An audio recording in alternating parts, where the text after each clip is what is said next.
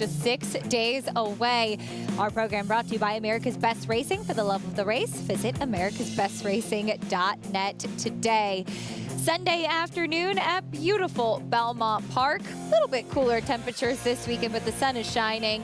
The horses definitely enjoy weather like this as the great Belmont Paddock is strutting its stuff, ready to show off for today's day of races. I'm your host, Acacia Clement. Thank you so much for joining us on this Sunday as we get ready to wrap up the week. Before we kick off the Belmont Stakes Racing Festival, the extravaganza of all of the exciting things we have to look forward to next week, of course, highlighted by Belmont 155. Pleased to welcome in champion jockey Richard Migliori joining me for the show here today. Richie, we are just a few days away from the Belmont Stakes and so much to look forward to, all those great graded stakes. Yeah, just everybody congregating at Belmont Park, a celebration of our sport. We have pretty much every division covered. It feels like an early season Breeders' Cup, at least the atmosphere, and you could feel that atmosphere, that energy ramping up around Belmont Park. Happy to be here. Indeed, as we'll take a look at some of the races we have coming up today at Belmont Park. The 8th race is our feature this afternoon, one of the features, I should say, and a very interesting one and a good one. 7 furlongs on the turf. Is to take a look at High Tide, a horse that will look to get back to the winner's circle, making his first start since July in Saratoga when we saw him win that day. Comes back. The claim was voided in that Saratoga victory. We haven't seen him since then.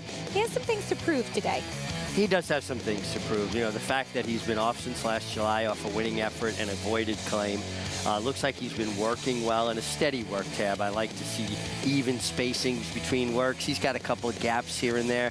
So that's a little bit, of something I take pause. I look at. Now, he is an older horse being 6 years old, but sometimes it's even harder to get to your optimum fitness as you get older. Think about human beings. As you get older, you're not always going to be able to shed those pounds or get yourself in the shape you want to be as easily as when you were younger.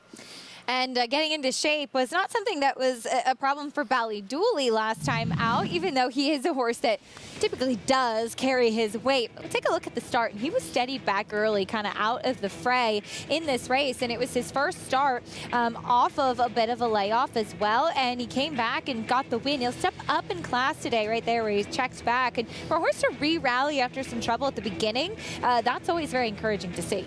Well, what was interesting, too, is the way he had to steady out of it pretty dramatically about 70 yards into the race. To me, what was impressive is how quickly he jumped back into the bridle. Sometimes a horse will steady, lose momentum, and they come off the bridle, and it's hard to get them running again. He jumped right back into the bit for Javier Castellano and then rallied up wide and was very confidently handled. It felt like Javier felt like he had this race measured from the 8th pole to the wire and gets it done. And I think this is what winning a Kentucky Derby does for your confidence. I'm going to get there. It's fine. And hands and heels all the way to the wire. This was the kind of comeback race to build on, not a race to tear you down. I like when horses win that comfortably. A big effort there as Javier Castellano out. Churchill, Eric Cancel will have the mount today. So take a look at what else is coming up on today's program. Today's races, as always, presented by Claiborne Farm. Here's a look. We have races 1 through 9 from Belmont Park, Fast and Firm in New York, kicking off the day with some 2-year-olds, and then races 1 through 10 at Churchill, Fast and Firm there as well. The Grade 3 Mint Julep going to be the highlight today. I want to remind everybody you can play all of the action with the official betting site of the Belmont Stakes. Get a $25 free bet for the Belmont plus a $200 deposit match bonus. Use promo code Belmont25 and experience the excitement of the Belmont Stakes with Naira Bets. Bet any track, anywhere, anytime. Sign up at nairabets.com for your free $25 bet and a $200 deposit match bonus. A lot to look forward to, and you'd think these guys would let some other riders win some races now and again. Arad and Jose Ortiz dominant at this Belmont Park stand.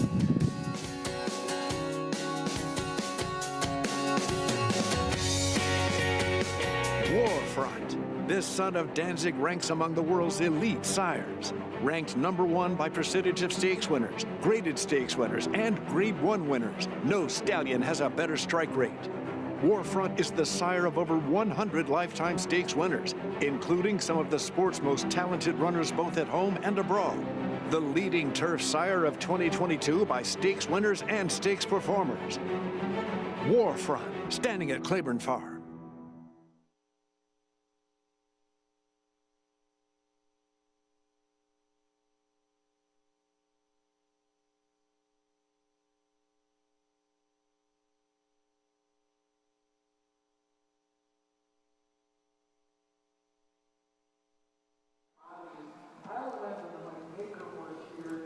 Hi, Keisha.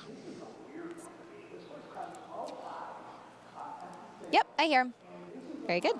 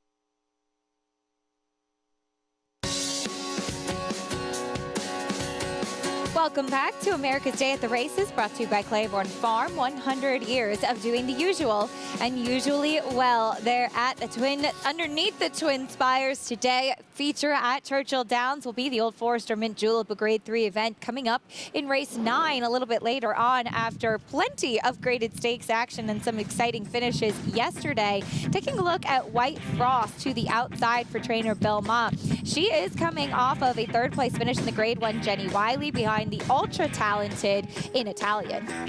Yeah, this is the Honey Fox you back. Yeah, in Italian, Grade 1 winner. White Frost, Grade 1 place now. Nice run in the Jenny Wiley behind In Italian, but the Honey Fox, very good, far back, had a rally from the outside and just missed. She came with big strides. I mean, she really was finishing. Love when you see a horse occasion put their head out and down and cover the ground, reach for it. She wanted it. She just ran out of real estate. Just missed in that Honey Fox behind Faith in Humanity, who obviously has some talent as well. Then went on to be third in the Jenny Wiley. And those are her 3 races off of, plus an allowance win, off of a pretty big layoff. Flavien Prat going to be aboard for trainer Belmont today. She's your 2-to-1 favorite to the outside, but a pretty good field. You have Gam's Mission, who we saw get back to the winner's circle last time as well. Yeah, I think a really solid field. And one thing about turf racing, it's trips. I mean, you do have to look at the fact that White Frost has that outside post, and she's going to have to work out a trip. But Flavien Prat has just proven to be such a consistent rider about getting his position going forward and finding the place where he needs to be. So look for him to kind of find some gap in between flights, someplace, tuck in, save some ground. We kick off today's Churchill program, though, with a 2-year-old maiden special weight race. Always a fun way to start the afternoon. Here's a look at the field right now. Just one scratch of the first-time starter, the number 10 Point Minor. A few firsters and some with experience in this race as well. Pretty good size field. We'll have 10 going to the post right now. The number 3 Unified Point is 2-to-1. That first-time starter for John Ortiz with Luis Saez in the saddle. Meeting the field, starting things off with another firster, Baytown Admiral.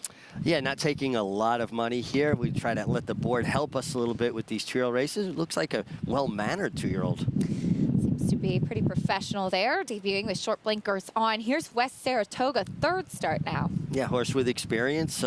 Finished 4th on debut, a distant 2nd last time, but looks like trending in the right direction and certainly taking some money. 7-2 at the moment and 9-5. Now, short price on your favorite. Looks like word's out on this one, Unified Point. Yeah, when we see a 2-year-old taking money with a high-profile rider like Luis Saez, it means this horse has tipped their hand in the morning. They've shown some ability and an interesting pedigree on the female side we'll dig into deeper later. Absolutely. Here's the number 4, Potential Spam. Nobody likes that. No, this mare is, this horse is Dam. Won on debut. I like to see precocity in the family and good first out trainer in Doug O'Neill. Second time starter, Baytown Parfait. is going to have to improve drastically with that one effort. Really didn't show a lot that day. Big price on the board for that one right now. Here's the 6 Dumpy, second-time starter. Yeah, horse that showed improved speed last time and makes a nice impression. A good-looking individual. Yeah, he is, son of Mr. Speaker. Let's see if he can sustain some of that speed a little bit better. Here's first-time starter Jockey Valley. Out of a mare that's a producer, 4 winners from 5 starters, but no debut winners. So haven't seen that precocity yet from her foals. There's a little bit of turf in the pedigree as well. Here's a horse going turf to dirt, Shotgun Pro. Yeah, and really no turf pedigree to speak of, so getting to dirt. But this is a New York bred. Actually rode the Grand Dam, Frankly Fran, broke her maiden. Yeah, started out in that Royal Palm stake, the winning you're in for Royal Ascot down in South Florida. Here's the 9, Tis My Hero. Another one not taking much money. And again, when we see big odds on 2-year-olds, it's because they really haven't dazzled anybody in the morning yet. And number 11, Astronomico. Taking money for Fausto Gutierrez, a trainer that we've gotten very familiar with, a good horseman, and Raylu Gutierrez having a really good Churchill Downs meeting. That's the field for the opener, and we just want to mention news coming out the other day on June 2nd that Churchill Downs announcing that the remainder of the spring meet scheduled to be run through July 3rd will be suspended at Churchill Downs and will be run at Ellis Park for the remainder of the meet. That will be again running today like normal, and beginning on Saturday, June 10th, the remainder of the Churchill Downs meet will be run at Ellis Park. So this will be our final day covering Churchill Downs, and we just want to say a big thank you to everybody at Churchill, to the whole team, the whole production team. Frank Lyons with us this weekend, but Paul LaDuca, who's been there every day throughout, Richie, and giving us a chance to bring these races to all of you at home. Yeah, and listen, Paul's done a spectacular job all through the winter at Oaklawn and into the Churchill Downs meeting. Nice to have Frank aboard with us for these couple of days. But, you know, in racing, you got to keep evolving and changing. And, you know, obviously some issues, so they're evolving. We'll get ready to kick off the Sunday card as we welcome in Frank Lyons, as mentioned, live with us at Churchill. Frank, always fun to kick things off with the 2-year-olds. What have you noticed from these babies? Well, first of all, it's a beautiful day here at Churchill Downs yet again. I can't believe this weather. It's just fantastic. No humidity. It's like mid-80s. And today our feature race is the Old Forester Mint Julep, a Grade 3 featuring White Frost. Will be a sure price favourite now with the scratches of Gam's Mission and New Year's Eve. She's going to be definitely a very short price, but on a programme which is filled with betting opportunities, and I love today's card of 10 races. And we're starting out with this baby race here, and usually you look at the betting board to tell you more about these babies because they haven't shown you very much. But the 2-horse has ran twice and didn't run too bad, this West Saratoga. I just look at this board and I don't see any confident money going towards anybody. The unified point was 7-2 in the morning line. He's got Luis Saez on for Johnny Ortiz. And that was taking money down to about 9-5, but then drifted up to 2-1. So I see some confidence with that, but not a lot of confidence. Then Tyler Gaffleon is aboard the 7 Jockey Valley. That was 4-1 on the morning line. Out of a Forest Wildcat mare, I love the dams to have that Stormcat in their pedigree with Forest Wildcat, a very, very quick horse. And that one not taking a whole lot of money, not a lot of confidence behind that one. So I'm going to go, Acacia, with the 2 West Saratoga because of his experience. And we'll have a look at these firsters, the 3 Unified Point and the 7 Jockey Valley as well. All right, Frank, thank you. Experience could hold true in here. And Richie, we often talk about that with 2-year-old races and why the experience can be such an edge, because for a horse that's shown a little bit in that last race too, and didn't run terribly at a huge price on debut at Keeneland as well, he knows what to expect with this whole racing thing. While as with the first-time starters, no matter how much you can school, there is still a level of unfamiliarity when they come to the races for the first time. Yeah, anytime a horse does something new, makes a first start or ships into a new place, there's always a period that they need to settle in and adjust. Now, obviously, West Saratoga with 2 starts under his belt, mentally he's completely prepared. He understands it. He knows the atmosphere around the starting gate, the protocols in the warm-up. Horses are creatures of habit. And obviously making his third start, he's a little more in tune to the flow of things, if you will. And then having 2 starts on your belt from a physical perspective, you're just going to be a fitter racehorse. Well, as Frank mentioned a little bit later, the Grade 3 Mint Julep as race 9 will be our feature. There are the 3 scratches in there of the 2 Gams Mission, the 3 California Angel, and the 5 New Year's Eve. I hadn't seen Gams Mission out earlier when I checked the scratches this morning, Richie, but that certainly does change things, and I think will make White Frost an even shorter price. Well, not only does she lose some of her competition and you know, potentially some of her main competition, now she's not drawn nearly as wide, right? Now she's only 5 wide and easier to work out a kind of trip. Although I will say this, smaller fields, when you're on a shorter priced horse, you become the marked horse, if you will. I was going to say, also could help the number 4 Sweet Danny Girl, who we saw wire the field to win that stake down at Tampa with Javier Castellano. He's there at Churchill today riding. That one could potentially wire the field. Well, that's it too, right? Now you're taking some speed out of the affair. Yeah. I'm sorry. See. Oh, I was just saying she's the number 4. 4, yeah. Yeah. Yeah, small fields, funny things do happen. You know, you can't get lost in a small field on a favorite, and sometimes pace doesn't show up. And somebody gets it, and speed in any situation is always dangerous.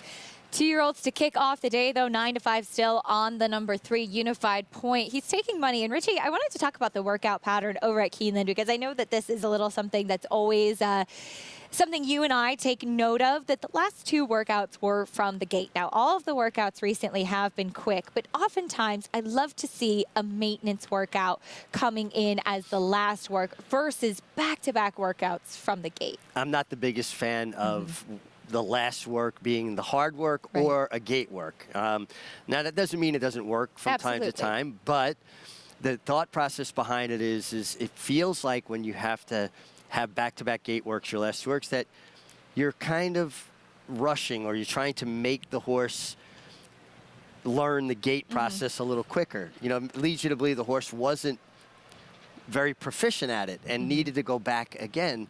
And also having that maintenance work in between, I think, gives the horses a chance to settle. Instead of kind of rattling their cage constantly, go to the gate, bust out of there, run fast. They're a young horse. You're putting that pressure on them. Gives them a chance to almost breathe and take stock. The best 2-year-old trainer I had ever been around when I was a young man, Mitchell Griffin, had Fred Hooper's horses. He never worked horses further than a 1/4 mile out of the gate. His contention was, I can get him fit working them off the pole. The only reason I'm jumping out of the gate is to teach him to jump, to teach him to leave the gate fast. And all of their gate work was done before they were half fit, because he felt like they absorbed their lessons better before they were fully fit. And you can see loading in the number 4, Potential Spam, acting just a little bit naughty behind the gate. This can always be an adventure for young horses. Yeah, and it's just such a different atmosphere in the morning. In the morning, a horse could act perfect, but now you've got 8 or 9 or 10 other horses around you, and the atmosphere is much more electric. Almost all in for the opener at Churchill Downs. 2-year-olds in the spotlight. Here's Travis Stone.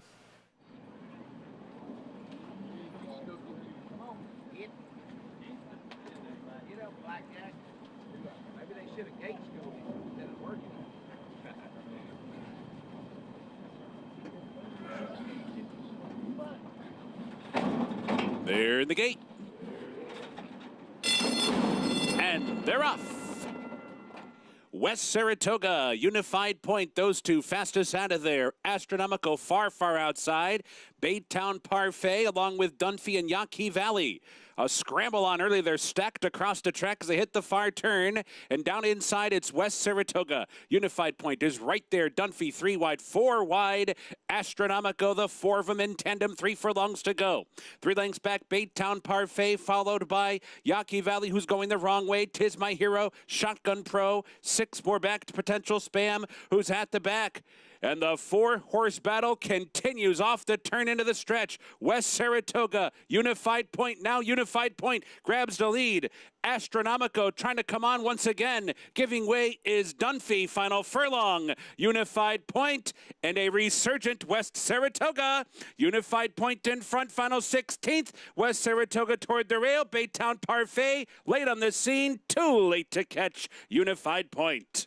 The winner in the end, West Saratoga, was 2nd. Baytown Parfait 3rd. Astronomico 4th. Number 3, Unified Point, the favorite, runs to his money. Impressive debut here. Very professional. It was an impressive debut, and he was in the battle from the first step, in between horses. Had a horse with more experience, West Saratoga, to his inside. Then you had 2 other first-time starters putting pressure on him from the outside. And being in between, not always the most comfortable position. A lot of grit, a lot of desire here from the 3, Unified Point. West Saratoga just second best. I mean, even with the races under his belt, he did not have enough foundation to outlast Unified Point. And again, the one Baytown Admiral was a late scratch before that opener at Churchill Downs. Back at Belmont Park, it's time for the 2-year-old race of the day, brought to you by Spendthrift Farm, home of North America's 4-time reigning champion General Sire. Into mischief as we'll get ready to kick off the day at Belmont with the 2-year-olds. Let's get a paddock report from Maggie Wolfendale. Well, Acacia, I read Ortiz being a little late to the paddock has helped me because now the ones going out last is where I'll start. And this horse for Kenny McPeak shipping in to Belmont. Call the Cavalry is taking all the money so far. Very smart looking horse, very intelligent and acting very professionally. And as far as fitness, looks incredibly well defined and ready to go. He has a great walk to him. He overstrides quite nicely. I wasn't totally convinced with the pedigree and the fact that there are 2 other trainers in here with better numbers with 2-year-old debuters, but he certainly looks the part of the favorite. As we'll take a look at number 5, every 4 years for Christophe Clement. Does have more turf on the bottom, but is by Constitution, who does strike at 19% with his 2-year-old first-time starters. This guy doesn't have a turf hoof. I like him sprinting on the dirt here. Athletic, very professional, great coat to him, well prepared. And as I was mentioning and alluding to, Acacia, Christophe has very good numbers with his debuters at 2 on the dirt. All right, Maggie, thank you. We'll see how this guy handles his first start. Son of Constitution. The Dam, while Maggie mentioned is more turf, that the Dam is a sister to Campaign, who wanted to go 1.5 miles on the dirt. A horse that was a graded stakes winner going very long. Yeah, that jumped off the page at me. When we look at pedigrees, one of the tools we use to try to decipher which one of these 2-year-olds will be precocious, that was the first thing that jumped off in the family, long on the turf. We'll meet the field starting off with the 2 second-time starter reapply. Yeah, basically eliminated early, but didn't show a lot of run after that. We'll have to improve. Here is a first-time starter for Rudy Rodriguez, Rockstar Boy. Yeah, taking money here, Rockstar Boy. And we saw Rudy win with a first-time starter yesterday. Very proficient trainer with first-time starters. New Stallion, Catholic Boy, looking for his first winner. It's a Spendthrift 2-year-old race of the day. Spendthrift Stallion, Bolt d'Oro, represented by Drew d'Oro here. The Drew d'Oro, another one, had trouble last time, was taken up early on, and will have to improve, but certainly had excuses first time. Remember the Dam, Sip My Chardonnay. She started out with Ralph Nix in South Florida. She was good on a wet track, though. Here's the 5 every 4 years. Yeah, by Constitution, taking money, good connections, and a horse, though, that the first thing I did notice was that turf pedigree on the female side. And out last is the number 1, Call the Cavalry. Call the Cavalry, making a nice impression here on the track. Looks professional. By Kozan, gets 16% winners with his first-time starter 2-year-olds, as well as 17% in dirt sprints. Pedigree, and the board's telling you this horse has shown ability. Yeah, big fan of that stallion with his early runners. We'll talk more about the Spendthrift Farm 2-year-old race of the day when we come back. We'll also talk about Belmont Stakes contender Tappet Trice prepping for the big dance.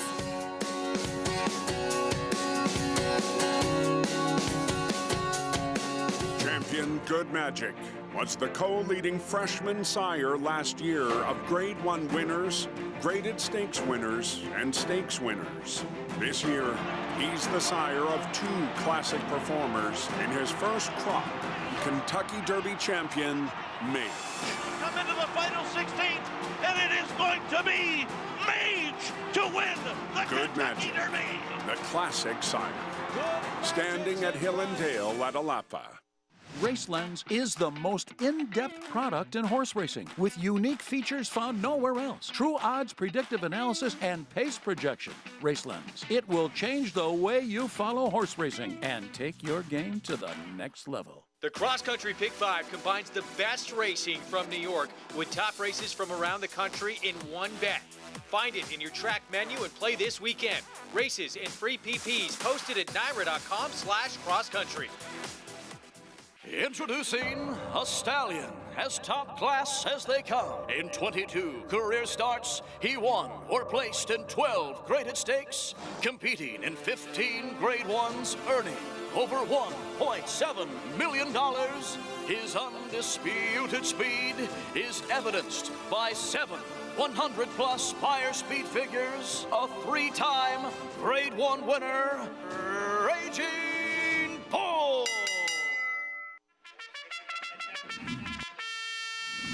Monmouth Park's summer season rolls on with live racing action every weekend in May.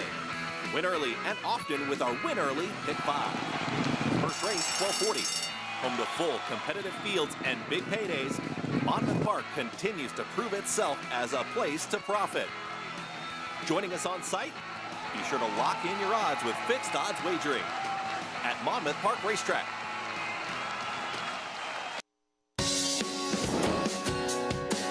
We're back on America's Day at the Races, brought to you by America's Best Racing. For the love of the race, visit americasbestracing.net today.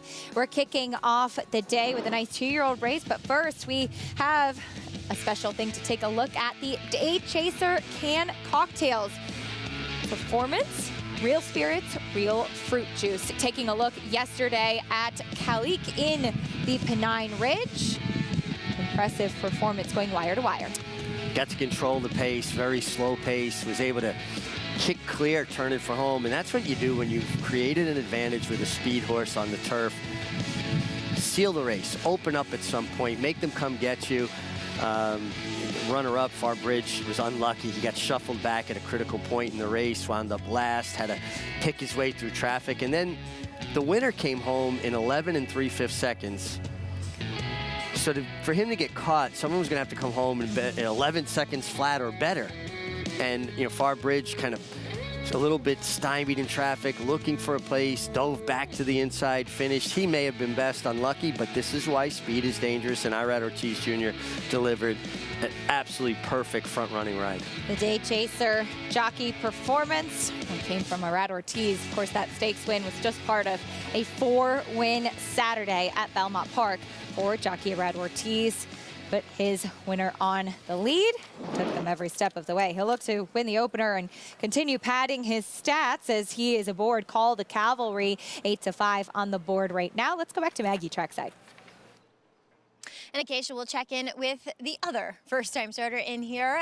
Kind of splitting the field is number 3, Rockstar Boy for Rudy Rodriguez. And as we all mentioned, don't leave out Rudy Rodriguez in these 2-year-old races. His horses might not get bet in an overwhelming way, but they do tend to show up, as we saw earlier this week with the filly getting the job done. Let's take a look back at his OBS sales work from this March, where he worked 10-1. Now you see he lingers on that inside left lead, and he's asked a medium amount, I would say, through this breeze. Never switches off of it. And you can see he's kind of a big, gangly type. That's exactly what I'm seeing here. And kind of watching the way he hit the ground, too, he looked a little bit more turfman. But we're debuting on the dirt here. It'll be interesting to see which way these Catholic boys go, considering he was so proficient on either surface. But I also get the feeling that he might want to go a bit further than this, based upon what I see today and that breeze. But what I liked about the breeze is that it really didn't look as though he was going the 10-1. It looked like he was going even slower than that. So it's usually a good sign.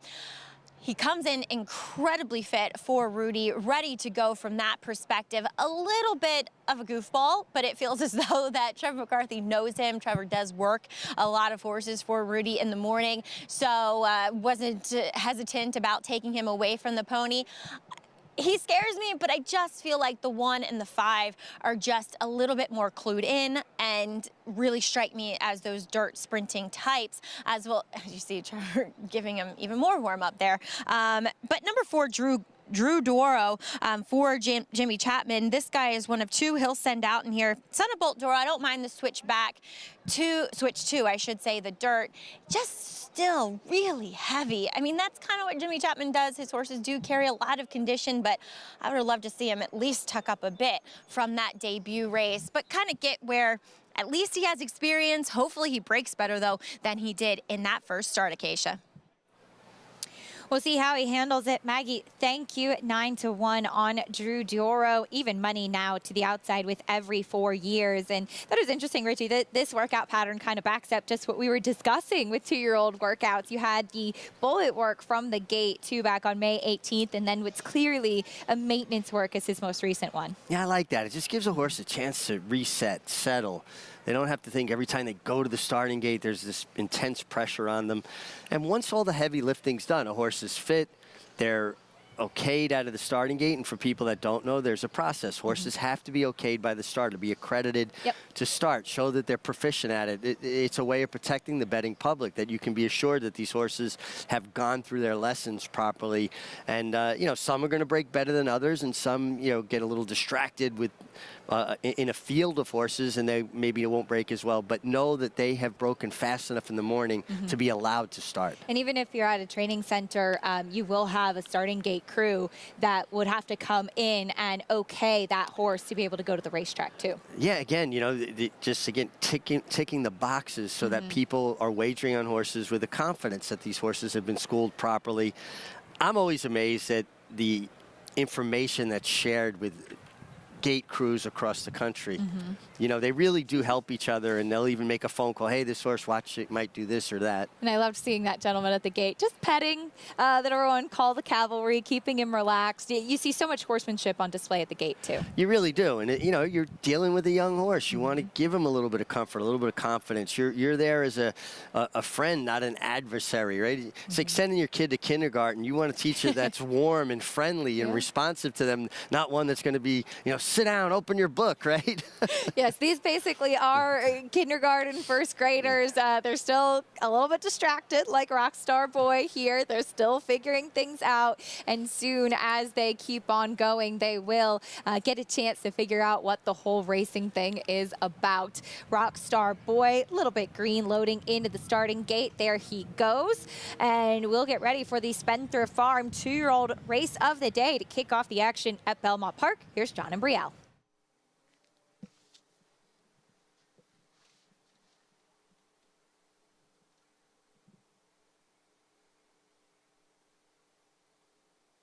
They're in the gate every 4 years.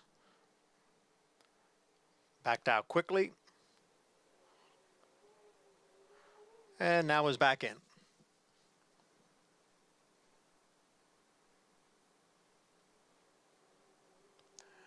And they're off. From the inside, it's Call the Cavalry, who's out for the lead. Drew Doro quickly moves up on the outside. Drew Doro grabs the lead. Call the Cavalry runs in second. Rockstar Boy is next in third. Then every 4 years and a break of 5. Back to Reapply, who trails the field in fifth. Drew Doro by a length.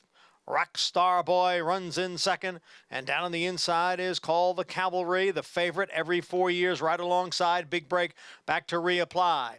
The opening quarter mile went in 22 and 3/5 seconds. It's Drew Doro, challenged on the outside by Rockstar Boy, challenged on the inside by Call the Cavalry. Then it's every 4 years. Call the Cavalry comes through on the inside now to take over. Call the Cavalry in front, clear by 2.5 lengths. Rockstar Boy runs in second. And on the outside, it's every 4 years. But it's Call the Cavalry. First-time starter. And Rod Ortiz Jr. picks up right where he left off yesterday with another victory. You heard Johnny I's call. Rod Ortiz just keeps rolling. Call the Cavalry gets the win. Colt by Kozan. It's a Florida bred, and having spent time in Florida, I got to see a lot of progeny of Kozan. As you touched on with the numbers, Richie, they tend to be very precocious, and you saw that with this one. Yeah, I tell you, what a professional debut from Call the Cavalry, son of Kozan. He got outfooted to the lead by a horse with more experience, Drew Doro, who did break better. Sat the pocket, set in behind horses. Beautiful large, expansive hole opened up along the inside when Drew D'Oro drifted out, and he just went on about his business. This was a really nice professional debut. Nice try from Rockstar Boy. Was able to fend off the kind of constant pressure from the outside from every 4 years, the last 16th of a mile. Well, every 4 years at the beginning, you could kind of see Drew D'Oro broke out into him a little bit, and then just from there, Manny Franco was riding him every single step of the race, and that's a tough way to go, being wide and worked on the whole time in a debut. Well, and especially Belmont Park. You know, some people say, well, it's a wide turn, it's not as big a deal to be wide. You're wide for a longer period of time. You're on the turn for a quarter of a mile. And he, listen, the post kind of dictated that, the young horse, but a horse that also I do think will be better as he goes further. And Rockstar Boy, we saw, I mean, he finally did switch leads, but he does like to hang on that left lead. Yeah, it took him to almost the 16th pole, got his right lead, and that's what helped him preserve second. 1, 3, 5, 4 in the Spettenthrift Farm 2-year-old race of the day. We'll bring you prices and more when we come back on America's Day at the Races.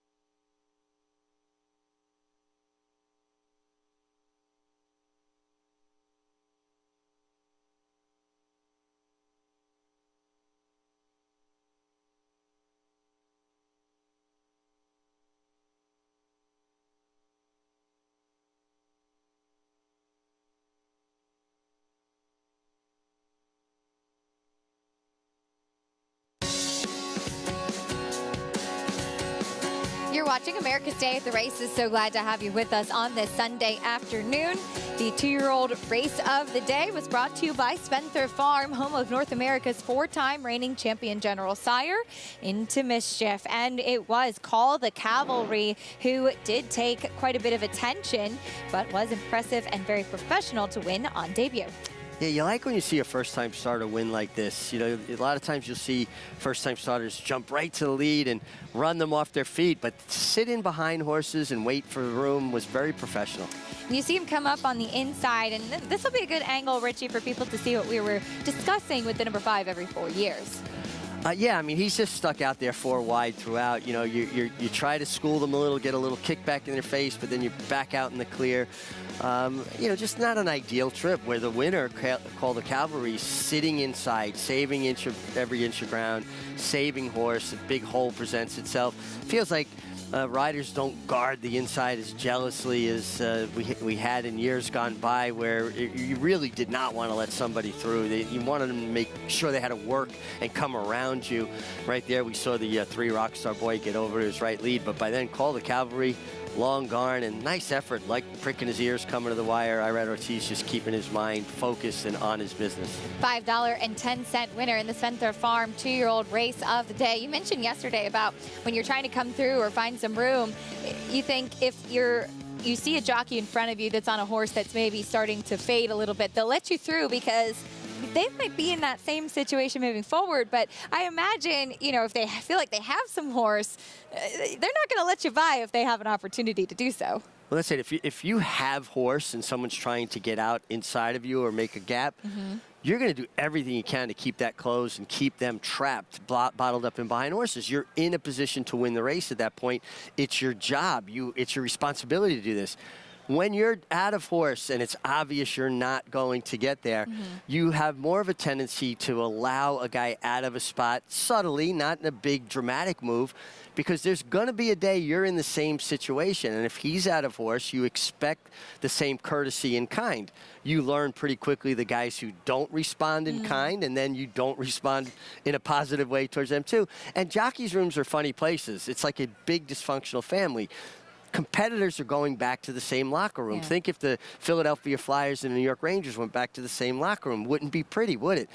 You learn pretty quickly in a room how to get along with people, but there's always going to be people that do not like each other. And personalities come into play in this. If a guy comes up inside of you that you just don't get along with, well, it's going to be a little harder for him to get out. Human nature on display. We turn our attention back over to Churchill Downs. Great insight, as always, from Richie, somebody who's done it for a long time and did it so very well. Back over to Churchill, race 2 coming up next. 6 furlongs on the main track. Non-winners of 2 in life. Richie, here's the #1 Tropic Storm off the claim. Yeah, off the claim, turning back in distance, and you know, it did show more speed going longer. Doesn't have quite the same turn of foot sprinting. Here's the 2 Classy Socks at Drop in Class. Drop in Class had shown more speed than he had previously, his 2 prior starts. In a race, not a ton of speed. I would think Joe Rocco Jr. wants to be forward. #3, Swimming with Sharks. That sounds dangerous. Yeah, and we keep on seeing all these shark sightings off the Jersey Shore and on Long Island recently. I think this is the speed of the speed, and I think this is a real player here. The horse has never won on dirt, but 2 seconds from 2 tries on a fast dirt track. Ferrin Peterson gets the call. Got the bob. That's what everybody's always hoping for. Yeah, in a photo, you want that bob for sure. Yeah, this horse is also not one that I can recommend because he's kind of stepping up in class. Here's the 5 Badge Ball off the layoff. Taking a precipitous drop in class, and he certainly has speed figures that kind of point him out, but he is going to have to deal with that layoff as well. 9-5 right now, and another one off a little bit of a layoff, less of a layoff, ran in January once. Here's Emperador. Yeah, another one that's taking money because he's taking that drop in class. He's well drawn on the outside with Jimmy Graham. That's the field for the 2nd at Churchill Downs. 9-5 on the #5 Badge Ball. Was just running against such tougher competition before the layoff, Richie. Now, he does come back, and he gets a lot of changes today. Back to sprinting, and it obviously seems like he's a better sprinter, so that makes sense. Sticking on the dirt after trying the turf 2 back in an off-the-turf race. Does the drop off the layoff concern you a little bit? You know, honestly, I feel like it's just being realistic. You know, they gave him his opportunities in tougher company after breaking his maiden special weight or maiden allowance. And it just hasn't worked out. Now he goes to the bench, comes back with a very small sampling of work. So now I'm sure he was working on a farm or someplace else, but that 46-3 kind of stands out, and then came back with a nice solid 48. The drop doesn't worry me as much as maybe the layoff with a short work tab. 8-5 on Badge Ball. Yeah, you bring up a good point there. Obviously, after that November race, he worked in December, and then once in January, it seemed that there were a couple of attempts to get him back to the races, and then wasn't seen again until April. A couple of workouts, and now he debuts in June. So a little bit of an odd workout pattern coming back. It is, and I mean, I'm assuming, and it is just an assumption, that he had workouts at a private training center or a farm somewhere that maybe weren't recorded, but you know, 2 solid works to look at there, no doubt.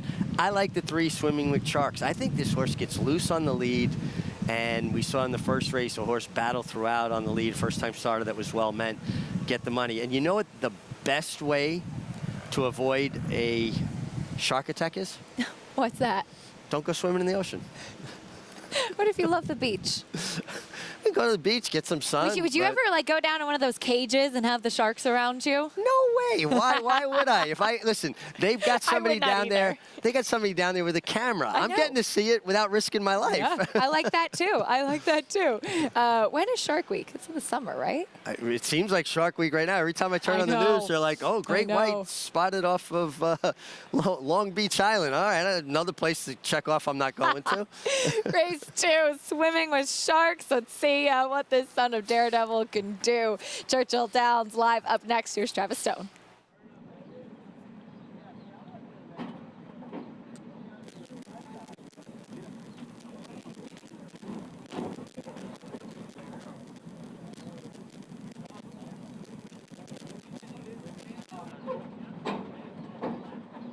In the gate, and they're off. Good start for Badge Ball. So too Swimming with Sharks, and so too Got the Bob, and so too Classy Socks and Tropic Storm down toward the rail. So down the backstretch they go. Got the Bob on the outside, Classy Socks toward the rail, and Swimming with Sharks smack dab between them. The three of them mixing it up early. 2 lengths back, Tropic Storm down inside, racing in 4th. Badge Ball's back into 5th, and it's 6 lengths back to Imperador. The trailer hits the far turn after a quarter in 21-1. Right, they make that 21-2. The pace is swift. They're on the far turn. Swimming with Sharks going head-to-head with Classy Socks and Tropic Storm and Badge Ball both coming on 2nd and 3rd. Badge Ball 3rd. Coming on quickly is Badge Ball. Here's Badge Ball on the outside, and from the back of the pack, Imperador is picking it up. Got the Bob is bolting on the far turn. So the field hits the top of the stretch. Badge Ball's rallied to the front. Swimming with Sharks fights on from 2nd. Imperador's bearing down the center. Here comes Imperador. Tropic Storm's coming on through too. Badge Ball's lost the lead to Imperador.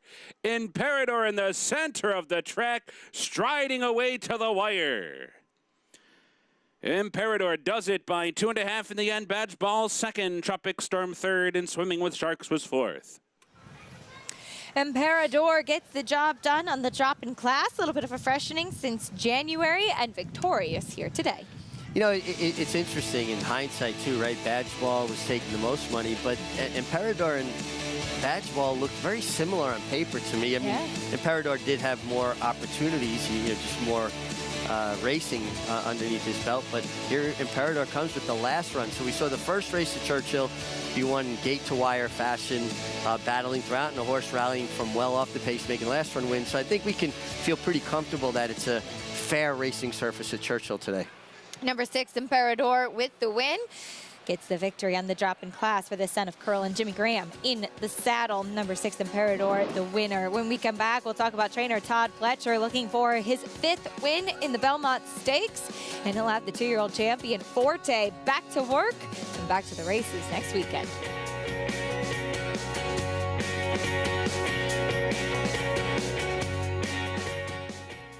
Vote for a horse with strong family values and the performance to back it up. It's going to be early voting in the opener. And early voting wins the Withers wire to wire. He took his campaign to Pimlico with a classic win in the Grade 1 Preakness Stakes. Epicenter trying to gain late. It's early voting to take it from Epicenter, a length and a half. Early voting. Gun Runner's only classic winner. New to Coolmore America. Experience the adrenaline-pumping, suspense-filled action of the Sport of Kings no matter where you are with Naira Bets. It's fast, easy, and secure. Download the app today and start winning with our lucrative weekly promotions, thrilling handicapping contests, and a one-of-a-kind VIP rewards program. Don't just watch horse racing, be a part of the action with Naira Bets.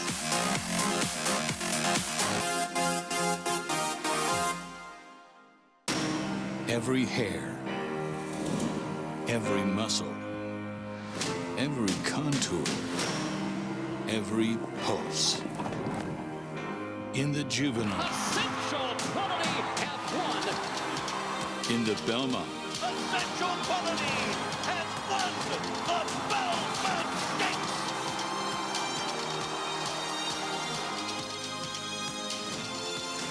well named. Racetrack Television Network brings you every race, from every track, on every screen, every day. With monthly packages starting as low as $5, RTN gives you great value and access to more live HD streaming and race replays than anyone. Visit RTN.tv today to sign up and watch on almost any device, including Roku and Amazon Fire. RTN has packages that start at $5 per month.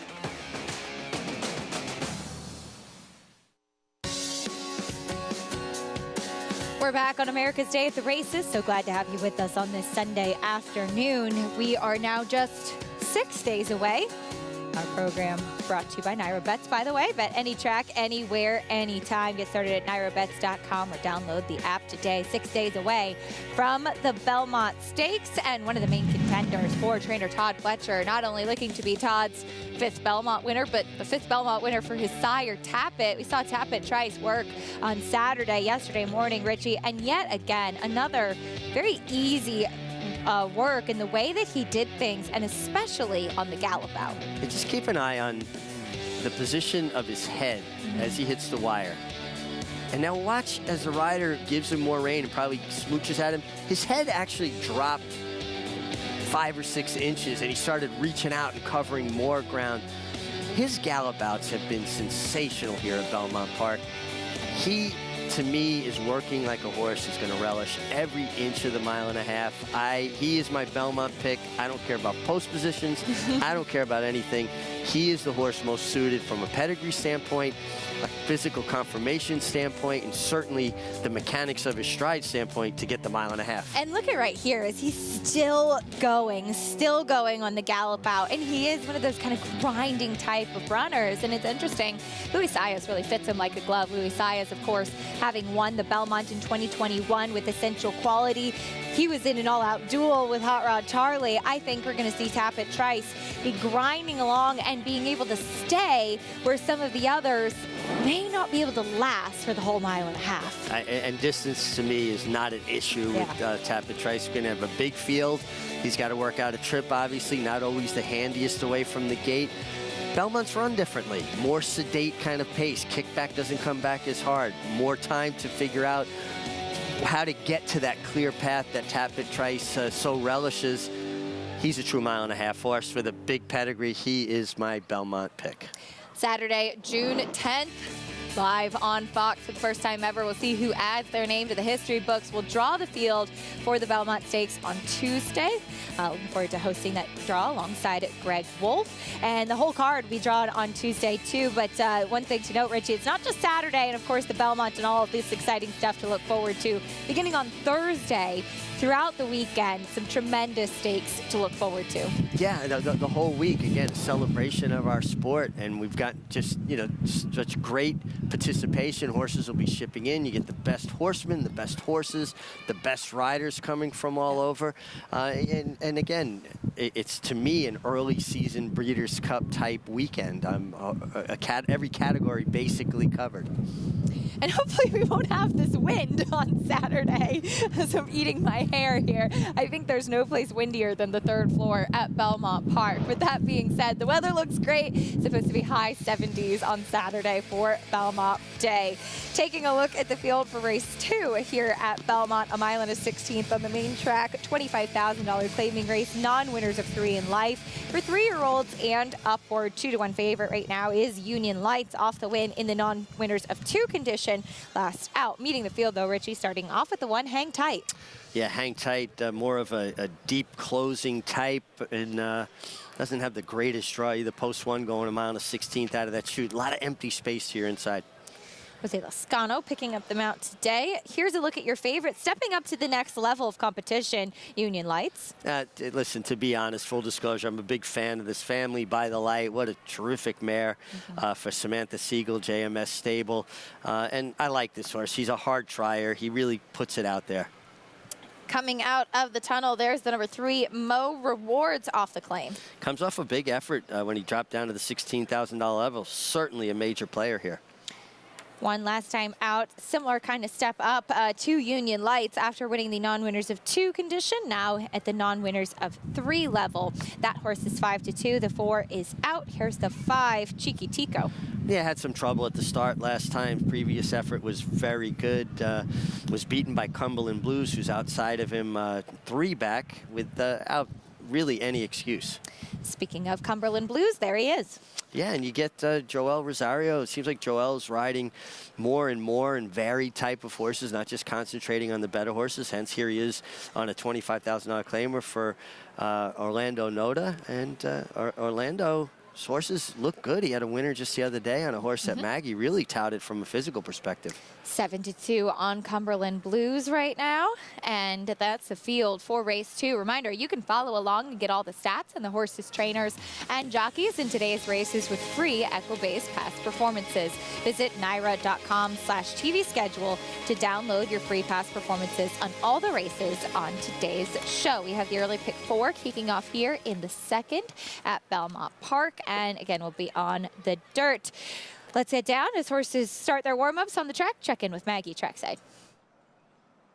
We'll take a look at your current favorite. That's number 2, Union Lights, who does come in off the back of a win. And he's a horse that, you know, they kind of stuck by their guns for a long time. Him running in maiden special weights, given the pedigree, to be fair. But when he's been dropped into these types of levels, he does tend to perform. Though I will say I thought he was a little bit disappointing 2 back. But again, the track may have been playing against him possibly when he was the beaten favorite. But he just is saying that he's confident, which you like to see. And he's healthy.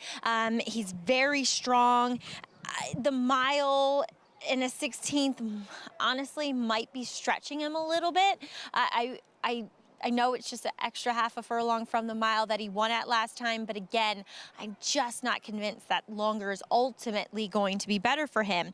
Number 3, Mo Rewards. He'll come in off the back of a win too, but was claimed away from Linda Rice, and it just feels that, you know, Linda has continued a relentless run from the beginning of this year at Aqueduct on through this Belmont meet, and so I don't necessarily am a fan of endorsing horses claimed away from her. It's just not easy to do. Though I will say, I think Lolita Shibengal does a great job. Her horses are always well turned out, and this guy does seem happy out there. He's one that can be a little bit high-strung, but he's just kind of, yeah, I'm chilling, but I'm a good energy.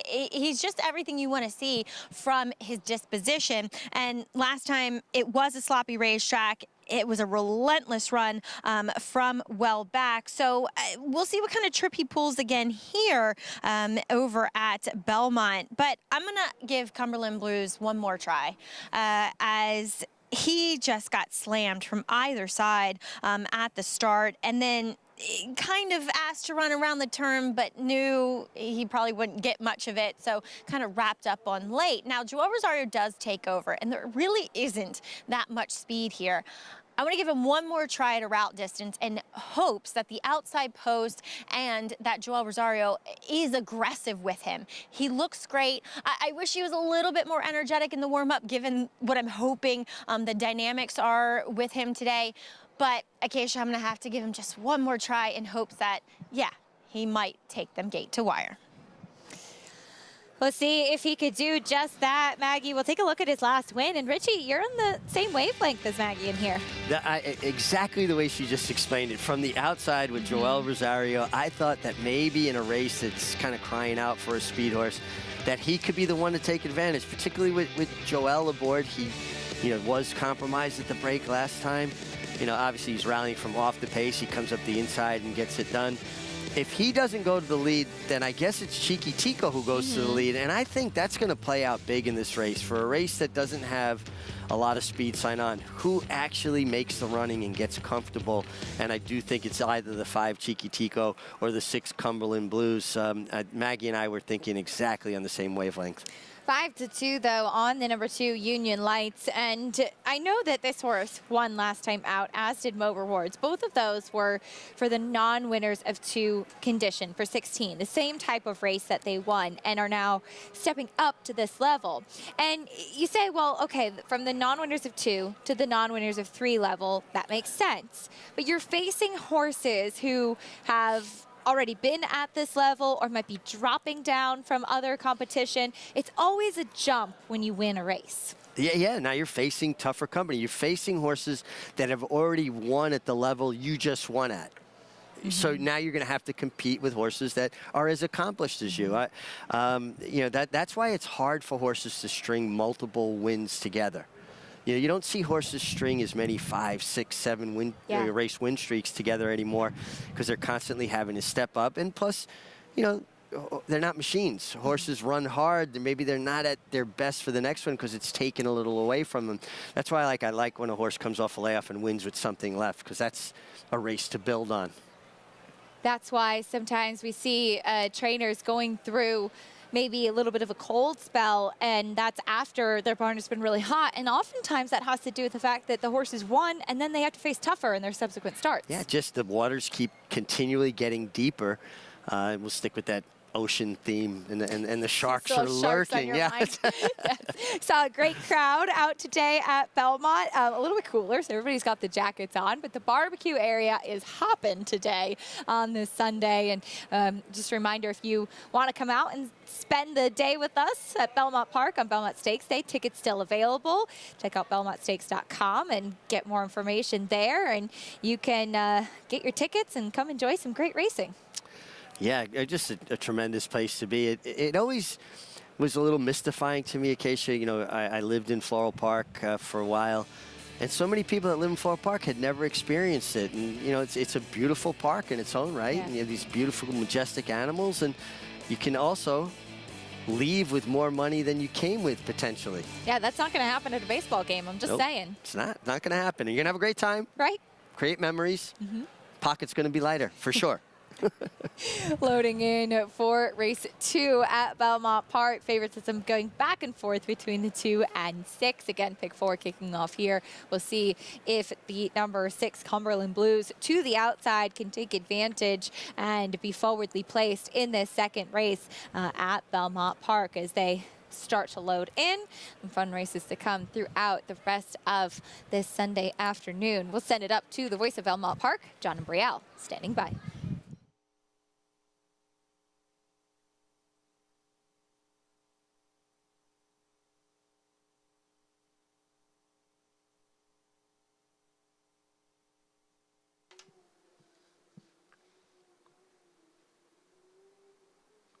Waiting for Cheeky Tico and Cumberland Blues.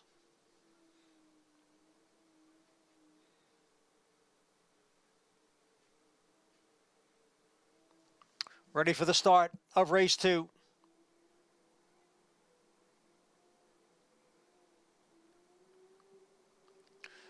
And they're off. Cheeky Tico away well, along with a Mo Rewards. And those two are right together as they cross over from the chute to the main track. Union Lights is not far behind, and in fact is now moving up down at the rail. So Union Lights goes up to challenge Cheeky Tico for the lead. Mo Reward sits behind them in third. Then it's Cumberland Blues and Hang Tight, the trailer, in fifth. The field races up the backstretch. Union Lights, the leader here by 3/4 of a length. The quarter went in 24-1. Cheeky Tico is second by a little more than 2. Then Mo Rewards in third, followed by Cumberland Blues, and Hang Tight continues to trail. Union Lights holding the lead here by a half length.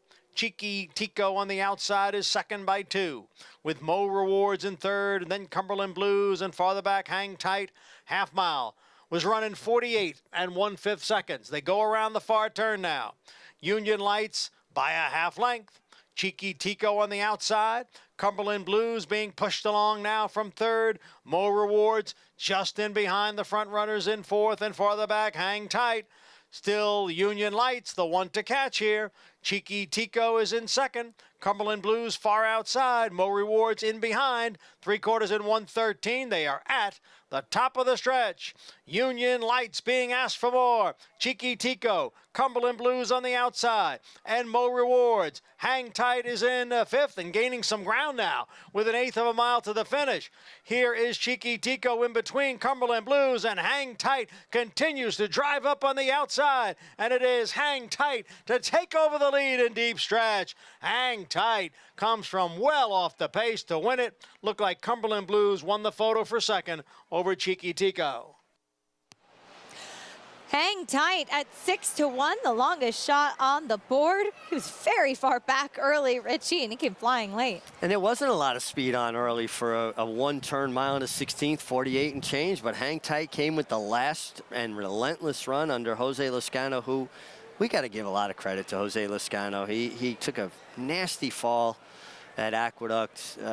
Talking might be out 3 months, 4 months, might need surgery. He was back within a month and a half, 6 weeks. Here he comes rallying from Look last. how far he is. And just riding so well. I mean, to be able to find your form as quickly as he did, and to be able to come back as quickly as he did, you know, that's a warrior's mentality, and I respect Jose Lezcano so much for not only coming back so quickly, but how well he's riding so quickly. It was actually the number 2 Union Lights that made the lead early on to set the pace, and as you remarked to me during the race, he is a horse that runs with his head really low out, Union Lights that is, and that can be exhausting for a rider to hold on like that. Yeah, horses that run with their head out and down, we refer to them as heavy-headed horses. They stretch you out and they pull you down, and you've constantly got to keep the bit up in their mouth to help keep them balanced. You've got to be extremely fit to ride those kind of horses. Unfortunately, being a taller rider, a lot of times they would seek me out for those kinds of, well, Mick's got longer arms and legs, he'll fit him better. Thanks a lot.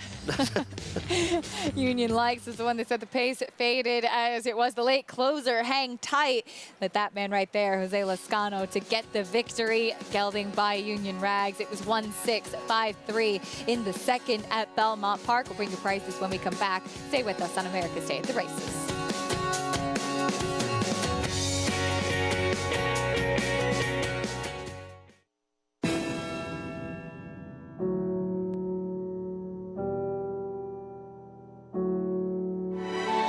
Independence Hall is hands down one of the most impressive horses I've ever seen physically. Independence Hall is pouring it on here in the Nashua Stakes. Won by maybe a dozen lengths. Independence Hall wins the Hagyard Fayette.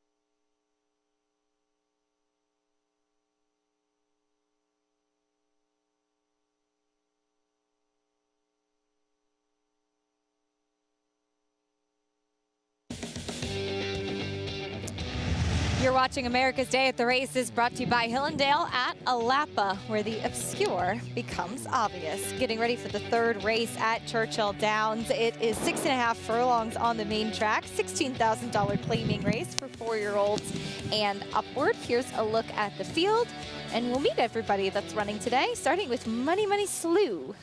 Yeah, you get Tyler Gaffleone aboard, a horse taking some money, shipping in from Sam Houston. I don't know how to correlate that form here, but the fact that he's taking money and making his first start for Mike Maker.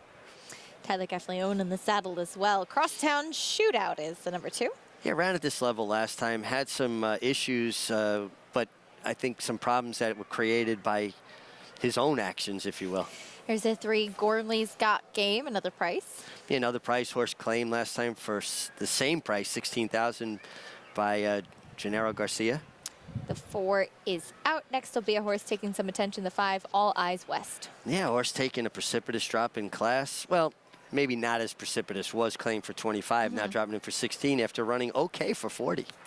Yeah, finished 5th in his most recent start. Here's Crime Spree. Francisco Arrieta will be aboard this one. Yeah, been very competitive at this same level. Has shown up and should be competitive here again today. 5-1. Another 5-1 shot is the number 7, Boise.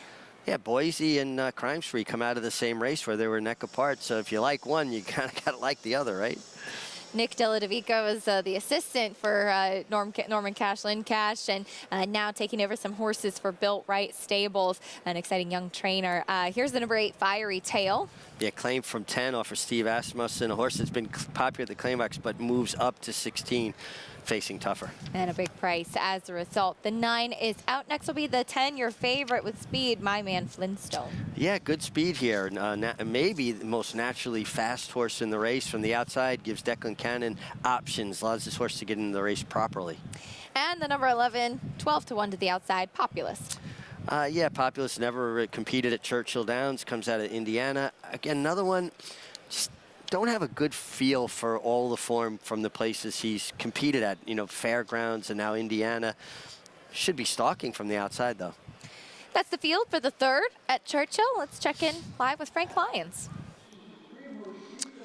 Thank you, Acacia. So the thing about this race right here, the 10 is taking all of the money. He's bet down to 5-2.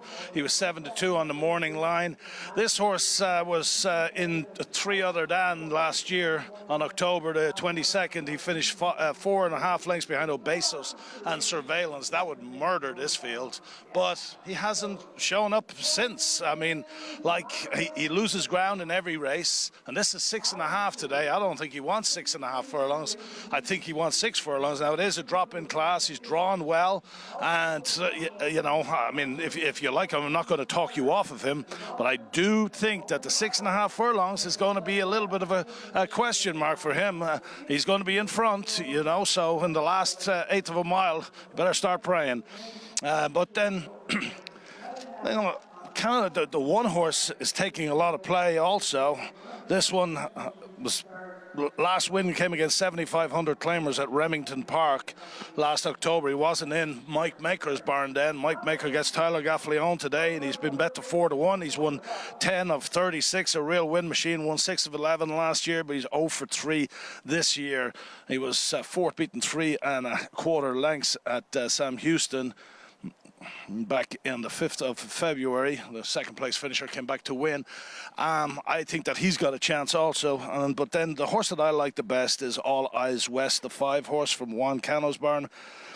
This horse has won 3 races from 22 starts. He was out in Southern California. His last win came right here at Churchill Downs, but his last win was on the 10th of June, 2021, so 2 years without a win. I'm not really sure which way to go in here, but I wouldn't really love the 10. I'm not going to talk you off of him, but I'll go with the 5 horse, All Eyes West. Acacia? Frank, thank you. All Eyes West down to the $16,000 level. And as you mentioned, Richie, I mean, this is a horse they claimed for 25. Aggressive with him last time for 40. Didn't run badly. And just being logical with him now. And he's now your favorite at 5-2. I think he's a deserving favorite. You know, getting down to the $16,000 lowest he's ever run at.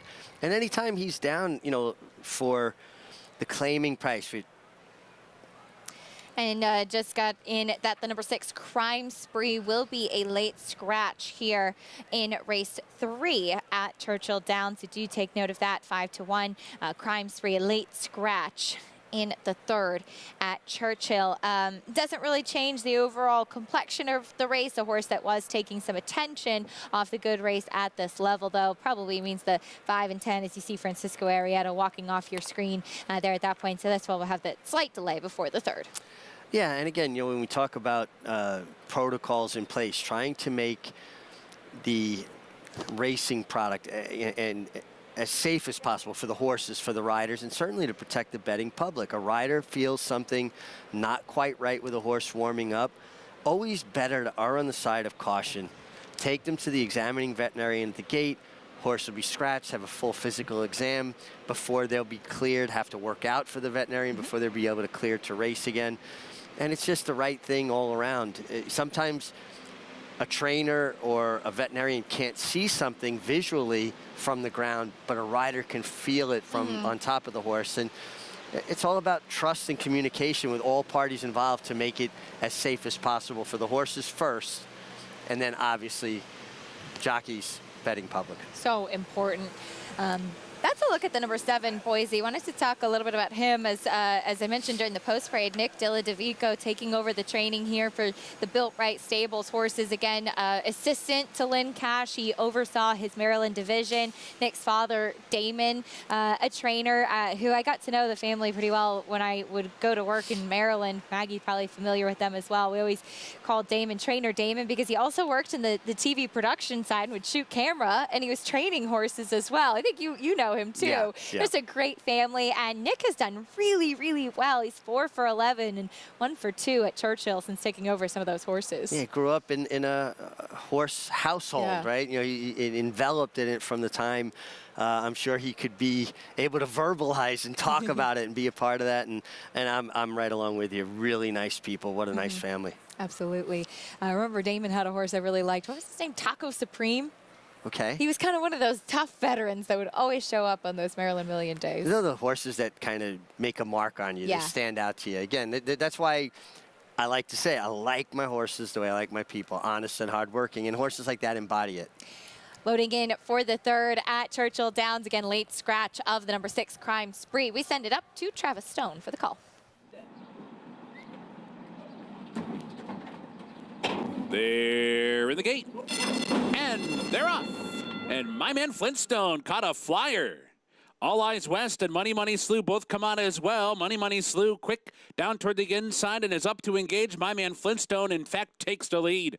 Money Money Slew up for narrow lead. My man Flintstone responds right back, and these two go 1-2. With All Eyes West in behind, running along in 3rd. Populist is 4th. Boise comes away 5th. Crosstown Shootout 6th. Gormley's Got Game in the center of the track, while 7th, and Fiery Tails the trailer. Into the far turn they go. Money Money Slew pursued in earnest by my man Flintstone. The two of them continue together. Right in behind is All Eyes West. And right there, too, is Populist, who's now 3rd. 2 lengths back, Crosstown Shootout. Gormley's Got Game starting to muster up a rally as they come for the top of the stretch. My man Flintstone and Money Money Slew down inside. These two head-to-head off the turn. My man Flintstone short lead. Money Money Slew responds once again. They're shoulder to shoulder. And in behind is All Eyes West. There's 1 furlong to go. My man Flintstone now in front by 2. Crosstown Shootout is rallying down the center. Here comes Crosstown Shootout and All Eyes West. My man Flintstone gives way to the finish. Crosstown Shootout from off the pace to score. All Eyes West was 2nd. Populist was 3rd. And it's tight for 4th. 7-year-old Crosstown Shootout in the Alexis Clare barn gets the victory after finishing 4th at this level last out. Yeah, with trouble last time, and trouble I thought that he kind of caused on his own. Today, a lot more settled, rallied from far back, and much like we saw in the 2nd race, Acacia, horse making that last run on the outside gets it done here. I mean, just mowed him over late. Yeah, my man Flintstone, the 10, one of your favorites, making that early move, and then it was your other favorite, the 5, All Eyes West, but the one to make the final move was your eventual winner. Yeah, and listen, you understand Alan Biscuits on All Eyes West. You see main contender making that move. You've got to go after him. You got to respect him enough, but Rafael Bejarano re-emerging slightly, riding well.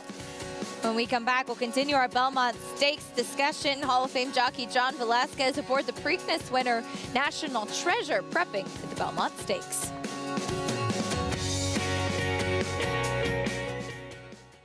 Accelerate, a 5-time Grade 1 winner with over $6 million in earnings. In 2018 alone, he won the Santa Anita Handicap, the Gold Cup, the Pacific Classic by a record-setting 12.5 lengths, the Awesome Again, and bested a world-class field in the Breeders' Cup Classic. A grandson of legendary Lanes End stallion Smart Strike, Accelerate stands to continue his grandsire's legacy at Lanes End. Now more than ever, it's time to get with the program. When shopping for your next race prospect, consider that New York breds start with an advantage. Our New York breds run for serious green. At Saratoga Race Meet, New York bred maidens run for up to $88,000. New York bred allowance horses run for up to $100,000. And New York bred owners can collect awards of up to $20,000 per horse per race. So get back with the program. Seriously.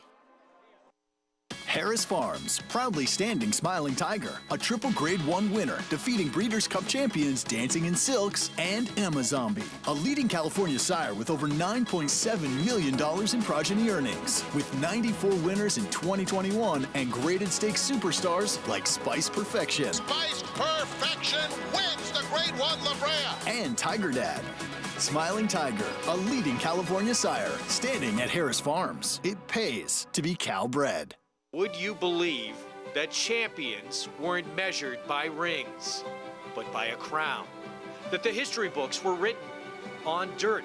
That the greatest of all time was a horse? He is moving like a tremendous machine. Experience the magic at this year's Belmont Stakes as we honor the 50th anniversary of Secretariat's legendary Triple Crown triumph. Join the celebration at Belmont Park on Saturday, June 10th. Tickets on sale now at BelmontStakes.com. 6 days away from the Belmont Stakes. You're watching America's Day at the Races on our FS2 coverage on this Sunday afternoon. Time for race number 3, kicking off today's middle pick 4 at Belmont Park. Don't forget about that as we take a look at the number 4 in the paddock for the third race, 4-5 on 3-2 zone, who's dropping all the way down from a high level allowance race, Richie, to 12,500. It's a precipitous drop in class. You know, even well beaten in some of these much tougher spots, his speed figures stand out. Yeah. I mean, he was running against the likes of Cody's Wish and Jackie's Warrior just this past summer. We'll see what he does on this big drop in class. For more in this field, let's get a paddock report from Maggie. He is a major question mark, Acacia. 3-2 zone. I honestly don't know really which way to go with him based upon what I'm seeing here in the paddock. You know, it would have been easier to say if he didn't look good, well, I don't want any part of him here because it is such a suspicious drop in class. Now, last time he did return as a gelding behind a horse and following C, who was highly regarded that day, coming back off a year-plus layoff, but he was upset where Synthesis ran a very fast race, though the argument could be made that the figure came back a little bit higher than maybe it should have been. He looks fit. His coat looks great. He looks much the same. I almost want to kind of circle back to him in what I see out on the racetrack, because here he's very laid back, but that's kind of how he is. As we'll move on to the very quick number 2, Motion to Strike. He's been embroiled in 3 straight races where the pace has been quite quick, and I don't know if he necessarily has that much company today. He could be loosey-goosey out there for Tally Lynch. Has been quiet, though. You can tell a little bit nervous. As time goes on, this horse who does tend to get a little bit more nervy acting. Never looked better physically, though. His hindquarters are so well muscled. He looks fantastic, but that's kind of typical for Tally. She has her horses coming over here looking in the best physical shape possible. But one that was a voided claim last time, and in the past, he has been a late scratch out on the racetrack. So again, a one I want to watch warm up. Now, number 5, Printrack comes back off of a win, first time out for Greg DePrima. And I gotta say, this was a horse that over the winter physically looked as though he was falling to pieces. I still wish he had a little bit more weight on, not that he's always been a very robust type, but his coat looks so much better than what it did over the winter. Now, Greg did change up some of the equipment on him. He won last time with that extension blinker and cage bit going on. So I had to do a little research, go back and really watch that replay closely. He definitely wore it. So I'm okay with it. It worked last time, Acacia. As I said, I'm never the biggest fan, but if it works for them, it works for them. Yeah, absolutely, Maggie. I was in the paddock for that race, and it was the same equipment that you touched on. And yeah, just having a lot of different types of equipment to keep a horse that had a tendency to bear out. You even see it in some of his recent short comments, lugging out or bumped at the start in that cage bit that we talk about. Applying pressure when a rider will pull on the reins, you can give the rider a little bit more control in that way. Well, think, power steering, right? Some horses just have a harder mouth, more difficult, more headstrong in certain ways, tendencies to do things, and it just gives a rider more control, which makes it safer. It's one thing to be out on a racetrack alone on a horse, and keep control of him. It's another thing to be in a field of horses and have to keep control of them, where you're working with inches, basically. We'll get a chance to meet the field here, starting things off with the number 2, Motion to Strike. Get Joel Rosario here for Nat Lynch, and this horse has speed from the inside. I'd expect him to be forward. And he is sharp today, too. Wow. Stepping onto the track, Joel Rosario in the saddle. Here's the number 4, 3-2 Zone on that big drop in class. Big drop in class here, and, listen, if he's anywhere near close to his best, it just towers over. Number 5, Printrack with all that equipment we talked about.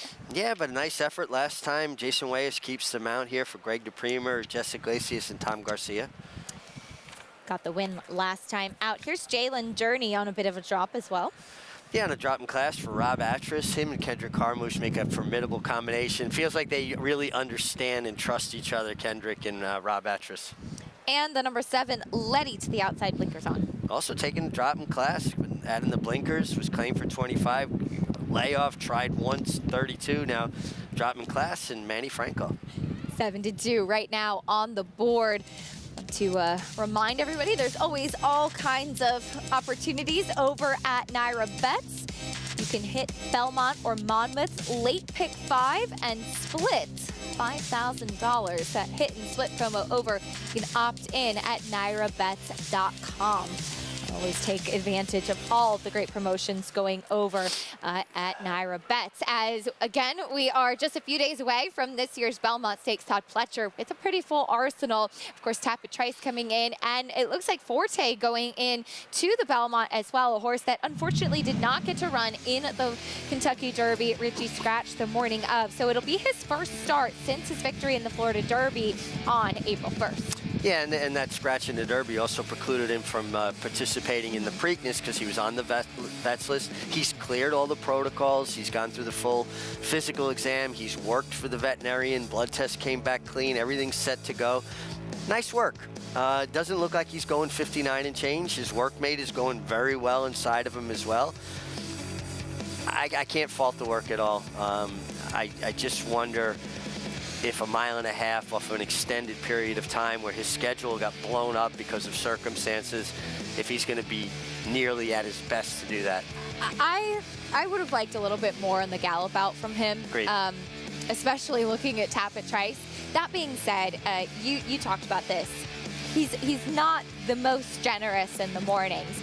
And we did see him kind of trip a little bit coming back to the barn, and it looked, to us at least, like he was just a little bit distracted. And he is a very distracted type of horse, and this is what we're talking about with the gallop out. Well, and particularly where he did bobble, and it wasn't even a full-blown stumble. Where he bobbled was near the harrow yard. There's a lot of activity in the harrow yard, tractors and harrows and different things, and a horse will get distracted and they'll look and not be as mindful of their feet and bobble. I didn't see anything in an unsoundness way to make me go, oh my gosh, that's terrible. But in this day and age with social media, everybody has a platform and everybody has the ability to see these things and come up with their own idea or their own prescription of what took place. And honestly, having ridden horses my entire life, had a lot of horses stumble with me. That one race is, I mean, it was a little bobble as he was breaking from a canter to a trot. And again, you see where I was talking about all those harrows and tractors and things,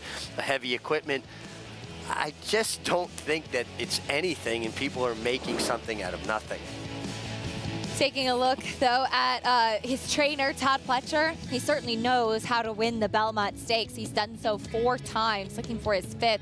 That does include last year with Mo Donegal in 2022. We'll have 2 chances this year, and not only the wins in the Belmont, but also all the horses that have just run well in the race for him. Yeah, he's hit the board in it plenty of times, and it goes back to Todd's training, methods. He puts a lot of foundation in his horses. Entering for Saturday on Tuesday, you still have the opportunity and some great starter bonuses for all of the runners, horses who did not win their last race, whether it's in stakes or non-stakes. Finishing first through last, have some incentive bonuses coming in, and also those shipping in with a $1,000 shipping bonus. So some great reasons on top of all of the other ones that already exist to run here Belmont Stakes weekend. For more on this 3rd race, let's go back to Maggie. Acacia, I actually want to circle back to what you guys were talking about with Forte and that little bobble. Not only could he have been distracted, but also, and I know this from galloping horses, even when you're just galloping them, and that's where most people do pull up after a gallop here on the main track, is that where the harrows and the tractors enter the racetrack from that harrow yard, it will have undulations towards the outside because they're just constantly going over that spot, all of them. So it won't be quite as even. And I've had so many horses trip there just pulling up from a simple gallop as well. So again, there's many reasons why many horses stumble there. As we'll take a look at number 4, 3-2 zone. Like I said, I wanted to circle back to him. And he's moving great out there.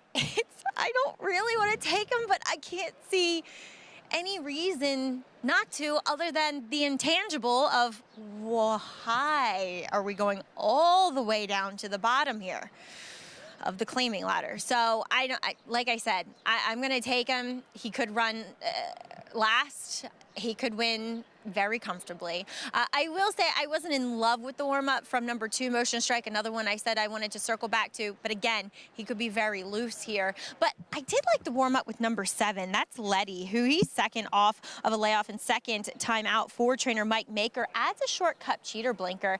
I wasn't in the paddock for that May 19th effort, but he was wired by Catch You Soon, and before that, he was wired by Sundays with Sandy. So he's now on the outside. He's pretty sharp. I'm not saying we're reinventing the wheel here, but in the past, going back to some of his earlier races as a 2- and 3-year-old, he had speed. He's built like a horse that should have speed. He's not your typical Arrogate, which are long, leggy, rangy types. He is compact and very rounded out. So he looks strong, fit, and very healthy for this second start off. He would be my alternative to the 4-5 favorite. Acacia? He's a better price at 9-2. Maggie, thank you. The blinkers going on. Number 7, Letty, getting a little bit of a drop in class as well. Manny Franco going to be aboard. And yeah, he just faced some tougher competition and was chasing in that spot last out. And he's got races, if you go back to last fall and summer, that certainly make him extremely competitive here. I went away from the 4-3-2 zone. I think he's the most likely winner. And like Maggie, I kind of felt the same way. I keep going back to, and I don't see past him.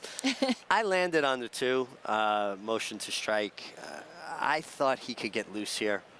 And when Joe Rosario makes the lead, he's usually tough to get by. I wish I would have heard Maggie talk about his warm-up before I picked him. But that being said, that's what I'm looking for, and he's the largest price in a short field. 3 to 5 on that horse, 3-2 zone. And the reason that we say that the drop could be a little bit of a concern is that this is a horse that this time last year ran a 101 Beyer speed figure against significantly tougher competition, and then was trying graded stakes even at the start of this year. And then it's all the way down to the bottom. It seems a little bit like a give up move. Yeah, I mean, it is. They're not, it wasn't a gradual, steady decline. It was like, oh, boom, we're doing this right now. So let's see how it plays out. Loading in for the third at Belmont Park, Johnny I standing by with the call. And they're off.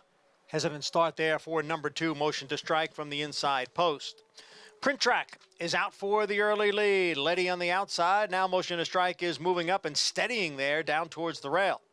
3-2 zone is fourth at this point, and on the outside is Jalen Journey. Print Track leads the field here by a little more than a length, with Letty racing in second and motion to strike next in third. The quarter 23-1. Up front, it is Print Track continuing to lead. Letty running in second. The favorite 3-2 zone is now gaining some ground. Motion to strike is down at the rail. Far outside, Jalen Journey.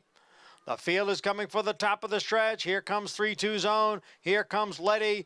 Room at the inside for motion to strike. Print Track is next as they come down for the 8th pole. It's Letty on the inside and 3-2 zone on the outside. And Jalen Journey has advanced now into third. Letty is in front. Letty has opened up by 3 lengths. Then 3-2 zone and Jalen Journey. It is Letty to win it here. Letty under Manny Franco.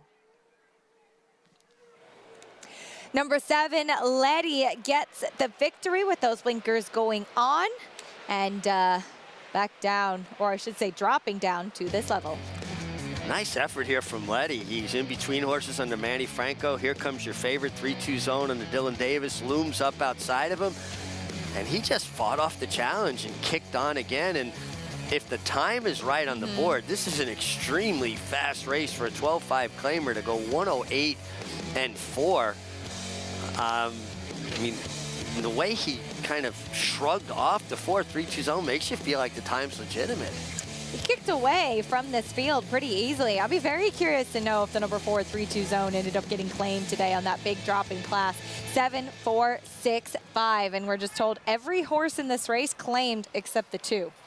That's pretty amazing. That is pretty amazing, and it shows you, people are hungry for horses. You see this a lot as we get through the Belmont spring meeting, start looking at Saratoga. There's a lot of claiming going on, but Letty gets it done, also dropping in class. I expected the 2 motion to strike to show speed. He got left, and there went that plan. Number 7, Letty with the victory, bringing prices when we come back on America's Day at the Races.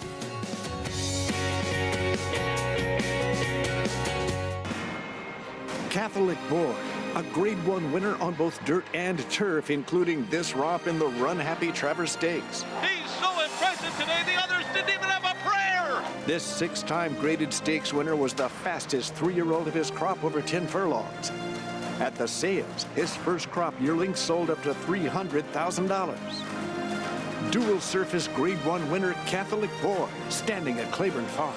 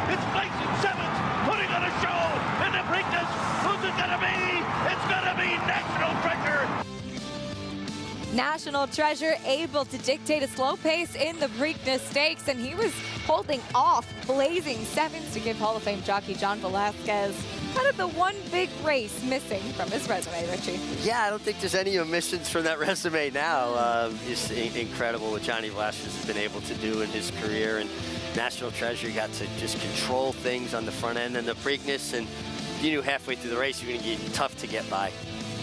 Taking a look at National Treasure's preparations here locally for the Belmont Stakes. He worked with Johnny aboard on Tuesday, and I believe he's set to train again tomorrow in his final prep for the Belmont Stakes, but this is Tuesday. He doesn't really look like the easiest horse to ride. No, and I think he got very keen early in the work, and this work was kind of upside down, and what I mean by that is that it was faster the first quarter. Then Johnny, you could see, is slowing him down through the stretch. Now his ears come up, and he finished much slower than he started. Now, what is baffling about this is watch when Johnny, because he basically gallops him under the finish line, right? You can see with the position of his hands, it's about 5 inches off the horse's neck. He's leaning back into him with his body weight. Got to the wire, he put his hands on his neck. So subtly just dropped his hand, and the horse took off again. Yep. So even though the work was puzzling to me and it was kind of backwards, the gallop out was incredible. It was, and that's a typical of Bob Baffert with the big gallop outs. And they did put the blinkers on before the Preakness, and you see him working with those blinkers. He hadn't won since his debut, and the speed, the pace dynamics of the Preakness, I think in large part played into his victory, and he might just be an improving horse, but how do you think, as you take a look at the probables, how do you think the pace could potentially play out? And it doesn't look like he would have the same kind of dynamics in this mile-and-a-half Belmont. You know, again, the pace for the Belmont is normally run much more sedate than either one of the other 2 Triple Crown races. That being said, this year's Preakness was run very slow early. Even if he makes the lead, I honestly don't see a mile-and-a-half horse in my mind's eye. Now, maybe I'm not being fair, but where I am seeing a mile-and-a-half horses in Tapit Trice, and especially the way he's trained up to it. Today at Belmont, it was Letty in race number 3 who was victorious with the blinkers on, kicking away pretty impressively in this spot. And, you know, this is one of the things we talk about Manny Franco on Letty, right? In between horses, having a drive coming off the quarter pole to make sure he maintains his position as 3-2 zone loomed up outside of him. And now the battle is joined, right? But briefly, it was about 3 strides, and Letty just found another gear and kicked on. And in a very fast race for lower level horses, 3-2 zone tried, came up second best, was able to preserve second over Jalen Journey, but Letty was very good today. $11.80 winner in the 3rd over your heavy favorite 3-2 zone on that drop in class. As we take a look back over at Churchill Downs, race 4 coming up next. We're going a mile on the turf in this allowance for 3-year-olds and upward, which have never won 3 times other than those condition races. Taking a look at 8-5 favorite Good Governance on the outside, coming out of a graded stakes try. Let's check in with Frank Lyons. Yes, one scratch out of this race. Milliken is out. We have 5 horses in here, and Good Governance is your favorite, 8-5 right now. This is a horse that Julian Leperoux rode last time out, and Anna Mia said to Julian, Julian, this horse doesn't like to come down inside, so swing him wide, turning for home. Actually, Julian thought that if he had to have gone up of the rail, that he had a little horse. He had to go 7 wide. He got beat 3 lengths. Now, there is a late scratch here. The 5, Touch Revenge, is a late scratch. So now we only have 4 horses in this race. And I'm, believe it or not, going to go with Javier Castellano on a horse that has never won on the grass. He's only had 2 starts on the grass. One of those starts, he finished 4th in the Evan Williams Turf Mile at Ellis Park. Finished a fast closing 4th, beaten a length and a half with Alex Chardeboard. Javier Castellano's had a wonderful weekend, stays climbs aboard for the first time aboard Kid and Said. Then starting over, Tyler Gaffalione. This horse ran against Good Governance, went off at 18-1, finished 5th, beaten 2.5 lengths. Good Governance went off at 7-2 on that occasion, finishing 2nd. So, I mean, if the form is anything to go on, Good Governance seems to have the edge over starting over, but starting over is in the barn of Mike Makers for the first time and looked fantastic on the racetrack. So 4 horses in this race. By the way, the 1 horse in here, he's absolutely going to get the easy lead here under Walter Rodriguez, claiming £5. He maybe got a little tired last time out after having the lead, finished 8th, beaten 8.25 behind Royal Patronage and Commandeer. A very good race. Royal Patronage kind of didn't run too good yesterday, but was second choice against Get Smoking. And here's Touch Revenge coming back over here, jogging right by us. He doesn't look too bad, just being more careful. And we'll throw it back to you, Acacia. All right, Frank, thank you. Late scratch of the number 5, Touch Revenge here. I want to go back to the horse that Frank was saying he preferred, Catanset, $1.4 million then of American Pharaoh. And this was a horse that the dam was quite good for Todd Pletcher. And actually Tim Salzman she started with. She won impressively on the turf, and while she's been a decent producer, you know, nobody of a higher level, but she has produced horses that have run well in the grass as well. Yeah, and this horse's turf races are, you know, last time, he basically got eliminated, or eliminated himself, I should say, at the start. But his other turf race was actually pretty good. So I can see where, Frank's leaning towards him, trying to get, a little bit of a price over a 6-5 shot. Good Governance, who's just faced much, much tougher. The 1, Dominican Pioneer. This horse is going to be long gone early, isn't he? I mean, I don't know if he has the stamina to beat this kind going a mile, but he should get a free ride on the lead. He's got speed, kind of a typical Wesley Ward type. He was disappointing in his first race coming back this year as a 4-year-old, but he's got a lot of early foot in the inside post. You would imagine it's just going to be jump off and go for him.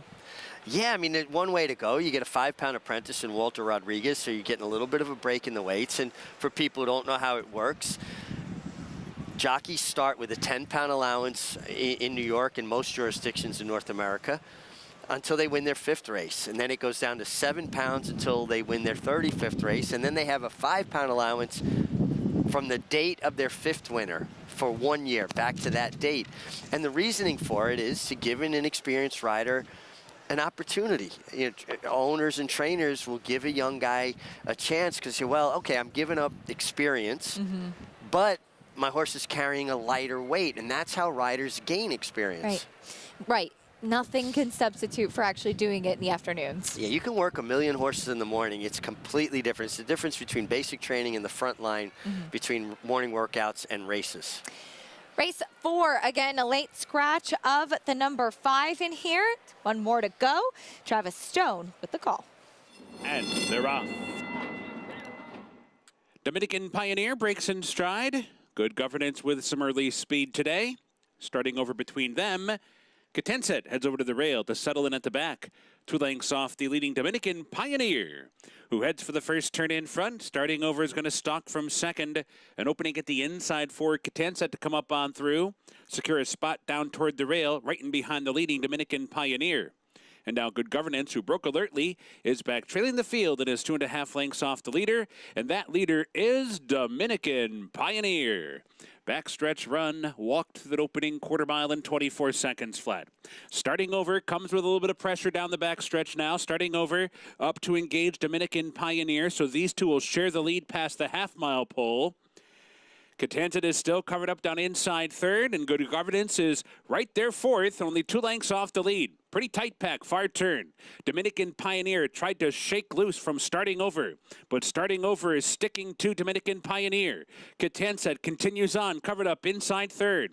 Good Governance is asked to pick it up from fourth. Still 2 lengths behind with a quarter mile to catch Dominican Pioneer and starting over, who come off the turn 1-2. Catanset's going to try and come through toward the rail. Good Governance is going to try and come up the center of the track. Heading for the 8th pole, Dominican Pioneer. Catanset switched off the rail, now second and on the outside of Dominican Pioneer. Still Dominican Pioneer. Catanset trying to push on by Dominican Pioneer and Catanset photo. That bob could go either way, Catanset or Dominican Pioneer. A tight photo finish. Dominican Pioneer was on the front end, and then Catanset came calling. I think if Dominican Pioneer would ever put his head down, Richie, he might have been able to get his nose on the wire first. He's a great point, Acacia. He's a horse that runs with his head very high up. Got everything his own way on the lead, like we talked about. Had something left. Walter Rodriguez imploring him for everything he has at this point. Drifts out to meet the challenge of the 3. Catanset. And we just got to keep where their noses are on the wire. Gosh. The 3 had the best momentum on the outside, but he did. But it's tough. Tight between the 2 of them. Tough angle there, too, from what we're seeing on TV. The cameraman thinks it was the 3, but this was very close. I'll wait for them to post it, but noses up and down on the line. And for a young apprentice, for Walter Rodriguez, 5-pound apprentice, he did everything right with Dominican Pioneer, going to the front end and trying to get him to gut out the victory. As we did see, it is the number 3, Catanset, who was posted as your winner. Yeah, he did everything right. You know, kicked away at just the right moment, I thought. Just got unlucky for a horse, Dominican Pioneer. Maybe doesn't quite want all of the mile against this kind of company. But boy, talk about a good-looking son of American Pharaoh trotting off here. And Paulo Lobo, his conditioner, I had the privilege and the pleasure of riding for him in Southern California. And he's just a terrific horseman. And you think about Farda Amiga and Pico Central horses he's trained. Just a real good horseman. Old school kind of guy for a younger man, if you will. Gets the win with Catanset. Kentucky Derby winning jockey Javier Castellano in the saddle. As it's time for me to say goodbye, at least for now. I'll be back reporting a little bit later. And Richie said I did jazz hands when I was talking about the Belmont Stakes extravaganza before. So I'll do that as my going out party. Way to come, extravaganza hands. Extravaganza. Stay with us. Greg Wolf coming up on the desk to take you the rest of the way. America's Day at the Races continues with live racing from Belmont and Churchill Downs after this.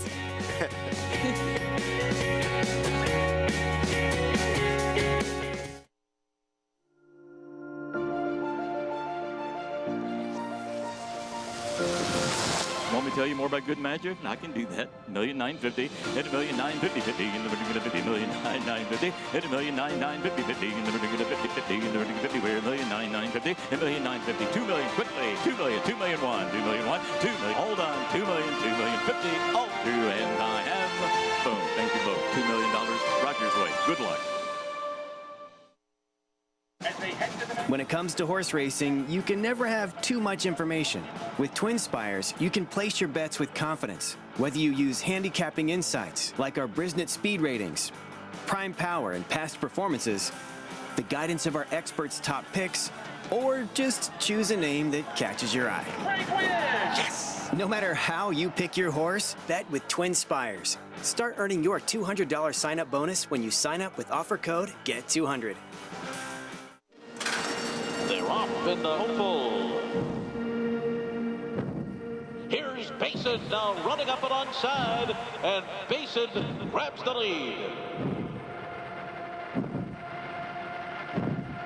Basin and Jose Ortiz are running away in the hopeful.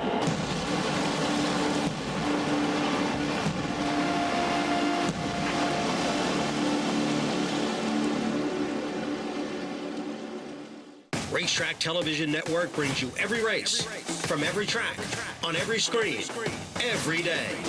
With monthly packages starting as low as $5, RTN gives you great value and access to more live HD streaming and race replays than anyone. Visit RTN.tv today to sign up and watch on almost any device, including Roku and Amazon Fire. RTN has packages that start at $5 per month.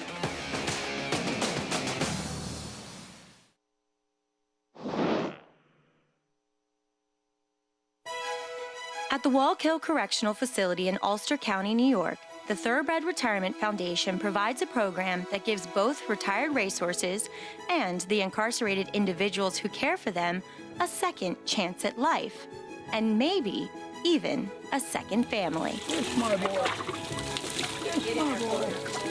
I wasn't aware that the program even existed. I had never worked with horses before.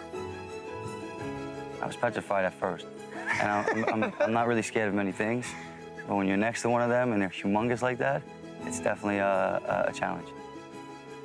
Once they hear me, they coming. They just look, you hear that, you see the ears come out, they look. Once they see it's me, they coming. They all coming. And it's like, oh man, it's like babies, you know. It's beautiful, you know. They're locked in most of the time when they're not out with us from 8:30 to 2:30 every day. So those other times when they're inside, they're not themselves. But when they step foot out here at 8:30 in the morning, they change. They're totally different people. I didn't know it was going to be such an emotional thing. And you really do kind of bond with the animals, and they look for you to be there for them. It's more love out here. It's more peace, tranquility, solace, anything you want to call it, the epitome of peace to me. It's definitely a game changer for being someone who's incarcerated and always being around grown men, different behaviors, and not being able to actually express your feelings to them. You come out here, you can do that with the animals. I need that. Whatever it takes to get home to my family, I'm going to try it. But then I got out here and I met a whole new family. How's the family? Yeah. Like you said, this is a family. This is a family between the horses, us, like, you know, we bond a lot here. I didn't even know I could drive a tractor. I didn't know I could drive a tractor. I didn't know I could mow a lawn. Anything to make this place look better, to make it better for the horses. At the end of the day, it's all for the horses. All for the horses. It doesn't feel like work. It feels like you're home. Come on, girls. To be able to say to somebody, I have a certificate, like I was successful while I was incarcerated. I may have made a mistake, but I was able to get that second chance while I was here as well. I did get a letter of assurance saying that some people were interested in employing me, so like that's just everything I'm hoping for right now. I talk to them, I speak to them about things that I don't speak to people about in there. I can feel like they actually relate to me, and the same second chance that they're given, I feel like I'm getting.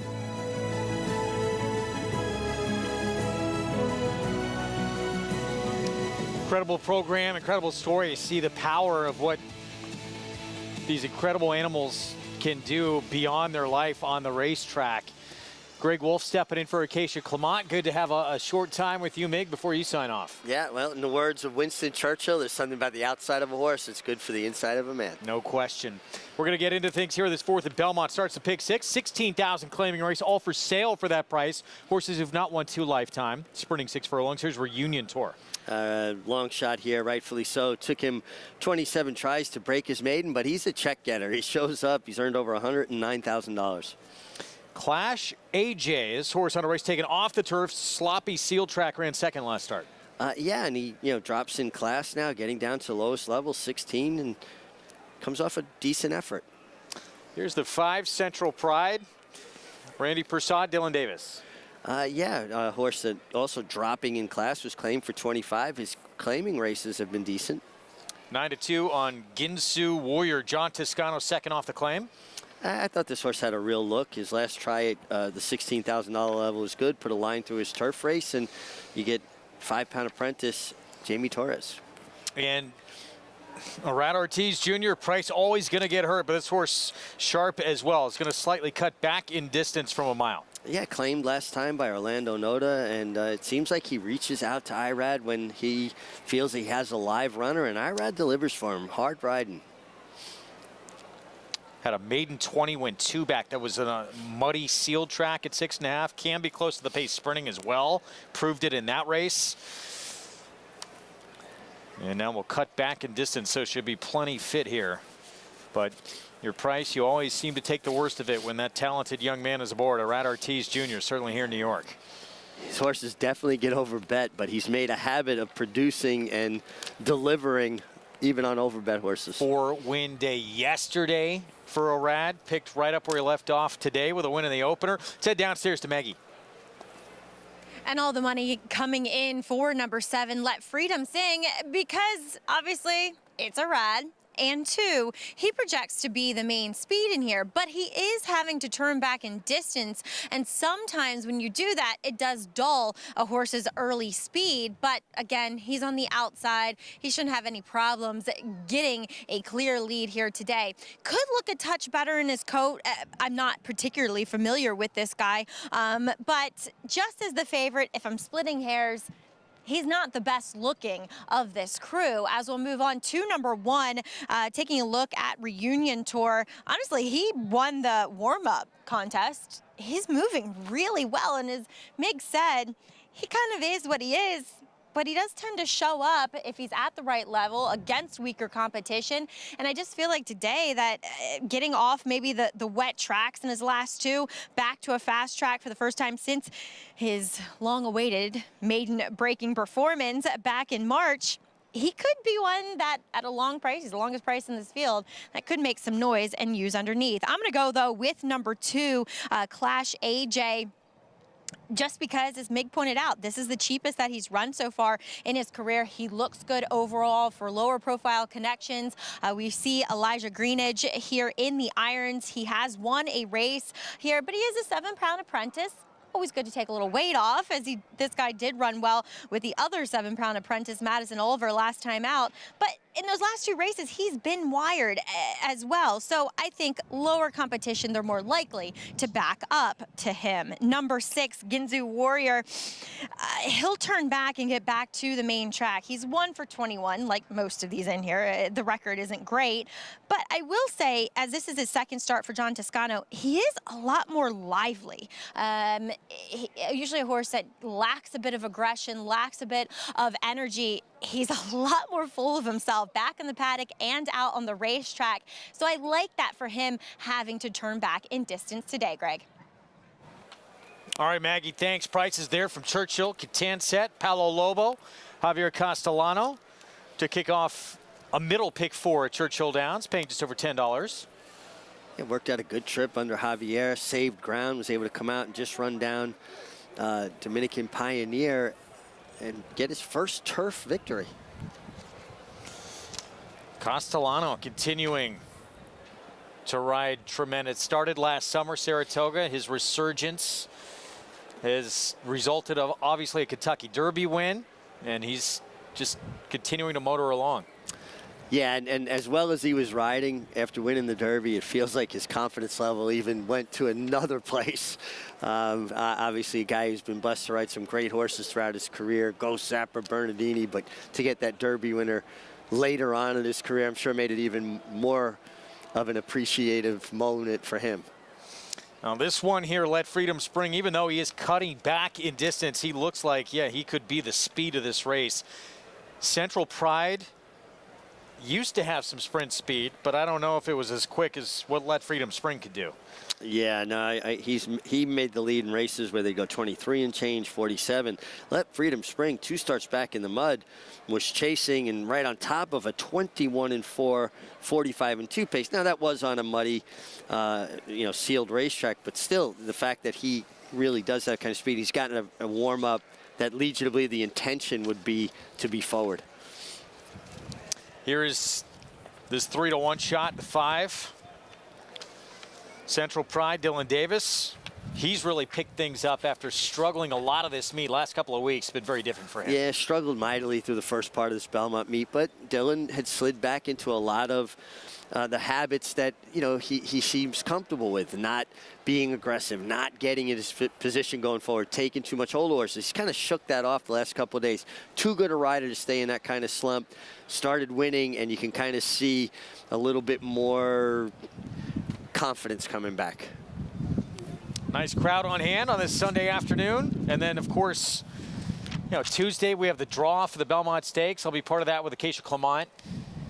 It's going to be a fun week that we're lined up for with the Belmont Stakes ahead. A terrific week. Great racing, not just the Belmont Stakes. I mean, so many good undercard races Belmont Day, but the whole week long. The whole week, Thursday, Friday. Stars are going to be coming out all week long. Absolutely. Feels like an early season Breeders' Cup type atmosphere, and pretty much every category covered, and exciting to be able to be here and cover it with you guys. Loading up for this fourth, starts off the pick six. A tough sequence today. I don't know where you lean in here. Maybe in that last race, Arad's mount. And is that a horse you want to trust to lean on? Red DGP, that 7 horse in the finale, might be one for many, but tough to find a single in this pick six. Good luck to those going after it. 4-5 favorite here. This might be a lean for some. Can Arad Ortiz Jr. take command early with Let Freedom Spring? Let's go upstairs. John Imbrial to kick off the pick six.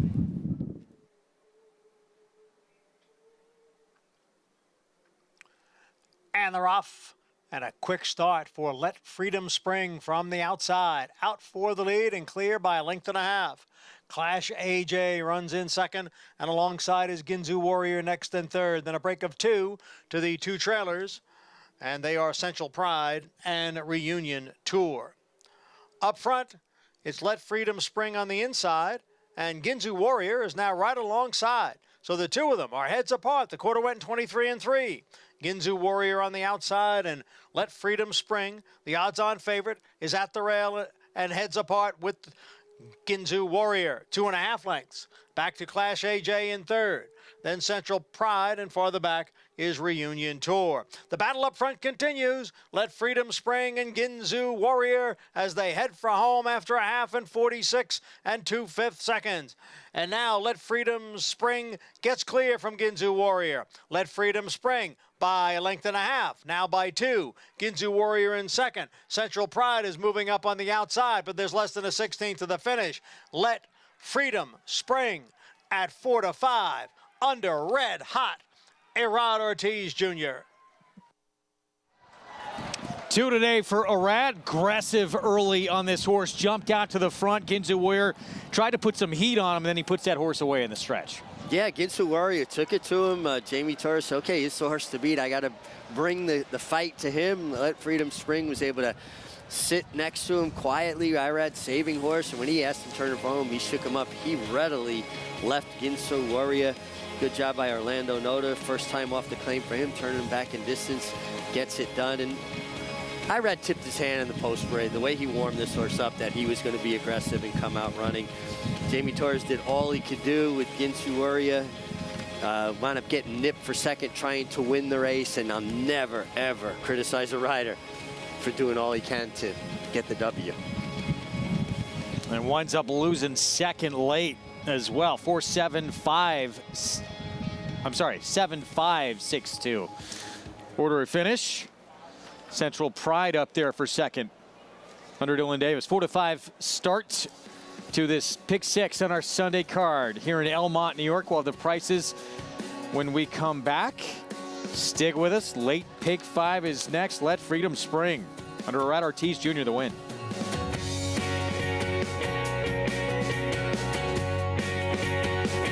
Every sire hopes to have a son to follow in his footsteps. An impressive debut. For Munnings, that son is Jack Christopher. Jack Christopher to win the Champagne. Unbeaten Grade 1 winner at 2. Dual Grade 1 winner at 3. And he is pouring it on here. It is Jack Christopher winning the Grade 1 H. Allen Jerkins Memorial. Jack Christopher, new to Coolmore, America, home of champions.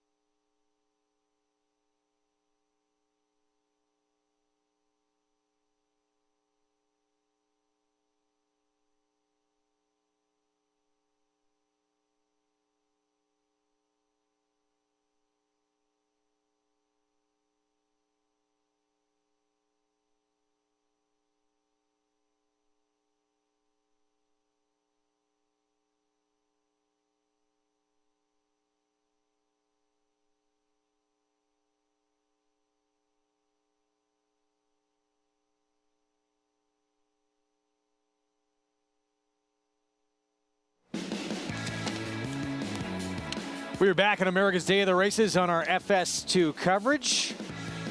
It's brought to you in part by Hillendale at Alapa. As we get set for the Derby City 6 under the Twin Spires coming up. 1 turn mile, $62,000 claiming race. And wow, pipes and drums taking some money from the outside. Wide open betting race here to start this Derby City 6. We start with Roman Centurion, Francisco Arrieta. Yeah, fairly well beaten last time at the same level, going 2 turns. Gets a tough inside draw here too. Post 1, not ideal out of a chute. Here is Outlier, a horse we saw in last year's Grade 1 Cigar Mile. Horse that comes out of the same race with Roman Centurion, finished 3rd there. I think a major player here, should be forward and get a good trip under Gabe Saez. East Side Cool had a huge number to win at Oaklawn 3 starts ago. Ricardo Santana Jr. Yeah, he's run at Churchill Downs 6 times with only 2 seconds to show for it. Has run well at the mile distance, but has never contested a 1-turn mile. Dreamkeeper, got to prove he could do it on this circuit. He's got speed. He comes off a win, but at Hawthorne. Yeah, nice win at Hawthorne. A little hard for me to decipher how that Hawthorne form will hold up there at Churchill Downs. Jareth Loveberry, runner-up in the Kentucky Derby this year. Yeah, on 2 fills. Greener Pastures, 2-1 favorite. Michael McCarthy trains. Yeah, stretching out to the mile distance. Get Louis Saez for Mike McCarthy. Good connections there. Next door's Digital. Rick Hiles missed by a neck for $40,000 at Churchill last start. Yeah, nice effort. Didn't get the fastest figure. Was well beaten start before at Oaklawn. Long way East Side Cool. Feels like something must have gone amiss that day. Background has some races to go back to that figure in the mix here, and he goes turf to dirt today with Julian Lamperoux. Yeah, his dirt races certainly are good enough to be very competitive here. And on the outside, pipes and drums, Al Stall, Christian Torres, 5-1. Yeah, last time comes out of a mile race, went very fast early, was very wide turning for home, but didn't come up with a lot of finish that day. This is a little bit of an easier spot. 2 minutes to post here in the 5th. Again, start of the Derby City 6. We will get back to it in a moment. We return to the winner's circle in New York. Sort of a home away from home for Irad Ortiz Jr. Yeah, I think he staked some claim to that real estate there in the winner's circle. Just winning at an incredible rate and puts horses in position and finishes so strong. Winning at about 30% now at the current Belmont stand. And left with intention. You know, you love when riders have a plan. I don't mind if riders make mistakes, but make an aggressive mistake. Don't be passive and allow the race to be dictated to you. Irad did not allow that. Jamie Torres, good job on Ginsuuri. Took it to him. Just no match. $3.90, 4 to 5 favorite. Starts off this pick 6, 2 today. After a 4-win Saturday for Irad Ortiz Jr. Final Turn Racing Stable and Orlando Noda off the claim. With that win, as we get back to Churchill Downs, wide open race here, Frank Lyons, to start off this Derby City 6. Yes, absolutely. A wide open race here. I tell you, I kind of like the 1-horse Roman Centurion. He is a first-time gelding. That's not in the form. So this horse, I mean, this horse was beaten a neck in the Bob Lewis, a Grade 3, a couple of years back, and he was beaten by Medina Spirit, who would come back right back here to win the Kentucky Derby. Unfortunately disqualified, but he did happen to win the Derby. This horse finished 5th, coming in off a little bit of a freshening. I've been off since March 23rd, came in to Churchill Downs, went 2 turns. Now he's coming back to a mile. I heard Richie say not a great draw. The 1 hole out of the chute, I agree with him. That's not a great draw, but he's definitely a horse that's a play at a price. But I kind of like the 2-horse Outlier. This horse also tried 2 turns last time out, finished 3rd, beaten 2 3/4 behind King's Ovation and Intrepid Heart, 2 very solid horses at the 62.5 level. This horse has 5 wins at the distance from 19 starts, 3 wins at Churchill Downs from 7 starts in the past. So I think that he's going to take all the beating. He's a decent price. He was 3-1 the morning line. Last I looked, he was about 5 or 6-1. Eastside Cool has also got a chance looking for his first win as a 5-year-old at Churchill Downs. Has had 6 tries, 2 second-place finishes in the past. Then the money's going towards the 5 Greener Pastures. He's got a shot, but I think the money's going for Louis Saez, and he's trained by Mike McCarthy. Also background with Julian aboard is trained by Mike Puich, a very nice horse who was a winner here at Churchill on the 26th of May of 2022. He's been winless since then. Finished third, beaten 3/4 of a length against 62.5 climbers, and he likes this track. He's doing very good. So, I mean, it's another head scratcher here, but I'm going to say the 2 on the outlier, the 7 background with the 1 Roman Centurion at a big price. Wolfie? Yeah, Roman Centurion, I'm glad Frank brought him up. He's really interesting in here, and as he mentioned, that's not notated in the form. He is a new gelding. Horse who, as he talked about, just missed against your eventual horse that crossed the wire first in that Kentucky Derby. 9 months later, got DQ'd. Not just that race, too. I mean, he was in the San Felipe before that. He got a decent number in that maiden win. Faced Life is Good in his debut. Can give you a little insight to how good Life is Good was and obviously turned out to be, right? Medina Spirit will eventually finishing first under the line in the Kentucky Derby, but winning the Bob Lewis, and then in the San Felipe, Life is Good just made it a procession. He just ran away from everybody. Very important, that information about a horse being first-time gelding. It could change a horse's whole demeanor, their personality, lighten them up a little bit. So good information there at Roman Centurion, first-time gelding. So 9-1 from that inside post. What makes this inside post so difficult at a mile? Well, it's just that you're more under the gun. You know, the outside horses that are going to have speed are always looking to fold over quickly. So you know, the tendency is maybe to lose a little position. Plus, horses go in the gate. They're in the gate the longest. And then they've got all that empty space. They're inside. Look how much empty space from the post 1, right? There's the tractor that pulls the starting gate and all that space down to the rail.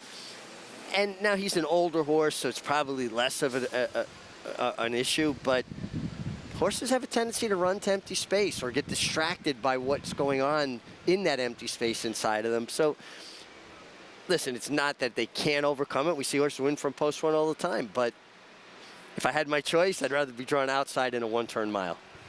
Derby City 6 starts here. 5th from Churchill. Let's go to Travis Stone.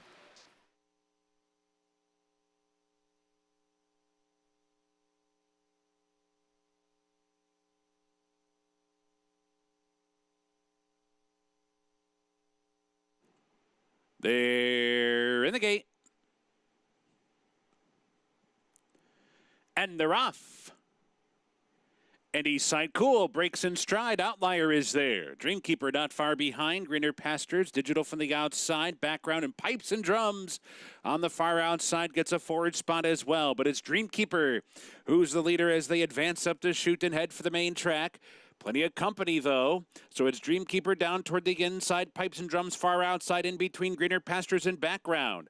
Outliers in behind them 5th, and Eastside Cool is down inside 6th, but is only a length and a half off the lead. It's a tight pack up top. 5 back to Roman Centurion, and Digital settles in at the back. So down the backstretch they go, and it's Dreamkeeper and Greener Pastures now, these two to go head-to-head past the half-mile pole. Background is perched out 3 wide while 3rd, and Outliers right in the thick of it 4th, and Eastside Cool is buried down inside 5th. Pipes and Drums is back into 6th, but has started to move once again. And Roman Centurion and Digital are both catching up to the others. The pack is still tight as they round the far turn. And it is Greener Pastures coming away with the lead, but Background sidles up, and here's Background and Greener Pastures by the quarter pole together. Outlier right in behind. Pipes and Drums goes wide. Eastside Cool's in behind, and Roman Centurion is picking through the pack and is only 3 lengths behind. 1 furlong to go. Greener Pastures short lead. Background trying to forge on past. Roman Centurion coming up the rail. Final 16th now. Greener Pastures, Background, and here comes Roman Centurion up the rail. Nails them both on the wire. Roman Centurion first. Greener Pastures in Background, and a photo for 2nd. Eastside Cool 4th. Frank Lyons pointed this one out. A horse who had that back class just missed against a horse who crossed the wire first in the Kentucky Derby. Roman Centurion, now as a 5-year-old, gets the 3rd win of his career.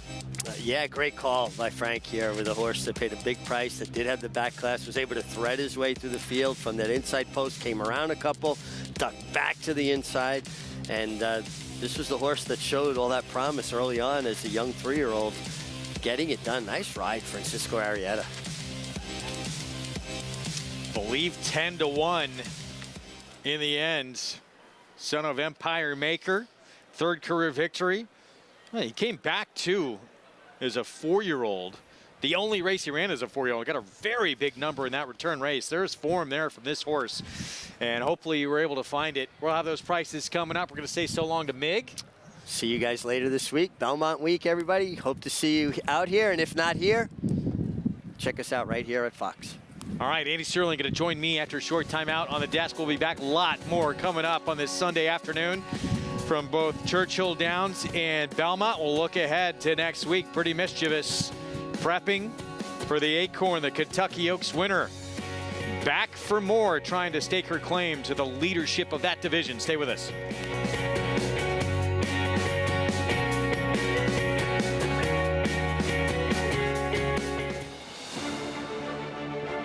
Who's the best? Who's top horse? Football gods, the most valuable trophy in American sports. The dream lives within all of us. When fueled by passion, patience, and perseverance, a spark of greatness.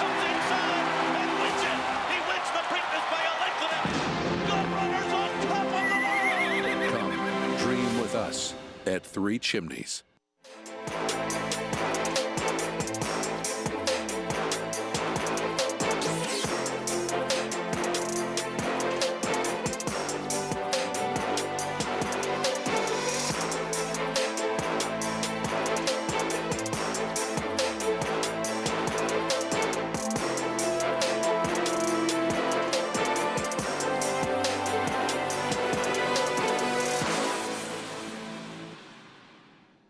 I'm very bullish on it. Tom's D'Etat's got a 4-length lead at the 16th pole. Tom's D'Etat has conquered the Clark. Your best horses of the last 10 or 15 years are not consistently as fast as this horse. It's total domination for Tom's D'Etat. He's a beautifully balanced horse and a really good mover, and he's just full of class.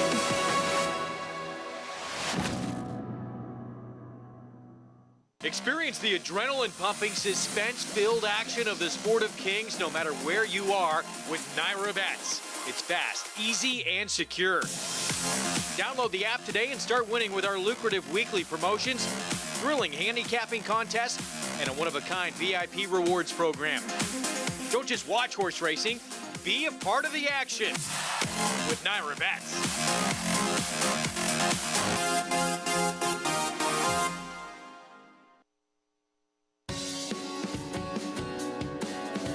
Welcome back to America's Day at the Races as we have horses in the historic and iconic Belmont Paddock. Of course, Secretariat joins us here in the paddock every single day as we commemorate his 50th anniversary of winning the Belmont Stakes and the Triple Crown this year.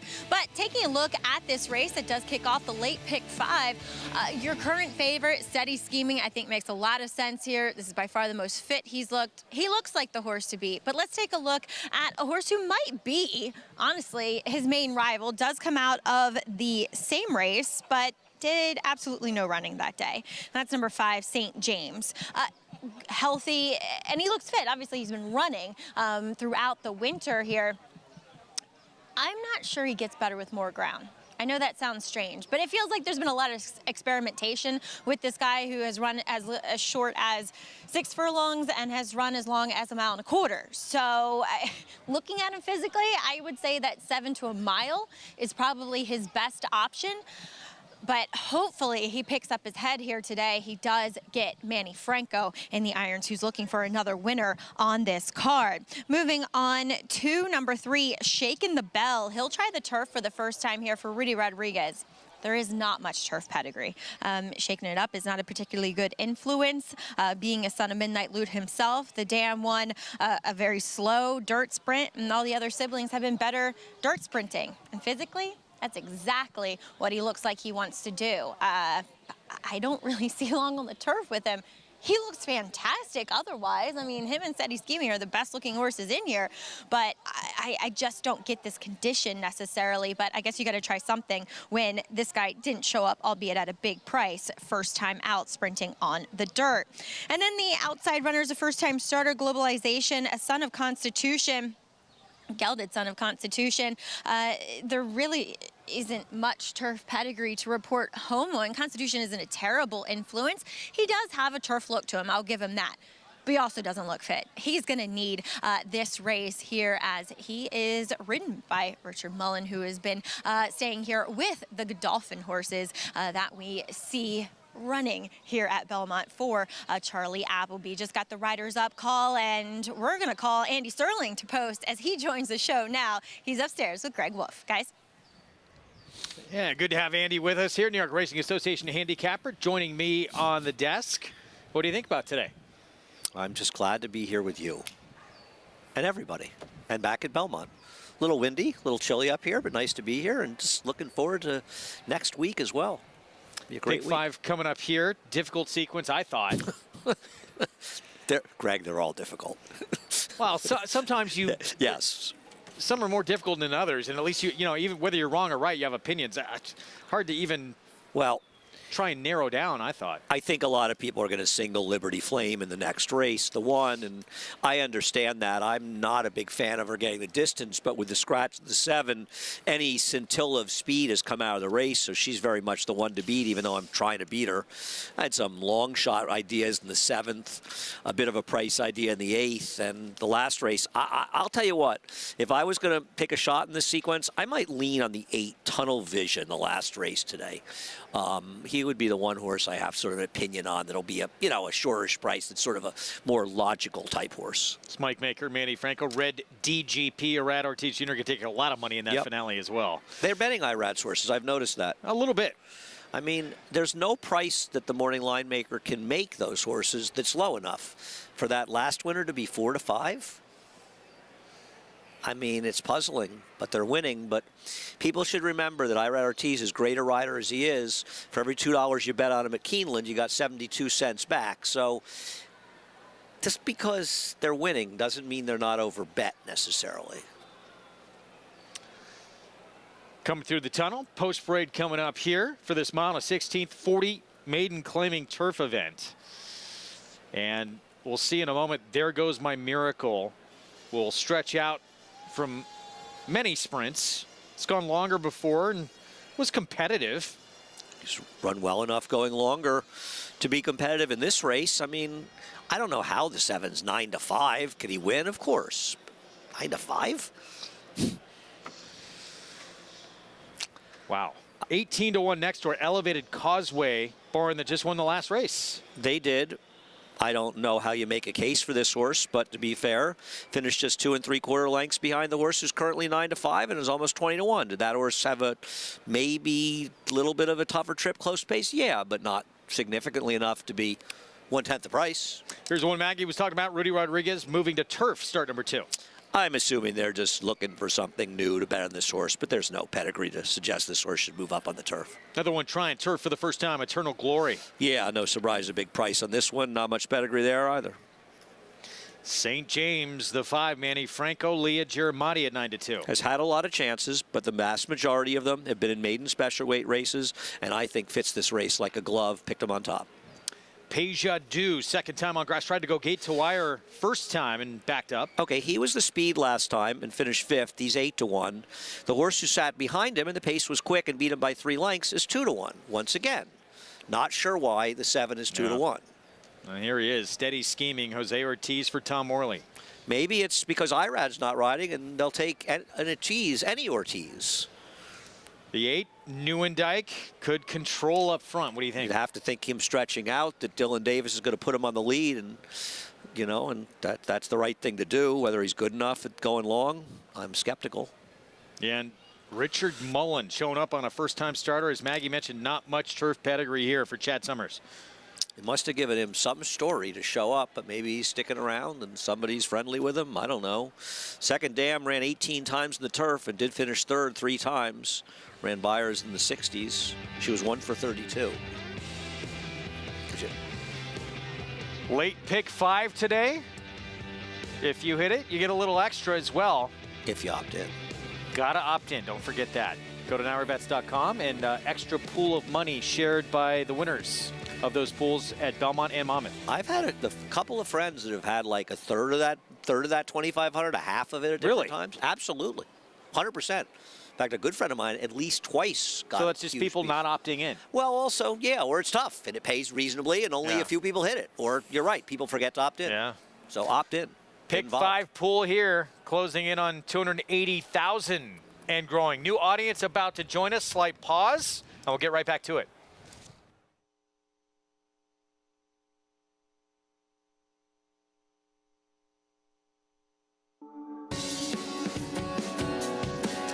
We're back. Good to have a new audience with us. Valley Sports SoCal joining us. Those already with us on FS2. Thanks for sticking around. You're watching America's Day at the Races. Greg Wolf alongside New York Racing Association handicapper Andy Serling on the eve of a huge week coming up. Belmont Stakes Festival week, and we're getting set for the Late Pick 5 coming up on this Sunday program. Looking forward to the sequence day. The 7th and 8th races were highly competitive races. Might be some interesting things going on in those races. And as you say, we are on the cusp of the biggest week of racing we have at Belmont and arguably in New York all year long, along with Travers Weekend. Well, the race that will kick off the Late Pick 5 on our Sunday card. Mile and a 16th on the turf, $40,000 maiden claiming event. And this is There Goes My Miracle, currently at 4-1. Let's go back to August 13th, Saratoga last summer. And that's what somebody said, I guess, at the finish. If they bet this horse at 37-1 last time, is he looked headed for a victory, getting the lead here and just not being able to hold on. It wasn't that strong a field, but people wondering, neither is this. Is he a forwardly placed horse that there's other speed? Yes, that is absolutely true. But in this field, to discount this horse would be a big mistake. He's run fast enough to win, had a lot of chances, but in this field, I think he's playable. Minute to post to kick off this Late Pick 5. Let's go downstairs to Maggie Wolfendale. I put in little tests sometimes, see if Andy's listening to me, and he would have known. Richard Mullen, like I said, has stayed here with the Godolphin horses. He's been riding them, and he worked out Chad Summers' horse here, Globalization. But let's talk about number 1, There Goes My Miracle, as he stretches back out in distance. And look, he physically actually looks like a horse that wants to go long.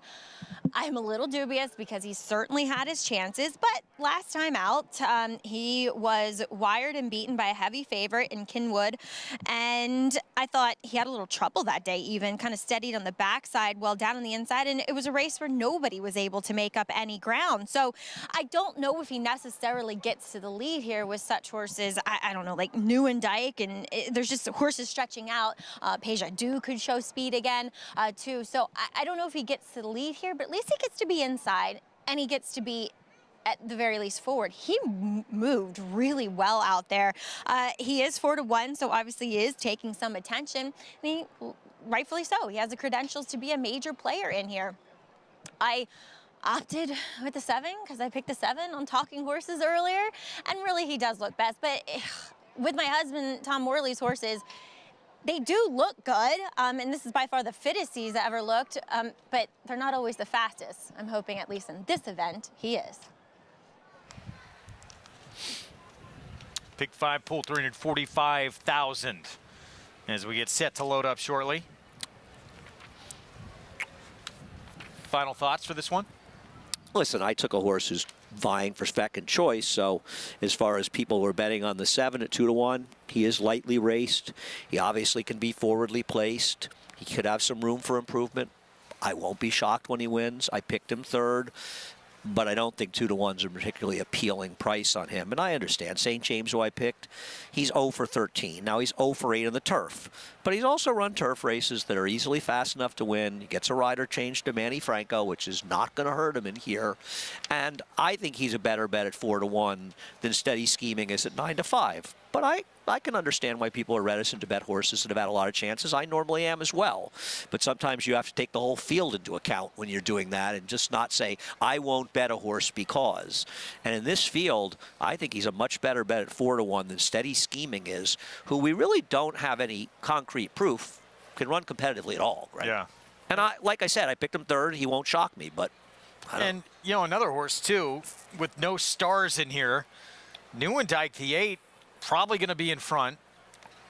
We don't know if he can handle the mile and 16th, but maybe he keeps going. I'm not gonna get on a soapbox and knock any horse in here. You know, you want to go for the fact that whether Mullen stayed here for Godolphin or not, it's very strange that he would ride a first-time starter for a trainer that doesn't win a lot of races, especially. But maybe there is some connection with or something. The horse with really no turf pedigree. Right. It's like what was their selling point on him? Well, the dam, she did win one of her 30. The second dam did win one of her 32 starts. I mean, the first dam couldn't run, but she got a 41 buyer on the dirt. I mean, you know, he's a Constitution, so they must have given him some story to ride the horse, and who knows? In this field, this is a good field to have a story on a horse, because if that story's right, horse probably going to win. It is a very odd spot to see him showing up, right? Be like Irad Ortiz going up and going one of the lesser tracks over, you know, or something, and riding like one. It's just a very funny horse to see him on. But you know what? Maybe he's here and he's friendly with somebody involved with the horse, and he wants to get a little exercise around the course. I think everyone did a double take when they saw that. We'll see what happens here. Late pick 5 begins. Let's go upstairs. Johnny Brielle, the call.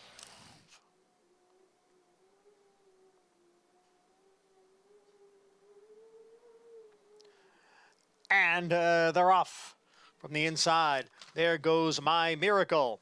Is going out for the early lead with the Shaking the Bell racing in second. Nieuwendyk on the outside in third. Eternal Glory moving up in between horses from fourth. Break of 2 to Pejadu in fifth. Far outside is Steady Scheming in sixth. Elevated Causeway is down at the rail, and right alongside is St. James. Globalization, first-time starter, is the early trailer there in ninth. As they move up the backstretch, the quarter went in 23 and 2. There goes My Miracle is the leader. It looked like perhaps a bad step or a ranked number 6 Pejadu, who's trying to come through there on the inside. There goes My Miracle is the leader here by a length and a half. Then comes Shaking the Bell along with Eternal Glory. Nieuwendyk is on the outside of Pejadu. Their heads apart, fourth and fifth. Farther back is Elevated Causeway and Steady Scheming. Half mile, 47 and 2/5 seconds. They go around the far turn. There goes My Miracle is still the leader by 2.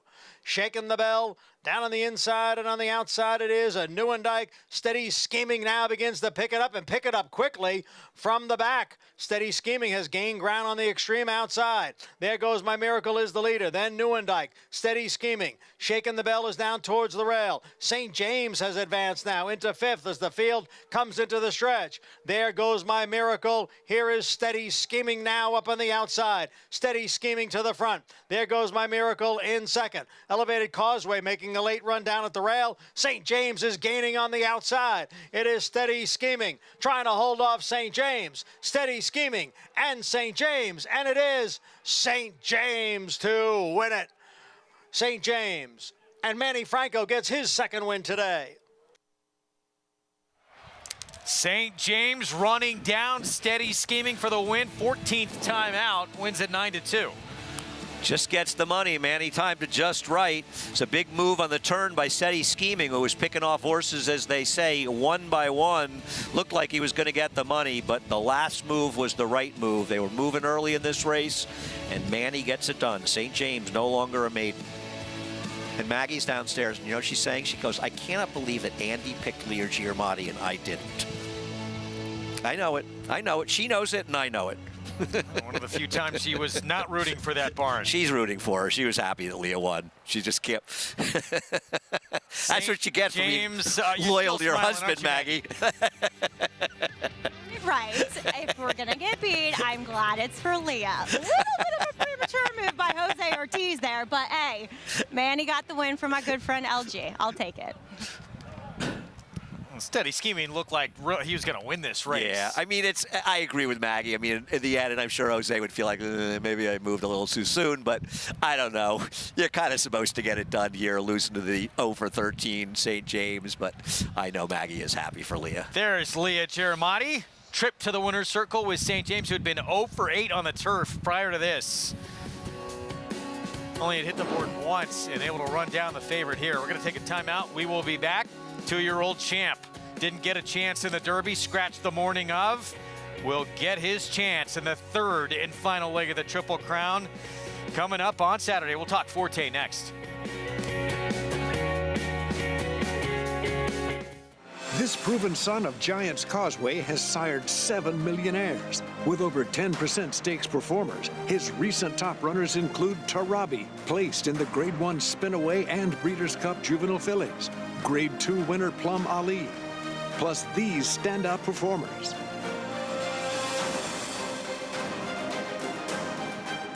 A proven value sire, First Samurai, standing at Claiborne Farm.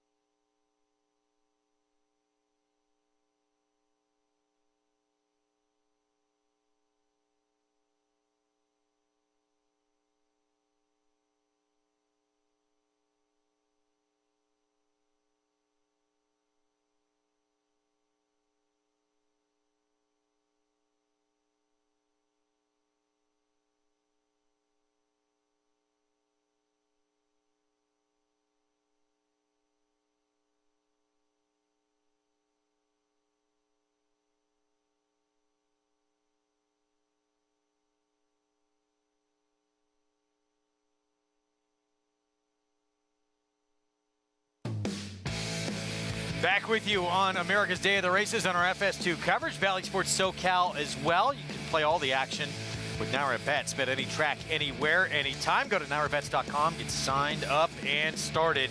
Late pick 5 at Belmont underway. St. James, Leah Germani, and that man, Manny Franco, with a couple of wins today to kick off the sequence. Yeah, well, just the last move proved to be the right move in this situation. In a funny way, having less speed benefited this horse more than the 7, who's a more forwardly placed horse, which is probably why he ended up making the first move. And Manny made the last move and a winning move, and he's such a good finisher. So St. James getting by, steady scheming there. Elevated Causeway 21-1. Third place money. 5-7-2 finish. And a 9-2 start to the late pick 5. And that's big with a 7-5 favorite being beat to start it off. I agree. It'll be interesting to see, though. Is this horse, was that horse really 7-5 and this horse 9-2 in the pick 5? Strange. Yeah. Really was. 6th race, 1-turn mile, $25,000 claiming race, non-winners of 3 lifetime, Liberty Flame. Looks like controlling speed, drop down in class. Kendrick Carmouche for James Bank. I mean, even with the 7 in the race, this horse felt like she was in a position to be the main speed, but I think at least you could say the 7 horse Raffinity might be the one horse that could potentially go after her. So now she's in a very controlling position. I'm still a little skeptical whether or not Liberty Flame, who ran a respectable second last time, is going to be as efficient at a mile, but tactically she's going to be hard to beat, and given her competition, I had to reach to make Bursal the 3 my top choice, but I'll stay with her, second choice.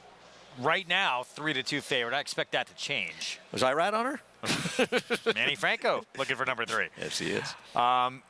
We will see. Probables for the big one coming up on Saturday. Test of the Champion, 3rd and final leg, Triple Crown. This is the group expected to line up. And a lot of great storylines in this race for the Belmont Stakes at 1.5 miles. Let's head downstairs to Maggie for more on what we can expect on Saturday. Yeah, Greg, well, we'll see 2 of Todd Pletcher's line up in the gate, including the former Kentucky Derby favorite in Forte, although he was scratched going into that race. So let's take a look back at his last breeze, which was yesterday here. He is on the outside, sitting right off of Virati. and he does have his regular rider, Arad Ortiz, aboard. He does tip out here. He has to be encouraged to get there. Now, he isn't the most exquisite or flashy workhorse in the morning, but hey, we don't want any morning glories, do we? But once he gets to him, he's nice and steady here.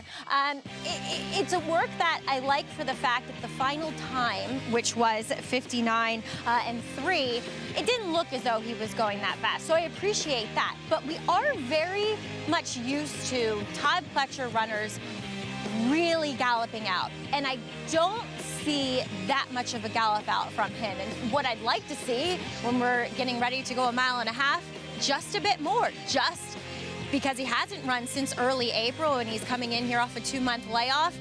Just be show me a little bit more here. Whereas Todd's other horse, Tappet Trice, we've seen breeze with big strides and huge strides late after the wire. And for me, he's always been one that was high on my list as possible Belmont Stakes winners. Greg? Thank you, Maggie. High on everybody's list, including his Hall of Fame trainer, Todd Pletcher. Of course, Tappet trying to become, Tappet Trice, a 5th Tappet to win the Belmont Stakes. So he's got that pedigree in his corner as well. And Todd Pletcher said he just really thinks he's going to appreciate these wide sweeping turns at Belmont. Everything about Tappet Trice says that he's the right horse for this Belmont Stakes, and just about everybody I've talked to around the racetrack loves Tappet Trice in the Belmont. You know how that usually works out in horse racing. But I'm not going to pick him because I think he's going to be an underlay in here, and I've looked at this race a little more than I normally do this far in advance. But I'm not going to argue with anybody that tells me Tappet Trice is the horse to beat it here. I mean, especially because it's Todd Pletcher. And to ignore the Todd Pletcher factor in the Belmont, good luck with that. Back to Churchill. And the late pick 5 starts with this race coming up. 8-5 on What's Up Doc. 50 maiden claiming group, 1-turn mile. You have to be a fan of the old movie What's Up Doc, right? Barbara Streisand and Ryan O'Neal. Oh, I was thinking Bugs Bunny. No, What's Up Doc? It's in San Francisco. Oh, it's a great movie. I need to put it on the list. Oh, yeah. It was on TCM the other day. It's about early 70s, mid 70s. Okay. Great movie. I thought this race was a little more wide open. Okay, I just had the 7 and 12, the two sort of moto horses like the public have. I mean, I think with What's Up Doc, you're just sort of assuming. Chris Hartman, now he's taking the horse over from Bad Cox, but I guess the less chances and the barn shift. But listen, you want to make a case for plenty of time, the 5 at 7-1? Right? You probably do worse than that. Yes, ran a big figure, even though it was 30 maiden claiming. I'm not inclined to take first-time starters at a mile, but Dan produced Tarabi with the 6-gunner Bay, 17-1, little interesting. I love Tarabi. Sharita Vo never really worked out. I believe, I think she might have won the first Wilson shoot race. Yeah. Right? She won the Wilton on opening day. Opening day last year. They can never take it away from her, nope. Greg. Never. So there it is. And what about Kansas Comment, Mike Maker, taking this horse off Dale Romans, the 9? Absolutely dangerous. The last figure was good enough, and I like the cutback from a 2-turn mile and a 16th to a 1-turn mile. And unfortunately, she has speed, or he has speed, and I think that speed may have helped him last time, where I like it the other way around. But listen, he's a decent enough price if you like him. And I mean, the thing about What's Up Doc is he's sort of an assumption horse. I assume he's going to come back to that form and run well off a 10-month or 11-month layoff first time for Chris Hartman. Well, first of all, he's coming from Brad Cox, and as far as I know, he's pretty good, right? And second of all, he's off for 11 months, and you're not getting paid if you bet him. He's now 6-5. So he seems like a bad gamble to me. Isn't it not dissimilar to the last race we ran here? And I say it's a lot about Irad Ortiz horse over bet, and they win. But that doesn't mean they're good bets, and I don't think you can justify 6-5 on this horse, Greg. Meanwhile, that horse used to be in the barn of the man who trains the 12, Magic City. Correct. Brad Cox, start number 2. I don't like that he debuted in Indiana, and he was just sort of favored because, and I got to tell you, I'm a little bit insulted. I come on, and Frank Lyons disappears. I mean, Frank and I only have a little precious time left together. Did I send him Well, he's expecting to spend a lot of time with you at Saratoga, Is he I think. staying with me in my place? Well, the size of this. He's made a lot of dinner reservations, you and him together. Frank is always welcome by my side. Great man. Even money now. You thought 6-5 was low. What's Up Doc getting hammered? I mean, is there a big story? It just seems in racing now, in a lot of races, it's like the money just hones in on one horse, almost magnetically. And it's just not positive in the long run. Has had some gait issues, too, in the first 2 starts of his career. Long time away, 4-year-old debut coming up. Tyler Gaffleone, Mr. Churchill Downs, will be aboard for Chris Hartman. Start of the late pick 5. Let's go to Travis Stone.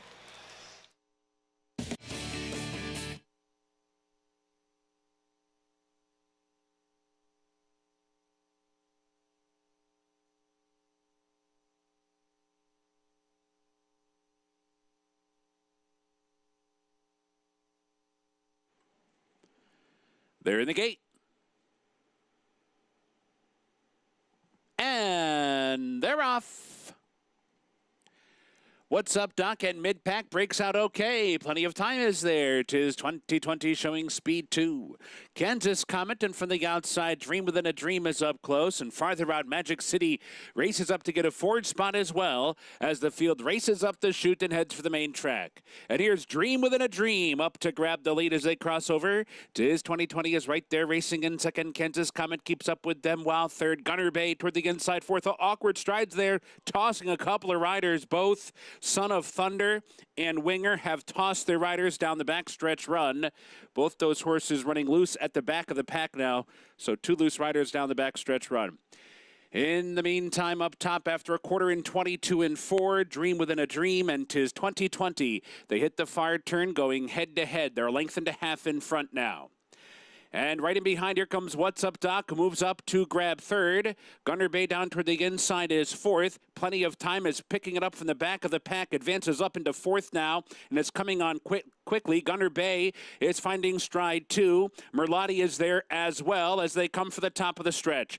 So it is What's Up, Doc to go head-to-head with Dream Within a Dream. And What's Up, Doc has now taken over and has opened up to lead by 2. Dream Within a Dream is back into second. Then it's Plenty of Time in third. Gunner Bay, Patrolman, Merlotti, a distant fourth, fifth, and sixth behind What's Up, Doc, who rambles home to win it by nearly 7 or 8 lengths in the end. Dream Within a Dream, Plenty of Time, Merlotti, and Gunner Bay. What's Up, Doc? As easy as could be at a short price here off the bench. And we heard Son of Thunder throwing Jane Elliott, Winger, tossing Martin Garcia. We saw both horses still running in the race. We'll try and get you an update on the riders as soon as we can. We're going to take a timeout. We'll be back. Look back to Saturday and a talented New York bred who contested the Triple Crown Trail, coming back with a big performance for Belmont.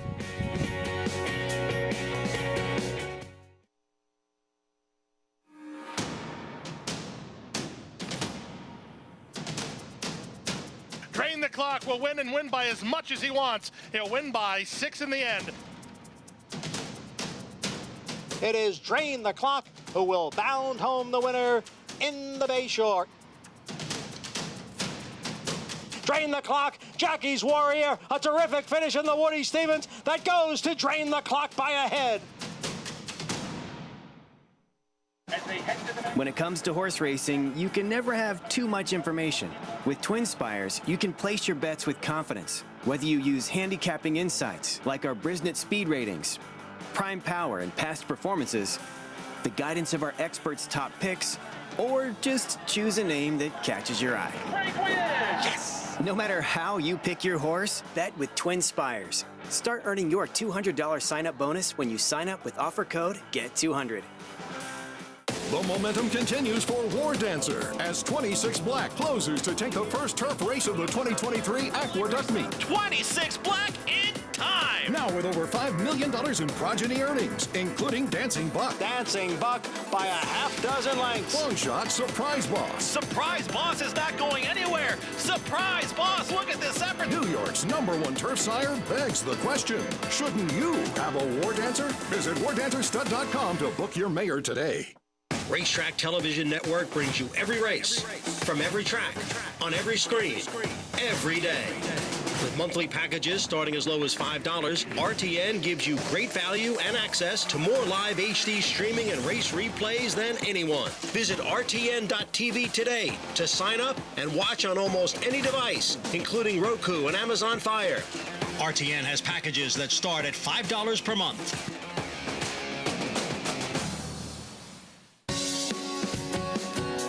Back with you on America's Day of the Races on our FS2 coverage. It's brought to you in part by Hillendale at Alapa. Gorgeous Sunday afternoon here in Elmont, New York, as we get set for a big week ahead. Belmont Stakes Festival kicking off on Thursday. We cannot wait. We'll, of course, have live coverage of the Belmont Stakes on Fox on Saturday. And the Greg Wolf fan club is assembled up there. Yes. There they are. Fans out, enjoying the action. Just a look at this talented New York bred. Great Jones with a big performance. Horse who contested the Triple Crown, was a narrow runner-up finish in that Grade 3 Holy Bull to kick off his 3-year-old season. And he comes back against New York breds with an 86 buyer and a win. Yeah, I thought both he and the second place finisher ran very, very well in here. Both nice New York breds. And Greg and I are getting ready to maybe head up to the New York Derby at Finger Lakes, that first I would love that. Dark Monday in Saratoga. Always a fun race. There are very strong New York bred 3-year-olds around. Great Jones, the first whiskey distillery in Manhattan since Prohibition. Visit them at 686 Broadway in Manhattan to learn about their approach to making 100% New York whiskey. Shadow Dragon.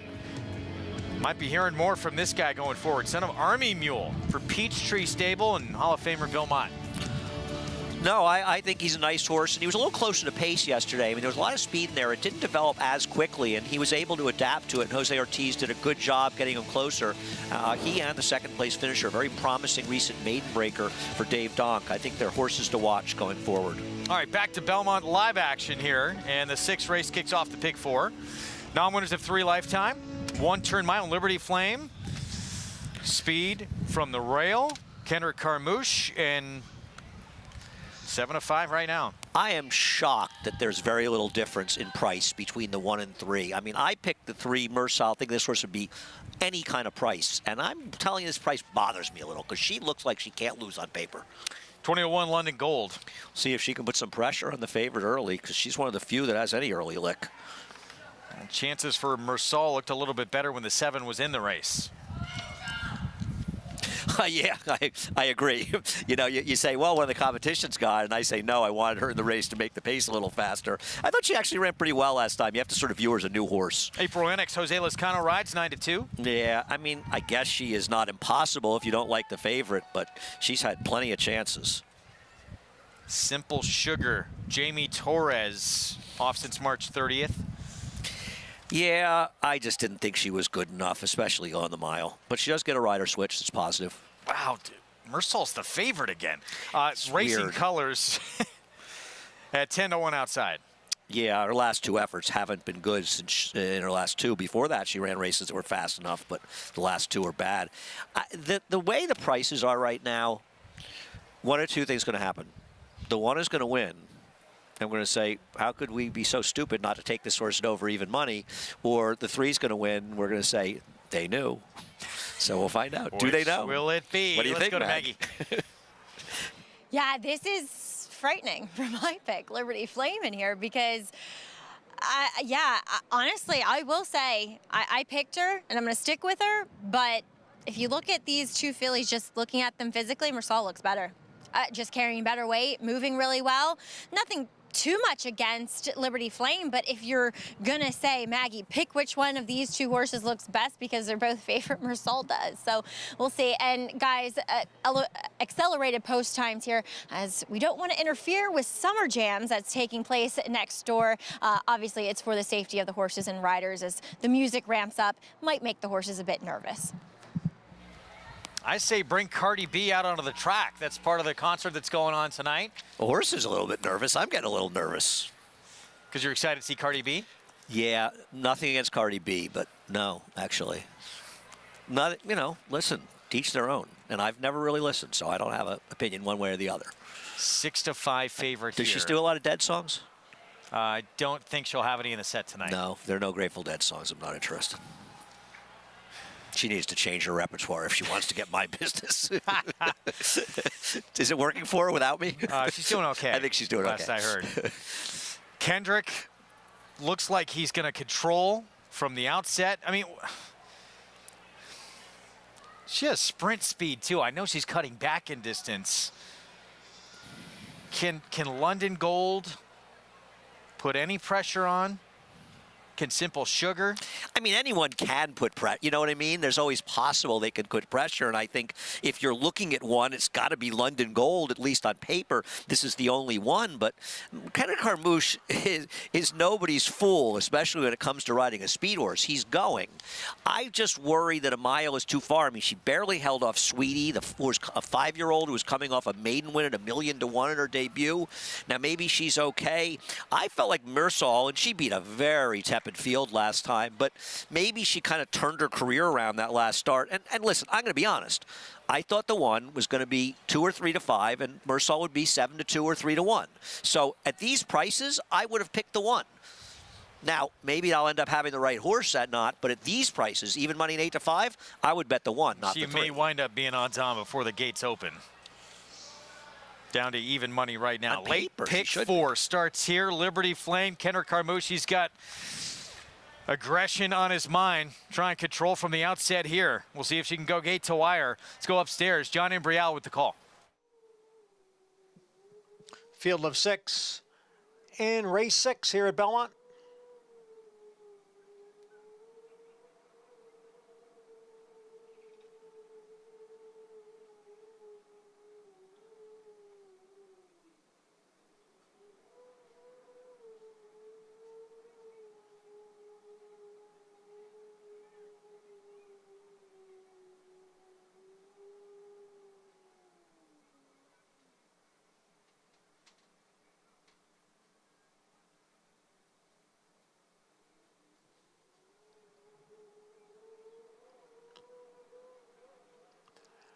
And they're off.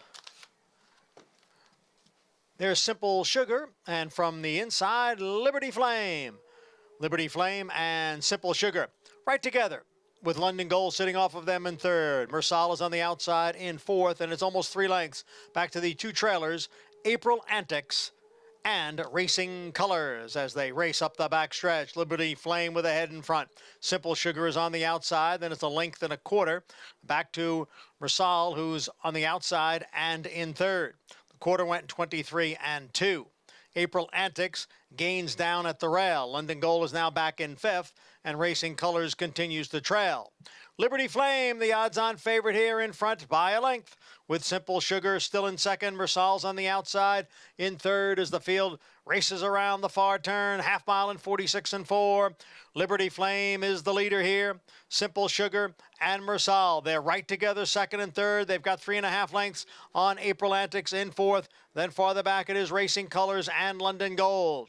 Liberty Flame holding the lead, coming for the quarter pole. But here is Mersal now to challenge on the outside. It's Liberty Flame and Mersal. April Antics is out in the middle of the track with 3/16 to the finish. Mersal has now taken over. Liberty Flame is back running in 2nd. April Antics is 3rd, and Simple Sugar. It is Mersal with a 3.5 length lead as they come on for the finish.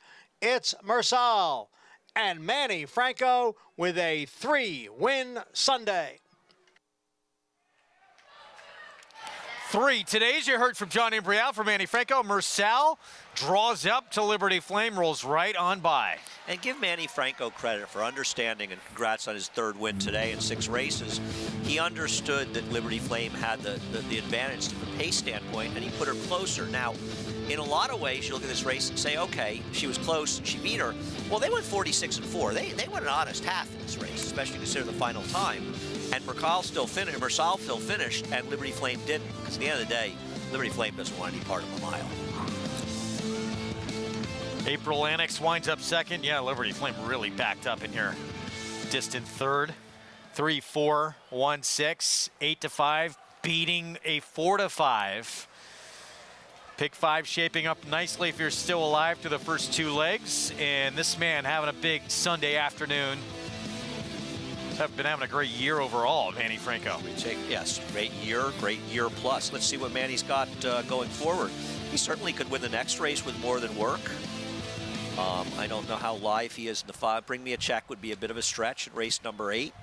And he's very live. I like his horse in the last, so Manny's day is far from over.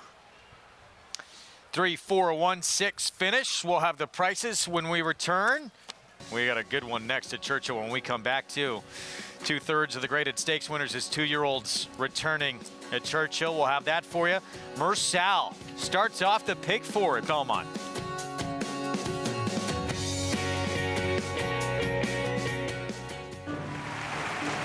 Reach the starting gate. It's post time. Home front, the favorite comes forward. And they're into the stretch. Cold Front put to the test. Cold Cash on the outside trying to go with it, but Cold Front kicks away. Cold Front 2.5. Cold Front does it again, firing the field in the Amsterdam.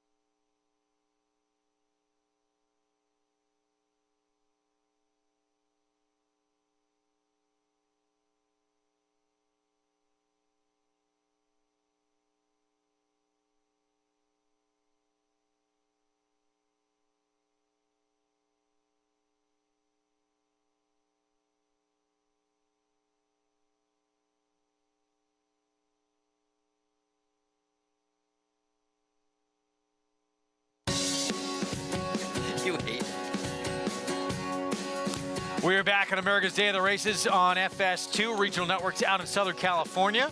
Sunday card continues at Belmont and Churchill. Brought to you in part by Niner Bets, where you can play it all. Go to ninerbets.com and bet any track, anywhere, anytime.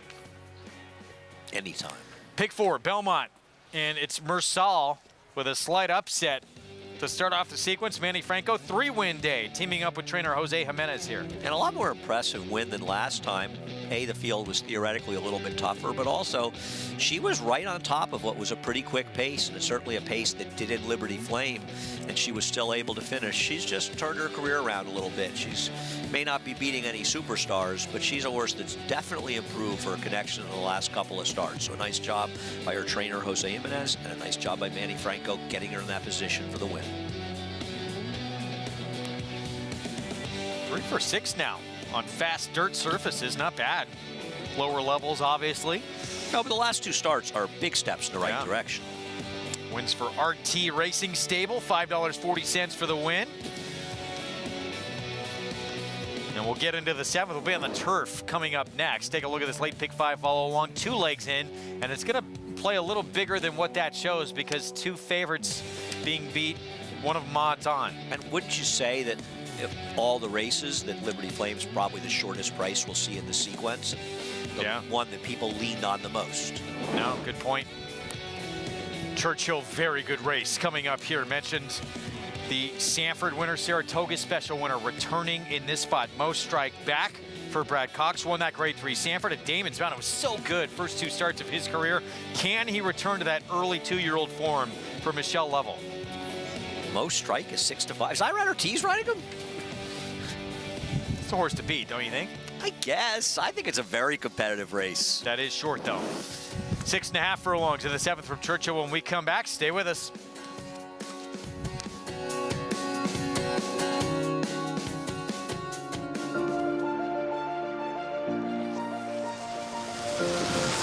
Moment tell you more about good magic? I can do that. $1,950,000. Hit $1,950,000 in the vertical 50. $1,950,000. Hit $1,950,000 in the vertical 50. 50 in the vertical 50. We're $1,950,000. $1,950,000. $2 million quickly. $2 million. $2 million one. $2 million one. $2 million. Hold on. $2 million. $2 million 50. All through, and I have.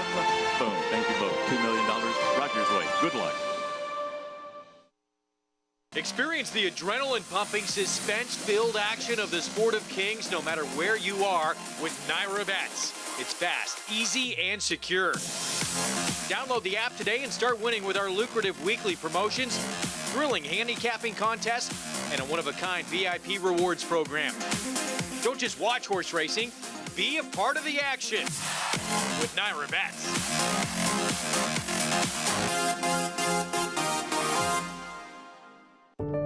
Whatever you use to predict future stallion success, breathe slowly and gaze at the desert's first great championship race.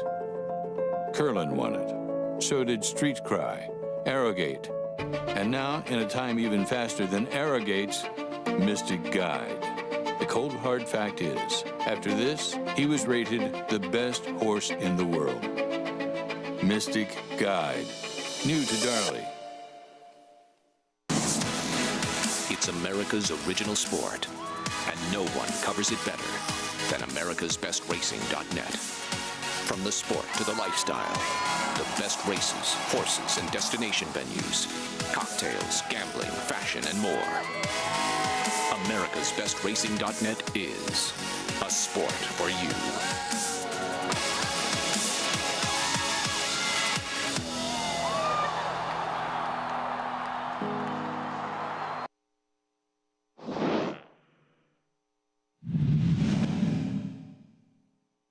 Pretty Mischievous comes wide off the turn, but she's in front. Flying Connection fights on. Big effort from Darth Vader. The Ellis Look is there. Gambling Girl is coming down the center of the track, and Wet Paint is picking through the pack as well. Pretty Mischievous in front by 2. Gambling Girl continues to rally. Gambling Girl trying to catch Pretty Mischievous on the wire. Pretty Mischievous, Gambling Girl. Pretty Mischievous held on. Putting blinkers on for the first time in a Kentucky Oaks win for Brendan Walsh at Godolphin with Pretty Mischievous. Yeah, it was a nice win for Brendan Walsh to get a big win like that. He's such a terrific trainer, and got a lot of attention with Santine last year. But you win a race like the Kentucky Oaks, you tend to get even more attention. And it's a really nice filly. Really ran the best race there. Now, Gambling Girl, the New York bred, she's really improved for Todd Pletcher a lot. But she kind of had the better trip in that they were moving a bit up front. And this filly was forwardly placed. And there's Brendan and a great win. Looking forward to seeing her in what looks like a really fun acorn. Yeah, great win for him. Great win for Tyler Gaffleone as well. Doing it from an outside post all the way out in post 14. She looked very good, Maggie, in that Kentucky Oaks victory. What can we expect going forward with the acorn on her sights? Well, as the overnight just came out, Greg, we do see Money's Gold as her main opposition in there, though she's going to have to stretch out, whereas Pretty Mischievous, she's cutting back. And boy, did she put in a tightener and a sharpening work for her lone work here at beautiful Belmont Park. She is along the inside of Gilmore, who is a talented 3-year-old in his own right. Runner-up effort in the Bayshore after a bit of a troubled trip, and third last time out in the Pat Day Mile. And she's so well within herself, and she is obviously 2. I know the rider on Gilmore. He's a bit lighter than, and I know Roger too, and Roger's an excellent horseman, but there is a bit of a weight disparity as well, and she's just kind of like, meh, whatever, I don't need you, Gilmore. As you'll watch in this gallop out where she is just steady on the bridle. She is a talented filly, and I don't think she's gonna have any trouble with this 1-turn mile in the acorn, guys, as she's so tactical, and I feel like she's one where you can place her anywhere you need to, and furthermore, with those blinkers on, like we saw in the Kentucky Oaks, in that she doesn't get lost if she hits the lead, maybe too soon, proverbially speaking, but I think she's going to look pretty strong heading into the acorn. She was very, very good in that Kentucky Oaks performance. So from a 1 1/8 to a mile distance for the Acorn. And it's just so much fun because all these stars are coming out for this week ahead. Yeah, I'm taking a look at the race right now. Oh, it's going to be an amazing weekend of racing. And I tweeted out just now the overnight for Friday, and you can go to NYRA.com, the Horseman's page, if you want to get it as well.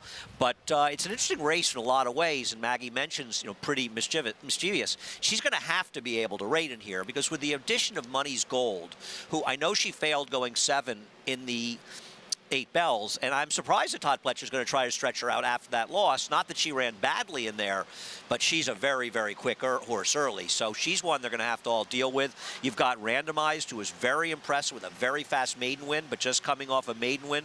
Chad Brown will try to do the same thing here he did with Garana a number of years ago when she beat the Kentucky Oaks winner coming back in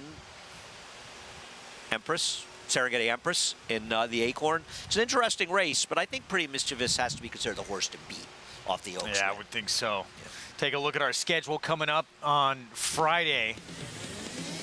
Acorn presented by Great Jones Distilling Company. The Grade 1 Just a Game, the New York Belmont Gold Cup, and the Grade 3 Intercontinental. It's going to be a very fun week of action, even just getting to Saturday.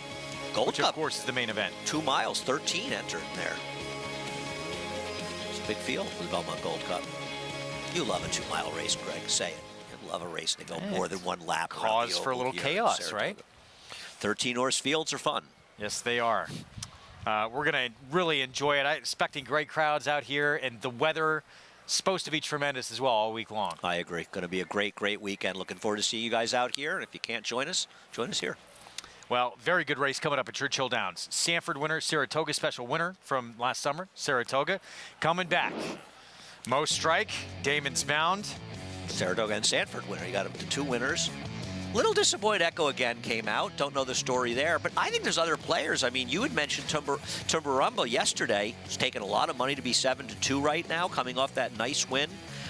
Two Eagles River cutting back. I like Lugan Knight a little more than you did, but obviously our Gotham winner. You got the Gotham winner, the Sanford winner, and the Saratoga special winner. And to me, Damon's Mound is very interesting. And here's Damon's Mound.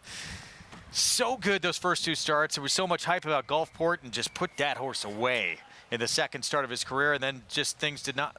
Tried long, didn't work. Came back on the turf. Okay, that's not what this horse wants to do. Right. Back to sprinting. And then they went long last time out, and he didn't even run that badly, and he gets Lasix for the first time. He's way too big a price. Here's top recruits. Ricardo Santana Jr. for Mike Maker. He's found himself in a very tough spot. He has that one good fig, but the rest of them just don't match up. Jerome winner, Lugan Knight. I think 9-1 is too big a price on him. I like him more than you do.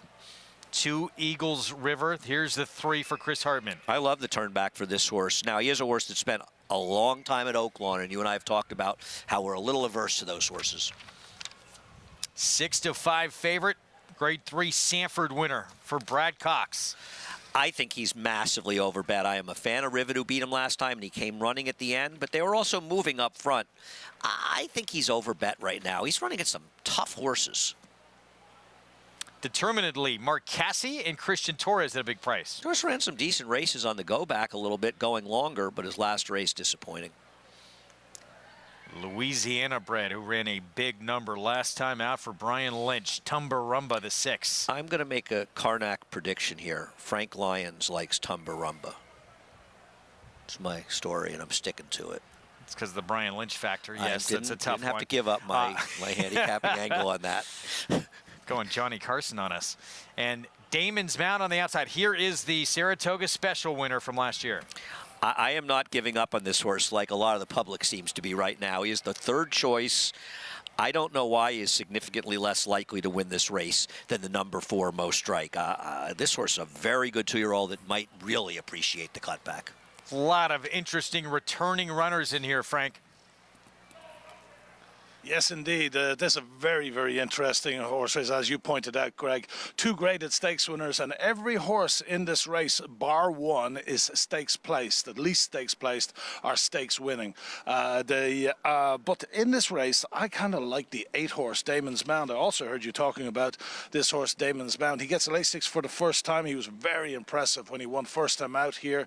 Then he went to the Saratoga Special, beating Gulfport from the Steve Asmussen barn by 3 lengths. And then, you know, they went along with him. He didn't run that bad. Then he tried the grass. As Greg said, he didn't like the grass. And then he got beat 9 3/4 last time out in the Pat Day Mile. But he gets Lasix today. And Lasix is a major thing for this horse. I think that also, this is the first time, by the way, he's ever had Lasix. And also the 6.5 furlongs. That's going to be a lot more down his alley. Because as tough as Mo Strike looks, I just don't see him as an even money shot, really, against this caliber of talent that you have in this field. I think Mo Strike is a deserving favourite. Finished second last time out in the Bachelor behind the Steve Asmussen trained Rivet. And then before that, he was fourth in the Hopeful. There's a Grade 1 Hopeful behind Forte, Gulfport, and Blazing Sevens. The horse was just beaten in the Preakness. So he's got excellent form, but I just think that at even money, I'm not going to take him. And then also the 6 Tumbarumba. I heard Andy talking about me actually going for this horse. Andy, I honestly I think that Tumbarumba will need a little more distance. He's by Oscar Performance out of a Street Sense mare. I don't believe that Brian would have chosen the 6.5 furlong distance. He had to run because this race is here. It's the only one other than. He tried to enter the horse in a one other than a couple of weeks ago and it didn't go. So this race came up. So Brian said, well, we got to go. But I think he thinks that he needs a little further than 6.5. But he comes off a great win over Scotland, who won impressively yesterday. Also one other than allowance race, but a really impressive Scotland. So I'm going to go for the 8 Damon's Mound, I believe, here over the 4 Mo Strike and the 6 Tumbarumba. Also then the 2 Lugan Knight has a big chance here, and 2 Eagles River, the 3. It's a very, very good race right here. Wolfie? Can Frank tell Brian Lynch we miss him in New York? You know, he could try to find a 9 winners of 1 here, maybe. We'd love to see more Brian Lynch in New York. We're sorry that Brian left us. Good guy. Very, very good trainer. Well, a lot of these horses, as 2-year-olds, in Lugan Knight's case, beginning of his 3-year-old season, showed very big potential. I agree. I mean, it's really unusual when you look at, think of the number. I mean, Frank was talking about being stakes place, number of grade stakes winners in here, with Damon's Mound and Mo Strike and Lugan Knight. This is a high quality race. But wait till you see the Woody Stevens here next weekend. That's going to be an incredible race. About mile and 1/8 on the inner turf coming up at Belmont. Starter allowance $50,000, wide open race. And we're going to start with Winning Connection getting on the turf for the first time. Well, he surprised last time on the dirt, but he really does not have a pedigree. Suggests he should move up. IRAD money here, 5-2 on Born Gambler? Yes, totally IRAD money. This horse is ridiculously overbet here. He's one of a lot of horses that has a chance to win, but off first-time trainer switch to Mike Maker. That Urban Myth had a chance, 9-1. Oh, I'm not sure he's not the horse to beat. How's that? And he's 9-1. I picked another horse, but I picked him second, and I think this race is very open to prices. More Than Work went by Parketry, which Art McCarthy did as well. I like Parketry in here. I just hope he gets a little pace or he's able to close. He didn't get any last time. I think he's very interesting. 9-day return for Penner Ash off a win. Yeah, Carlos Martin claimed him. He's got a couple offers off claims today, and he has not won a race off the claim of the turf in at least 5 years. Adds blinkers to him today, No Regard. Went by. Here's the 9, Blame the Rulemaker. Yeah, I mean, he's a new face to the group. I didn't love his races out of town, but if you want a new face to the group, throw him in. Yeah, Pioneering Spirit, Jose Ortiz, Linda Rice coming off a win. Yeah. Oh, my God, this horse is 4-1? I don't get it. Well, let's head downstairs to Maggie. You switch a horse to Mike Maker, you add a little Arad Ortiz, what do you get? An over bet animal, as number 2, Born a Gambler, is just that. Does come in here with a pretty sharp workout, the 47 flat, which is pretty quick. Look, he looks great. I have no complaints with him other than that price, and I feel like this is a tougher race where, you know, he wasn't really close to More Than Work and 2 starts ago, so why is he going to turn the tables other than the trainer change, and you're taking the worst of it? I I do like number 3, Urban Myth, in here, especially going the mile and an eighth. I know he's a bit headstrong going a mile and a 16th. He was never had a clear path, but he's huge. This is a big galloping type, and I hope Katie Davis is aggressive with him and lets him get kind of into a comfortable rhythm, at least forward. I'm not asking for the lead. I just want her to be forward and not in this guy's way, because I think he can win here. As we'll also take a look at number 7, Penner Ash. Carlos Martin trying to make it 1 for 13, but this guy returns off short layoff, and he's not ticking the box, Greg, of maintaining weight well off the quick rest. Post time coming up.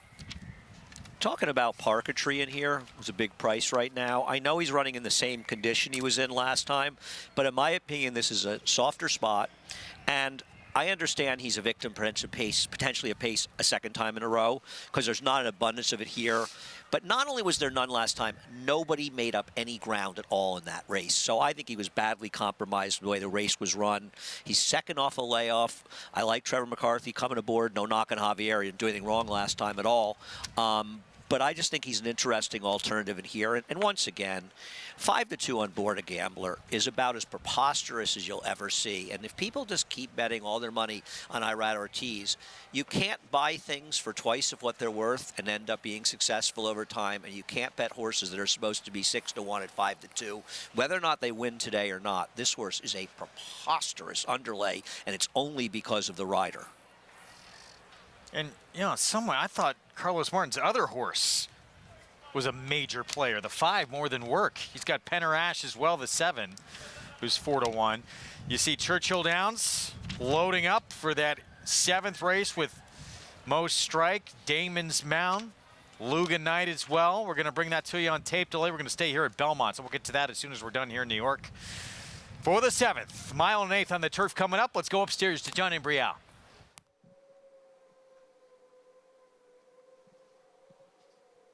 Set for the start.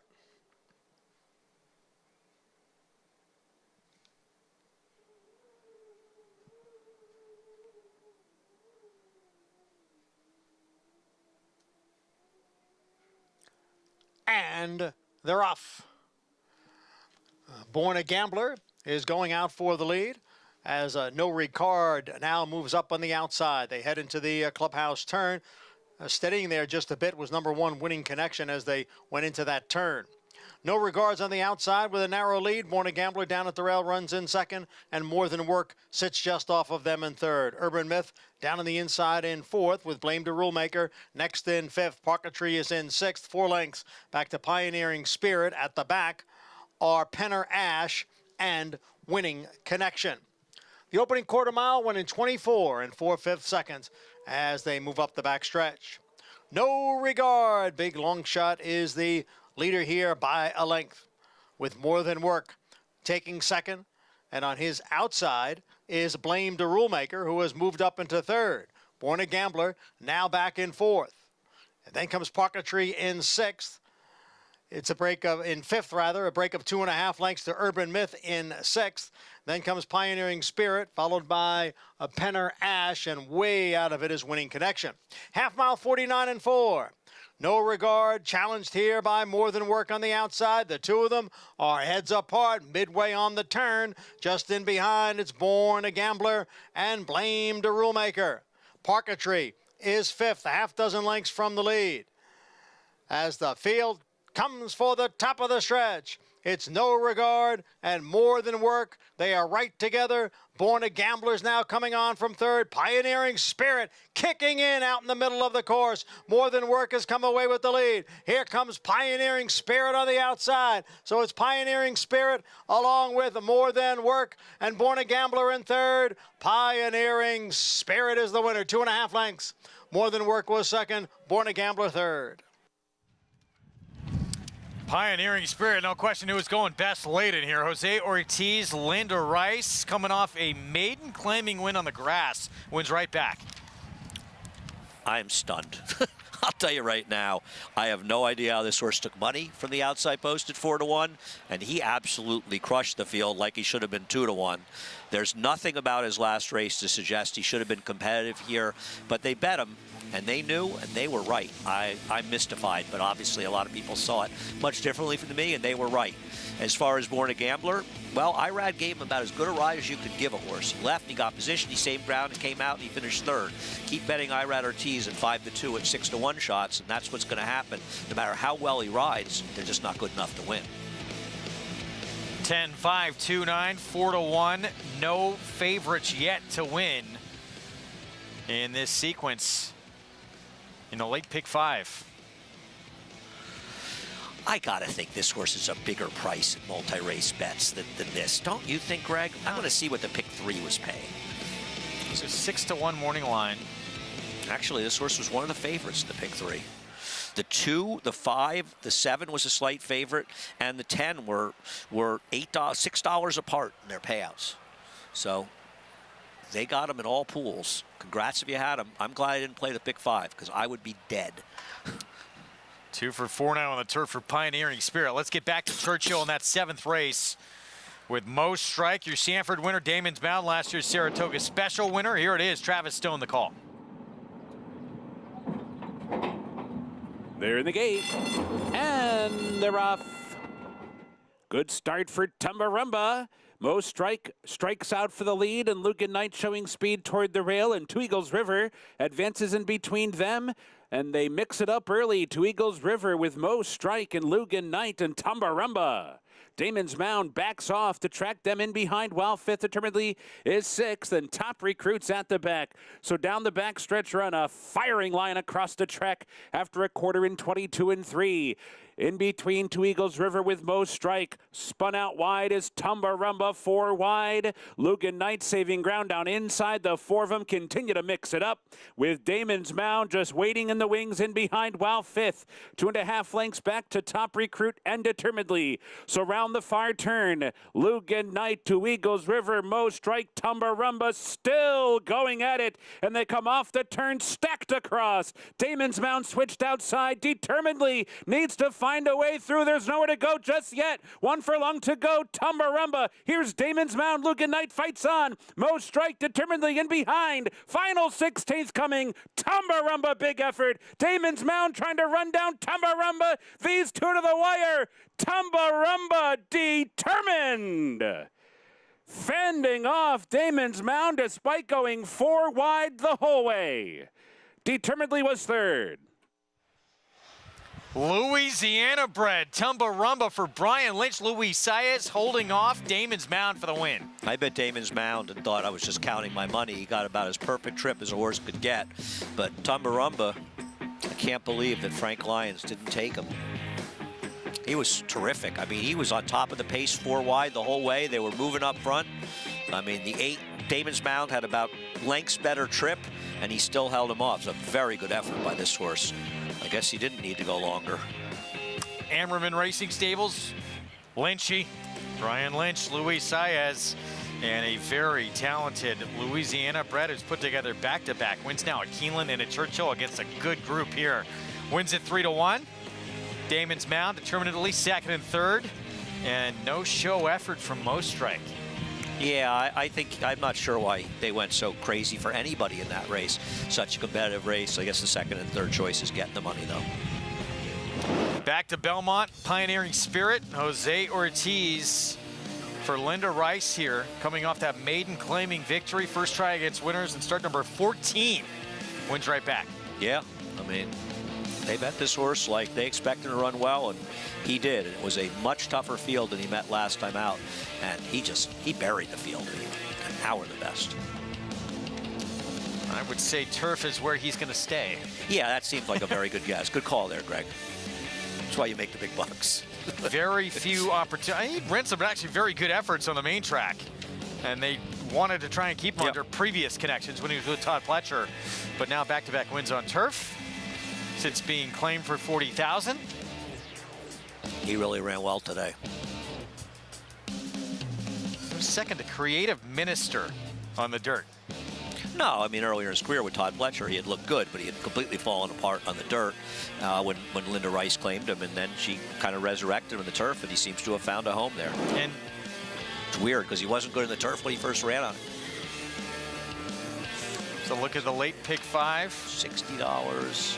So the parlay in the pick in the about $150, $160. So pick 3 paid right around the parlay, which is odd. And for some difficult. It's not like we have 2 easy races left. No, like I said, I wouldn't be alive because I wouldn't have used the last winner, but I would have gone very heavily on the 8 in the last race, so I think it's much the worst to beat Tunnel Vision. But I wouldn't be alive here, and this race is not easy as well. No. 7 furlongs on the turf coming up. We saw very intriguing Aristides yesterday. Bango trying to make history not to be at Churchill Downs. Gunite just too good. Monster performance for this Steve Asmussen, Winchell Thoroughbreds runner. We'll take a look back when we return to that big win yesterday at Churchill. A Grade 1 winner of nearly $2 million, Silver State hails from the sire line of legendary Claiborne stallion Danzig. And his second dam is full sister to Kentucky Derby winner Monarchos. After winning the Oaklawn Handicap, Silver State defeated Knicks Go in the Grade 1 Metropolitan Handicap. Now his first foals have arrived. Grade 1 winner Silver State, standing at Claiborne Farm.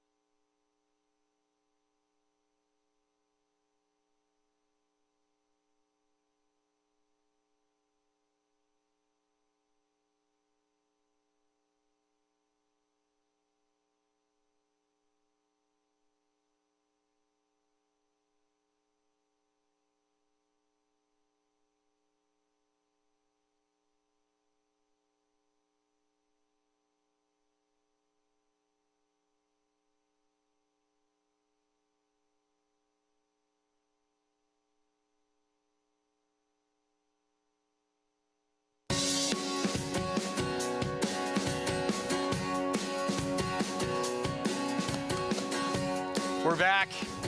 America's Day at the Races on FS2. Greg Wolf, Andy Serling. Rest of the crew with us as well. We're going to look back to yesterday at Aristides. Gunite, biggest figure he has ever run in his career. Yeah. Did he? What figure did he get? I didn't see it. 108. Really? Well, we'll see him in Saratoga, the Alfred Vanderbilt, the Grade 1. And looked like Bango at his favorite track might finally get it done. They're behind you. Away while I was gone. Okay. Wow. All right. It's a bit of a wind tunnel up here, but Gunite continues to run well and ran so well in Saratoga, finishing second behind the mighty Jack Christopher and the Alan Jerkins after having that big win by a nose or a head in the Amsterdam. Just like a lot of Steve Asmussen horses, he just keeps getting better and better. Who's the best sprinter in the country right now? I think that's a great question. I think we'll find out a lot more after the True North, but he's certainly in the conversation. Huge performance. And he just shows up every single time. And he puts away a good group there. Sibelius, kind of a no-show in that race. Yeah, that was disappointing because I thought he was in the conversation. But he was awful, right? He didn't do any running at all. Meanwhile, in the Blame Stakes, Rattle and Roll. It's a tough spot here down on the fence. He gets bounced around. Things get real tight on him. Makes it 3 in a row. No, he really, you know, I give Brian Hernandez a lot of credit. He was extremely cool on the inside, and no matter how sort of tight things got, other horses seemed to be getting away from him. He never really panicked at all, and he just felt, I got the best horse. Let me just wait. Let me be patient. and he got through, and Rattle and Roll just ran him down. Decent performance by both the second and third finishers, but Rattle and Roll. Good trip. Oh, as it turns out, a good trip. You know what I mean? When it works out, it's a good trip. But still, in saving ground, the second horse made that big wide move. But he's a very nice horse. And interesting to see, we see him in the Suburban here. No reason he shouldn't come there. A mile and a quarter, big race. Well, he's probably going to target Stephen Foster, right? Well, I mean, the connections are targeting that with Smile Happy, Kenny McPeek. Okay. So I'm not sure he would run them both. He might. I guess it's up to Kenny McPeek. He may prefer the more distance of the Suburban. And also keep in mind, this is a second race in just 2 weeks. So maybe he'll think, I want to give myself another week. But I don't even know if it is a week. Now that I think about it, maybe they're both the same weekend. I don't know. What do I know? I know nothing. There's McPeek with a horse who's on a roll right now for him as 4-year-old. Rattle and Roll. That was a fun Saturday. We had a lot of really good races yesterday, including that Pennine Ridge. Might have seen a more intriguing runner earlier on in the card for Chad Brown. I agree. I mean, as well as Kalick ran, redistricting was extremely impressive, breaking his maiden first time out. First time starter getting an 87 buyer in a mile and a 16th turf race. Kalick got a 90 on the front end, setting his own pace, and he's had some experience. They both look good, but redistricting, obviously a horse that could have a very, very bright future. It's hard not to think about domestic spending. Another Kingman, a horse they had to geld, same connections, because he was a horse they had some trouble getting him to train right. And same thing with this horse, but redistricting certainly looked like the goods yesterday. Yeah. We're going to take a time out. We'll be back. We have the 8th from Belmont when we return. Stick with us. 7 furlongs on the turf, $40,000 claiming race coming up. Chuck Willis. 5-2 favorite right now coming in from Gulfstream. Trained by Mark Cassidy, Speed Inside. We'll be back.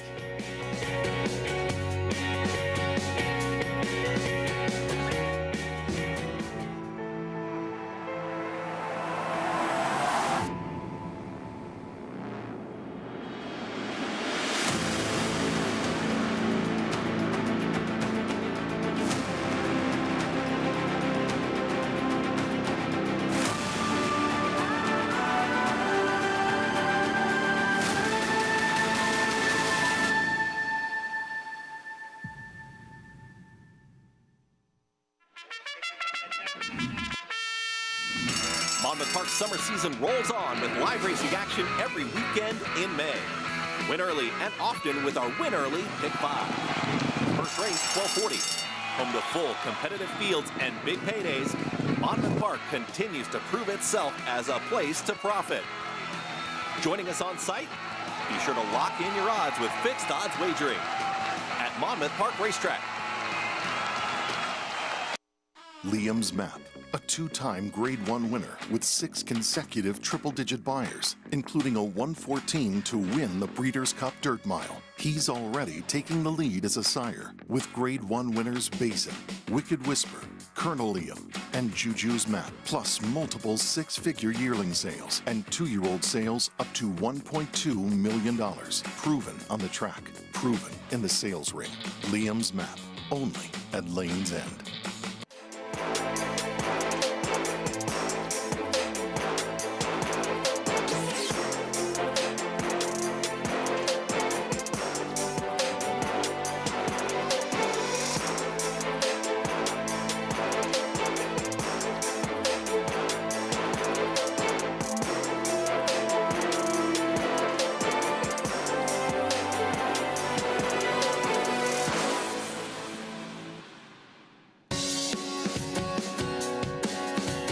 You're watching America's Day of the Races on our FS2 coverage. Bally Sports SoCal with us as well. It's brought to you in part by America's Best Racing. For the love of the race, visit americasbestracing.net today. 8th at Belmont is next. 7 furlongs on the lawn.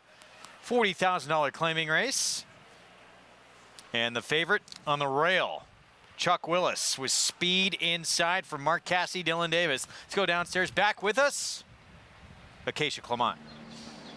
right, Greg, and we'll start there with your favorite down to the inside, who does have that ever-dangerous speed. Now, Chuck Willis is getting a turn back in distance. I know it's just 7.5 furlongs to 7, but 7.5 down at Gulfstream is 2 turns, and this is a bit more of a sprint race, and I like that for him. He's built a little bit more of a shorter couple type. He looks like the 7/8 should suit him perfectly, and also with that early speed. And last time when he was run down by Dr. Zemp, who was the 9-5 favorite in that race, he was second best, but I think a little bit less ground will suit him perfectly. The number 4, Ballydooley, got a win last time out, and now will step up to face some tougher competition today. But I remember Michelle Nevin speaking to Maggie after that last race and saying, her exact words is that he's a chunky monkey. He's a horse that always has carried a lot of condition, and he had been fit coming back off the layoff last time. It looks great once again today. Definitely a horse that looks like he's just doing really well. He's striding out nicely.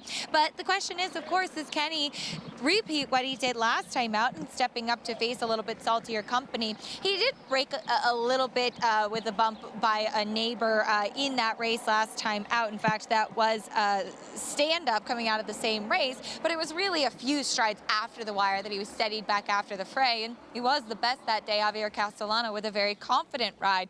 I have to talk about the number 10, High Tide, because the question is, what do you do with him? He was running 4 consecutive 90-plus Beyer speed figures, and yet we last saw him win in Saratoga with a voided claim, and then we haven't seen him since then. He does come back here, and he's a horse that always seems to be a little bit on his nerves prior to the race. He was accompanied by the pony when saddling, as he always is. He does have cotton in his ears, which, given how the bass is really picking up next door, I think will suit him well. But he is a little bit of a nervous type, and I'm seeing that from him. Again, he's also a big, leggy, raw kind of horse, and I just don't know if shorter is really better for him. It was a 14-way shake when he was claimed in that $40,000 race back in Saratoga, which was ultimately voided and followed by the big layoff. So I'll watch him with interest out on the track, but for me, I've got to see one off the bench, given that situation, Greg. What's going on right now? Arad Ortiz Jr. at 13-1. Oh my God! On the 11th, Manny Franco 3-5 or something. Getting on turf for the first time. What does it say about poor Silly Key that with Irad he's 13-1? What would it be, 80-1 if he wasn't riding? Going through the tunnel. We'll start with Chuck Willis in a moment.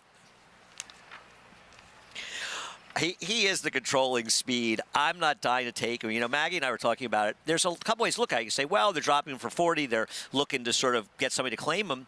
Well, he is a 7-year-old making his 7th career start. So obviously it's tough to keep him on the racetrack. If somebody wants to take a chance to keep him on the track for 40, go ahead. But he's the speed, and he's got some pretty good races. But yes, he does. I think Ballydooley is going to be closer to him on the pace, and I think he could make his life tough because Ballydooley was eliminated at the break last time, and Eric Ansell's ridden him before and been aggressive. Would you, if not for the layoff, is High Tide the horse to beat the 10? I mean, it's crazy. You know, I was saying to David Aragon, I was saying earlier talking to horses, he could be the favorite. Why David Aragon made 5-1? And he said to me, he originally thought he could be favored, and then he said no one's going to pick him, and none of us did. But I mean, he runs his race. Yeah. He's going to win. I agree. Here's the one who is favored with that speed inside, the 7-year-old Chuck Willis. Yeah, he's the speed. We'll see if he ends up being able to control, and he can do it the 7 furlongs. 0 for 5 on the turf. Think about it. Yeah, he looks like he's in a tough spot. Jose Ortiz on turn of events. Yeah, he had a monstrously tough trip last time, but I don't love the claim for 62.5 and then dropping in for 40. That's a bad look. Michelle Nevin trains Ballydooley coming off a win. Yeah, and came off a win, rating for the first time in his life, getting eliminated at the start, making a big wide run. Tougher field, but don't discount his chances. Big price on a horse who has some ability on the grass. Bring me a check. I agree, but this is a very tough spot. Soulmate, 7-1, Kendrick Carmouche. He's my top choice. Second off a layoff, gets a switch to Kendrick Carmouche, moved into the teeth of a pace that collapsed last time. A lot to like about Soulmate. 45-1, Stand Up, who's 2 for 22 on the turf. Yeah, it won't feel like comedy to a lot of pick 5 players if he wins. Well done. 16-1 on Original. Listen, I respect David Aragon who picks this horse.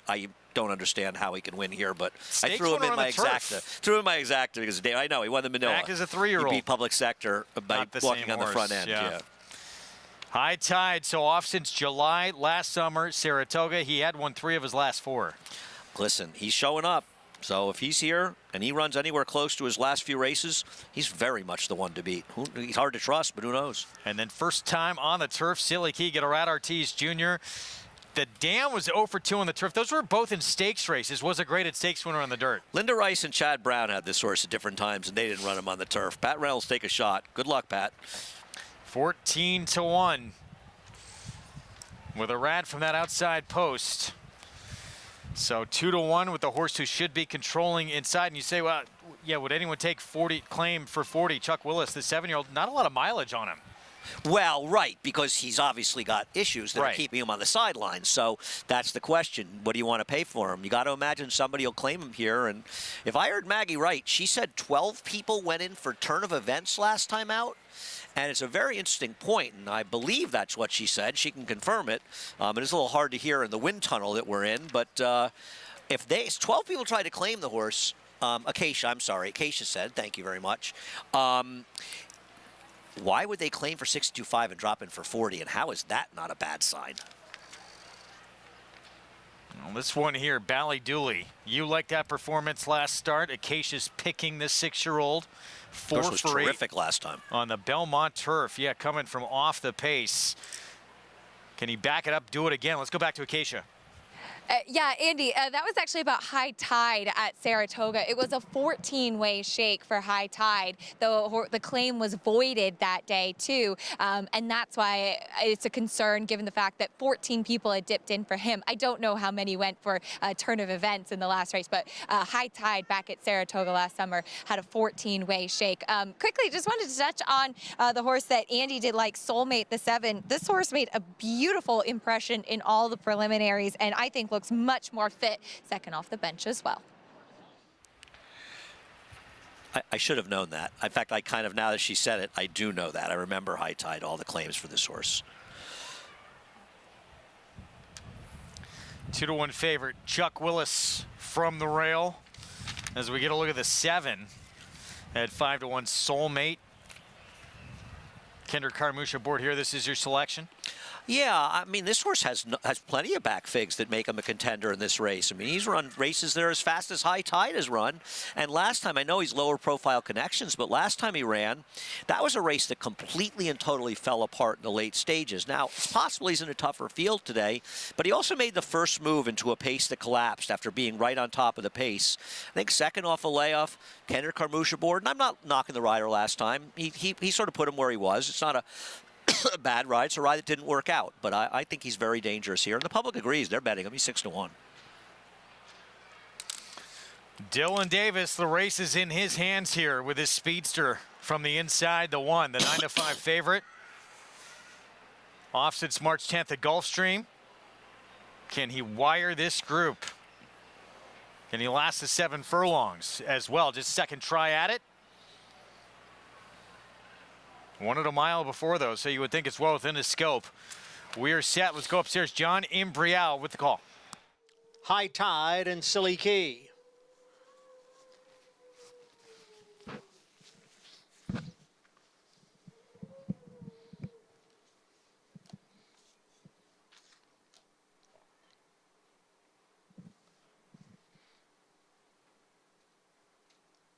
They're all in line.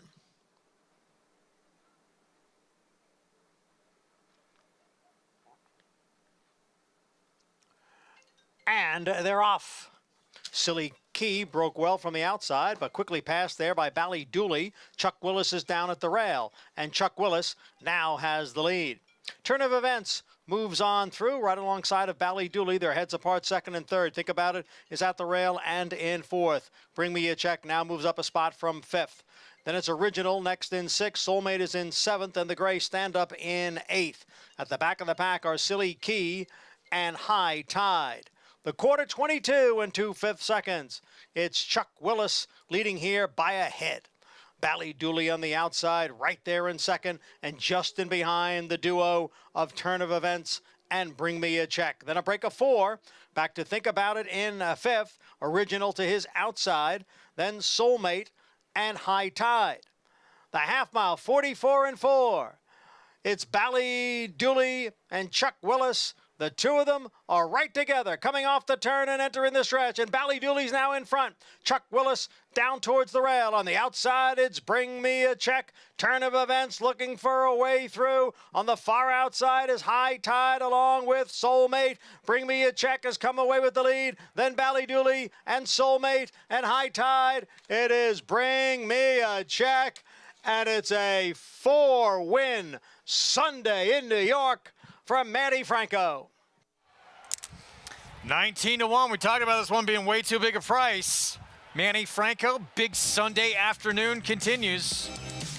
You might have thought he was way too big a price. You suggested he had a chance. I didn't see it. He has some decent turf races. He ran very well today, and boy, this horse really moved forward, in my opinion, off the claim by Fernando Abreu and Manny. Great day, and you could be on the favorite in the last. Back to Churchill. 8th coming up, 7.5 furlongs here. We're Johnny, 2-1. But King Ottoman, 4-5 favorite to 5 for Steve Asmussen, who 2 back at Oaklawn, 95 buyer and a win. He is the horse to beat, but Warrior Johnny, if he can come running off the layoff, he's a mean foe. Let's go to Travis Stone. They're in the gate and they're off. Tartufo down inside. Mailman Money comes out. Here's Mailman Money up to grab the lead. It opens up to lead by 2. King Ottoman comes on to grab second from the outside as they move up the chute and they head for the main track, where Mailman Money shows the way. King Ottoman is right there, and Warrior Johnny comes on from their outside to make it 3 across the track. 2 lengths back to Graze the Boy, who's out in 4th. Ready to Pounce is there to the outside 5th. Call Me Midnight and Tartufo's at the back, but it's a tight pack. Just 3 lengths from top to bottom as they move down the backstretch, and King Ottoman has come on through now. King Ottoman, short lead. Mailman Money with that is sent up on the inside to challenge, and Warrior Johnny is keeping pace with them as they hit the far turn. They are just 2 lengths clear of the rest. The opening half in 47 seconds flat. So round the far turn, Warrior Johnny, King Ottoman, Mailman Money, the 3 of them continue to do battle. Graze the Boys in behind, Ready to Pounce is there. Call Me Midnight switch to the outside while Tartufo goes toward the rail. They're at the quarter pole, and Warrior Johnny has taken over. Warrior Johnny takes over and opens up by 3, heading for the 8th pole. Graze the Boy trying to shake loose. King Ottoman battles on. Tartufo stuck in behind, Ready to Pounce and Call Me Midnight and Mailman Money, and everybody chasing Warrior Johnny, who's geared down to the wire, wins it by 3 lengths. King Ottoman was 2nd, Tartufo was 3rd, and it's tight for 4th. Warrior Johnny, this is a statement performance in his 4-year-old return to the races. Phil Bauer, Rigney Racing. Well, we asked the question before the race, Greg, whether or not he'd be ready today. He was. And I had that huge win in Saratoga with a 99 buyer, and you know what? We'll probably see him in the Phil Bauer army coming here to Saratoga. Looking forward to that. He had such a terrific meet last year. Yeah, they were dominant, these connections. Junior Alvarado here for Bauer and Rigney Racing. It's a huge effort. There were some good runners in this group that he just decimated. Yes, he did. King Ottoman, Mailman Money, Graze the Boy, all had talent. He was way too good, and this is off the bench. Starting point for him, wow. Yeah, no, this is the kind of, I mean, he's obviously at this point, what is this, a non-winners of 2, so he's going to have to start looking for stakes. The way no he's question, running. It was best in this race. Warrior Johnny dominant there. Meanwhile, back at Belmont, getting back to the grass, Bring Me a Check. Gets his 3rd win on the lawn, 4-win afternoon for that man right there. Manny Franco. Let's go downstairs to Acacia. Yeah, today it's Belmont Park in Manny's world that we're all just living in. Manny 4-win days. Could be 5 with the nightcap coming up. But talk to me about Bring Me a Check. He seemed to really be traveling well back on the grass.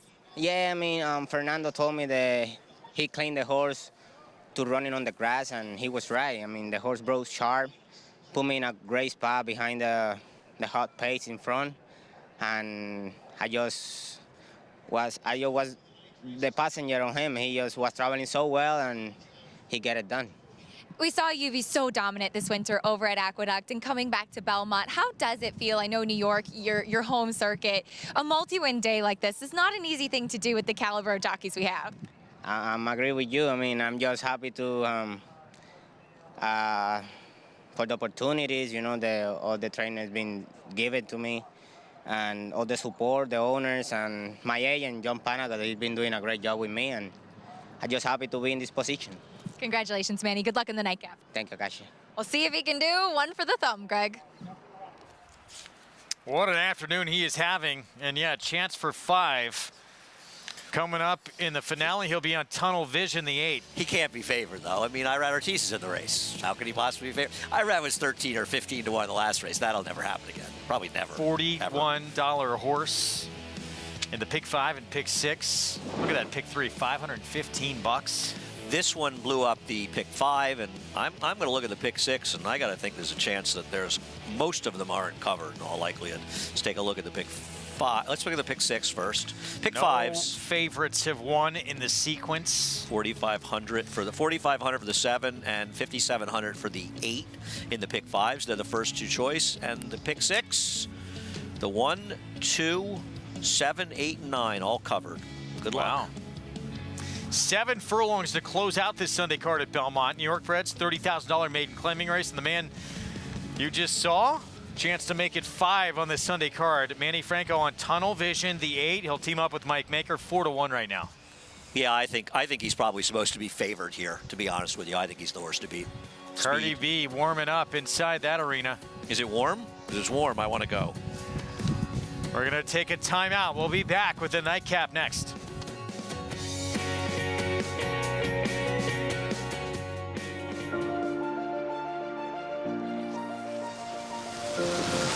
Want me to tell you more about good magic? I can do that. $1,950,000, hit $1,950,000, in the vertical $50,950,000, hit $1,950,000, in the vertical 50, in the vertical 50, we're $1,950,000, $1,950,000, $2 million quickly, $2 million, $2 million one, $2 million one, $2 million, hold on, $2 million, $2 million 50, all through, and I am, boom, thank you both, $2 million, Roger's way, good luck.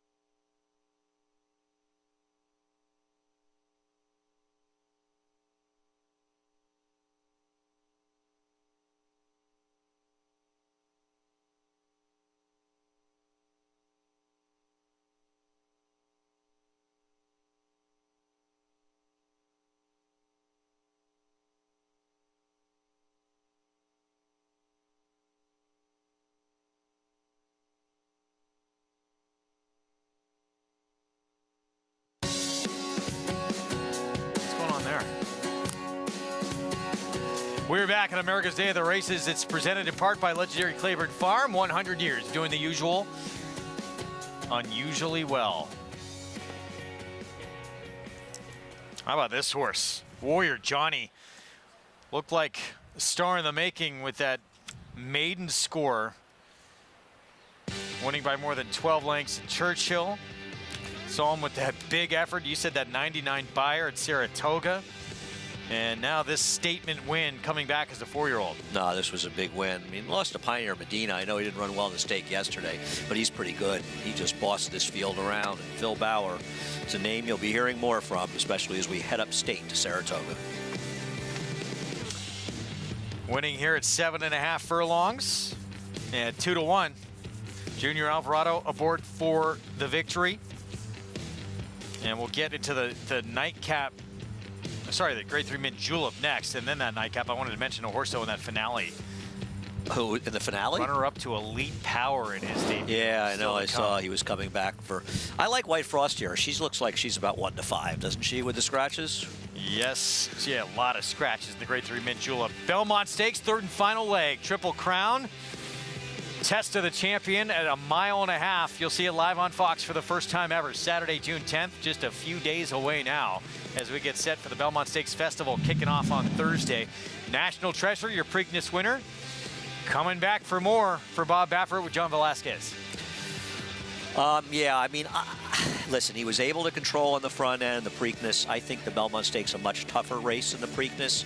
You have Tappet Shoes, who's a speed for Brad Cox in there, so he's not going to, in all likelihood, have an easy time in the front end. And he'll win at this race in 1.5 miles without my money, but won't be the first time I've bet against a Bob Baffert horse and lost.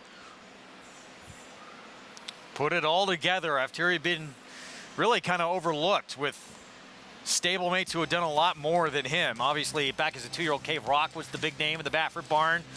He played second fiddle to him, no question. But now he gets this big victory in the Preakness, and he'll try and take 2/3 of this Triple Crown with a lot of names showing up. Yeah, a lot of this is coming up a very, very interesting race. Obviously, Forte coming back is a big story. Tappet Trice. Todd Pletcher could easily have the first and second choice in here. In fact, he almost certainly will. And do you think there's a chance Tappet Trice is the favorite? Yeah, I think it's possible, but Forte is such a recognizable name, the 2-year-old champion. So I think in all, and the Belmont's a race where the public seems to have more of an influence sometimes in other races. So I think he'll probably be favored, but it wouldn't shock me if he wasn't, but I think he will be. We're going to take a timeout. We'll be back. Nightcap still to come. Grade 3 Mint Julep at Churchill on the way as well. Going to close things out in New York. Again, 7 furlongs. New York bred maiden claiming race. Red DGP. The one to beat with the Rat Ortiz Jr. We'll be back.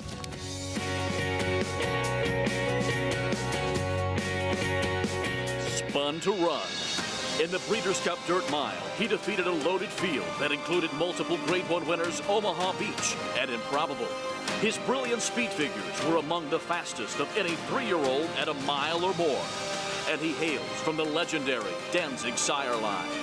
Multiple graded stakes winner, millionaire, Breeders' Cup champion, Spun to Run, standing at Gainesway. Experience the adrenaline-pumping, suspense-filled action of the Sport of Kings no matter where you are with Naira Bets. It's fast, easy, and secure. Download the app today and start winning with our lucrative weekly promotions, thrilling handicapping contests, and a one-of-a-kind VIP rewards program. Don't just watch horse racing, be a part of the action with Naira Bets.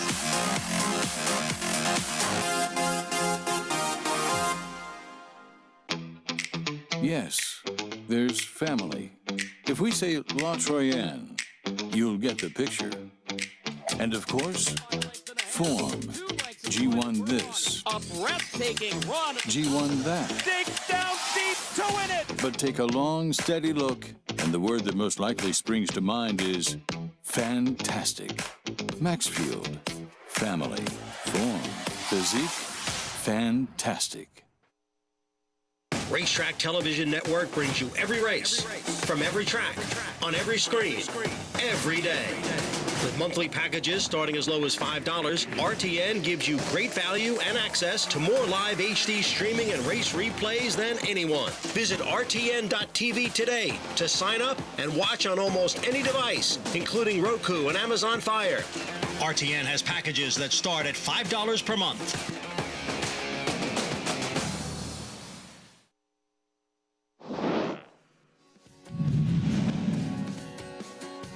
There goes Tiz the Law now to take over. It's Tiz the Law in front in the stretch, and there's 1/8 of a mile to the finish. Dr. Post moves up on the outside into second, but it is Tiz the Law, and the New York bred is going to win New York's Belmont Stakes, the first leg of the 2020 Triple Crown.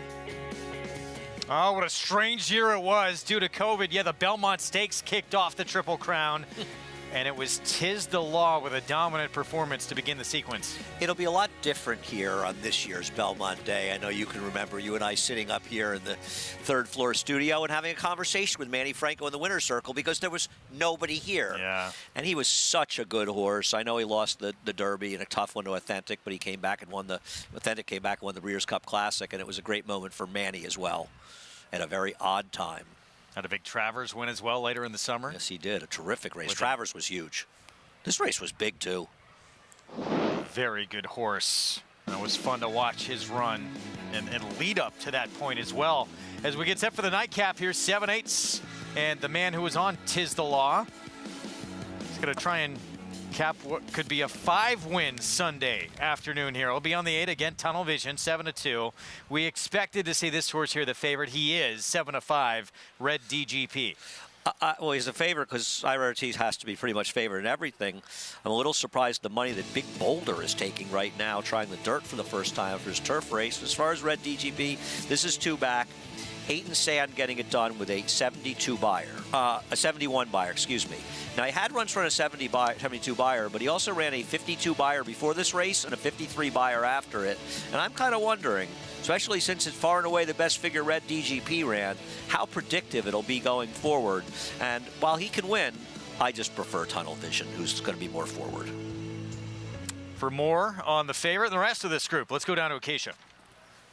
And physically, I agree with everything Andy just said. Starting with your favorite, Red DGP, he's always been a lighter frame type of horse. I just really wish he had some more muscle mass to him. He's very light, just in his hindquarters, across his flank, and especially for a sprint distance, you need some power to push off, and especially when trying to break. And as he cuts back in distance, and especially the drop in class, he looks a little bit better now that they've put the tack on him, and he's forward walking around in here. I just really wish that I'd seen a little bit more progression now third off the layoff as far as being able to strengthen up a little bit more. He absolutely could win on the drop, but as far as Tunnel Vision is considered, I think the 7 furlongs suits him perfectly on the main track. He does have a little bit of a flatter type of hoof, so I can understand why they tried the turf last time out. I don't think he wants to go that far either, though, but he's incredibly fit in here. He's dabbled out from head to toe. He's the horse that physically I do prefer the most here in the paddock, and again, just given his demeanor, given his appearance, I think this is the right spot for him. The number 1, McCart, he was actually entered to run on April 16th, and he was a late scratch in the warm-up, the rider not liking what he felt that day. So I'll watch him out on the track, but he comes back here, and he actually looks like he's been built up a little bit in training. He's had some very sharp works, which is encouraging because he looks a little bit more like he's carrying a little bit better substance coming in today versus what I saw from him in April when he was supposed to run at Aqueduct. So I do appreciate that he's been training forwardly and training obviously strongly and getting ready to come back to the races. Again, we'll watch him carefully in the warm-up, but he's one that I do think, he hasn't had truly as long a type of layoff as it might consider. That being said, he has finished in the money 8 times out of his 15 starts. You know that he's one that's pretty consistent with getting a check, but good to see him back at the races here today, Greg. Thanks, Acacia. We're going to have our post parade coming up in a moment. We're just 3 minutes from a start. I think we're a little bit more than that, but we'll get to our post parade shortly. I thought this 5 was a little interesting. He's 44-1, getting back to dirt. His dirt races, he ran against Tougher. Why am I having trouble turning my pages? Let's see. Okay. In the meantime, we'll get back to it. Grade 3, Mint Julep. Mile and a 16th on the turf. And you were right, 1-5 on White Frost. Yeah, that was not one of my more surprising predictions that turned out. I mean, Sweet Danny Girl could try to wire the field, but she's supposed to just stalk her anyway in this race, isn't she? And White Frost is very, very good. She lost in Italian, who's going to be the favorite in the Grade 1 Just a Game here on Friday. She's knocking on the door at being one of the upper echelon horses. And she was a very good 2-year-old that clearly had a lot of issues. And she's finally getting to put some races back-to-back. She's a good horse. This was a terrific effort. I mean, horse to beat her Faith in Humanity is a multiple stake winner for Chad Brown.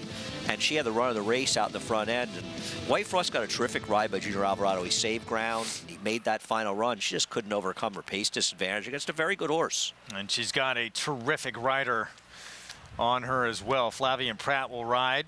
Graded stakes winner in the past. That was a Gulfstream, the Grade 3 Swedish Chant a couple of years ago. Missed all of 2022. And she has come back better than ever.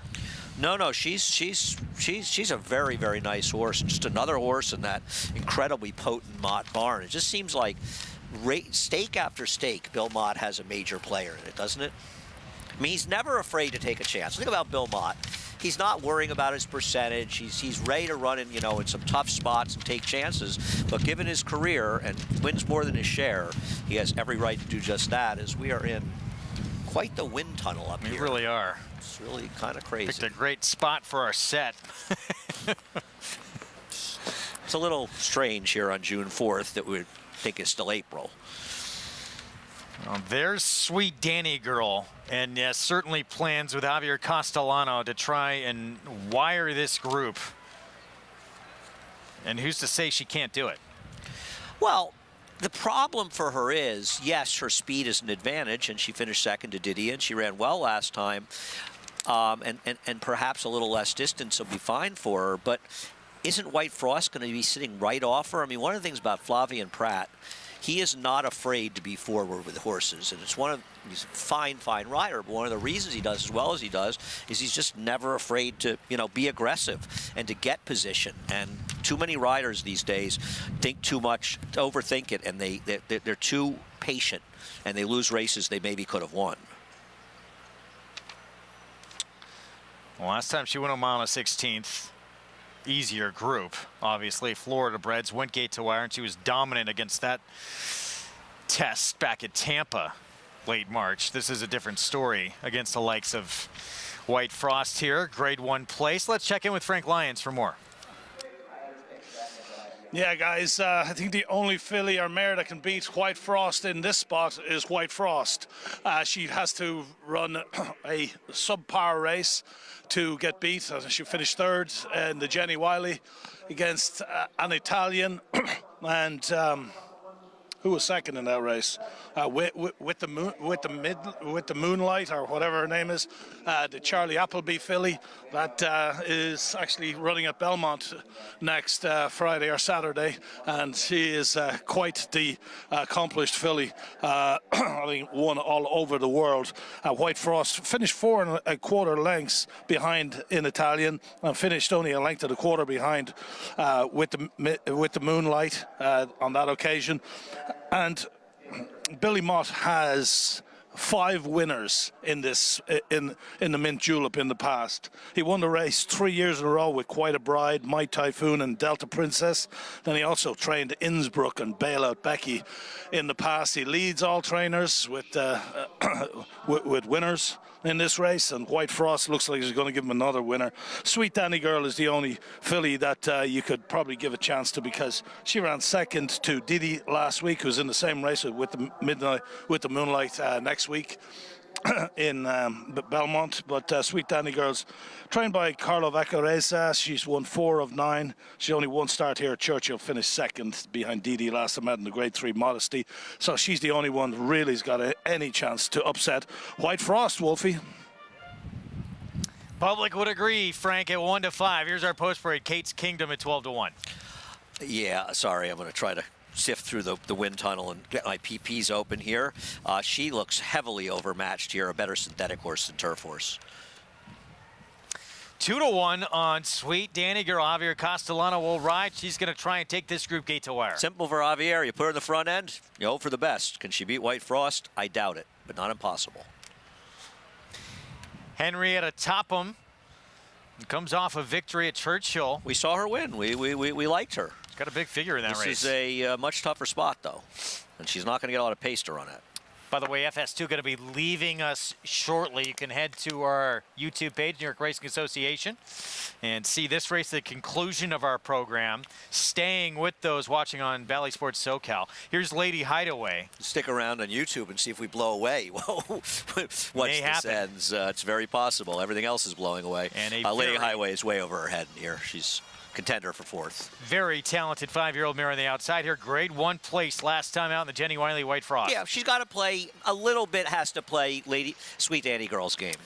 FS2 viewers, you'll see us next on Thursday.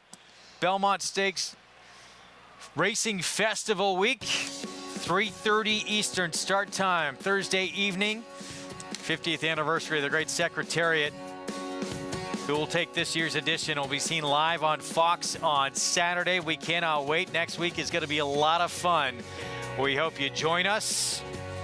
Bally SoCal viewers, we're sticking around.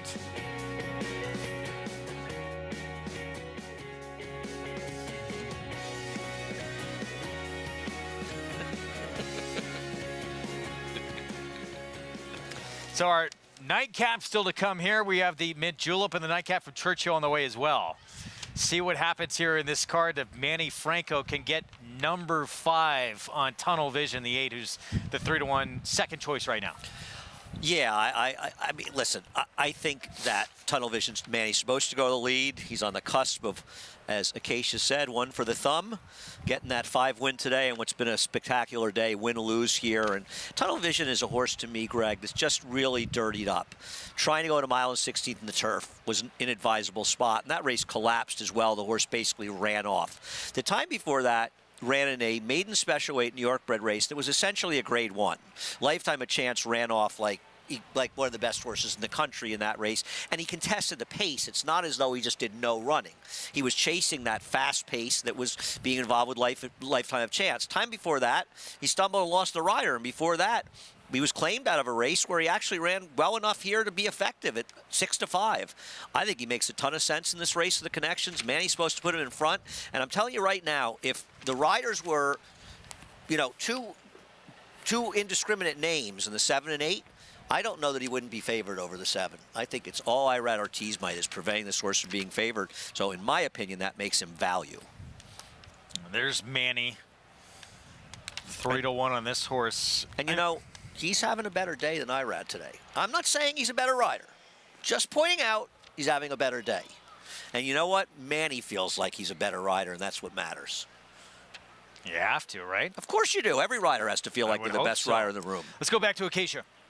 Well, just wanted to follow up on what happened back in the paddock. We did see that delay as they brought the incorrect saddle out to the paddock for Jamie Torres for the number 1 McCart. So they had to wait, keep all of the riders off their mounts, go back to the jocks room, make sure the weight was correct, and bring back his correct saddle. So all is sorted out. Don't worry, it was nothing to do in relation to the late scratch with him last time out. Quickly on the number 9, Big Boulder. This horse goes to the dirt for the first time, and while he looks incredibly fit in here, I could see why they ran him on the turf in his first start.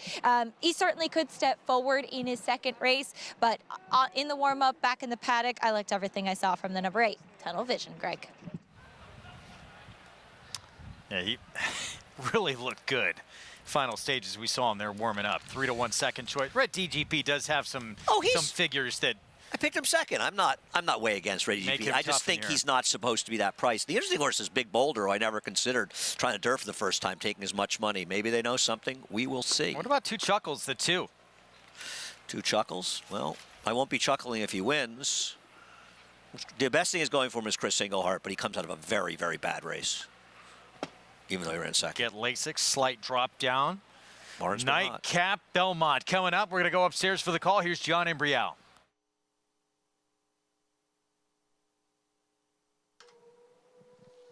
Tunnel Vision just moved in. Now Mr. Busta steps up, and then we'll be waiting on Big Boulder and 30 Oysters, as well as Aerodromos. 2 more to go as we get ready for the 9th race finale on this Sunday card.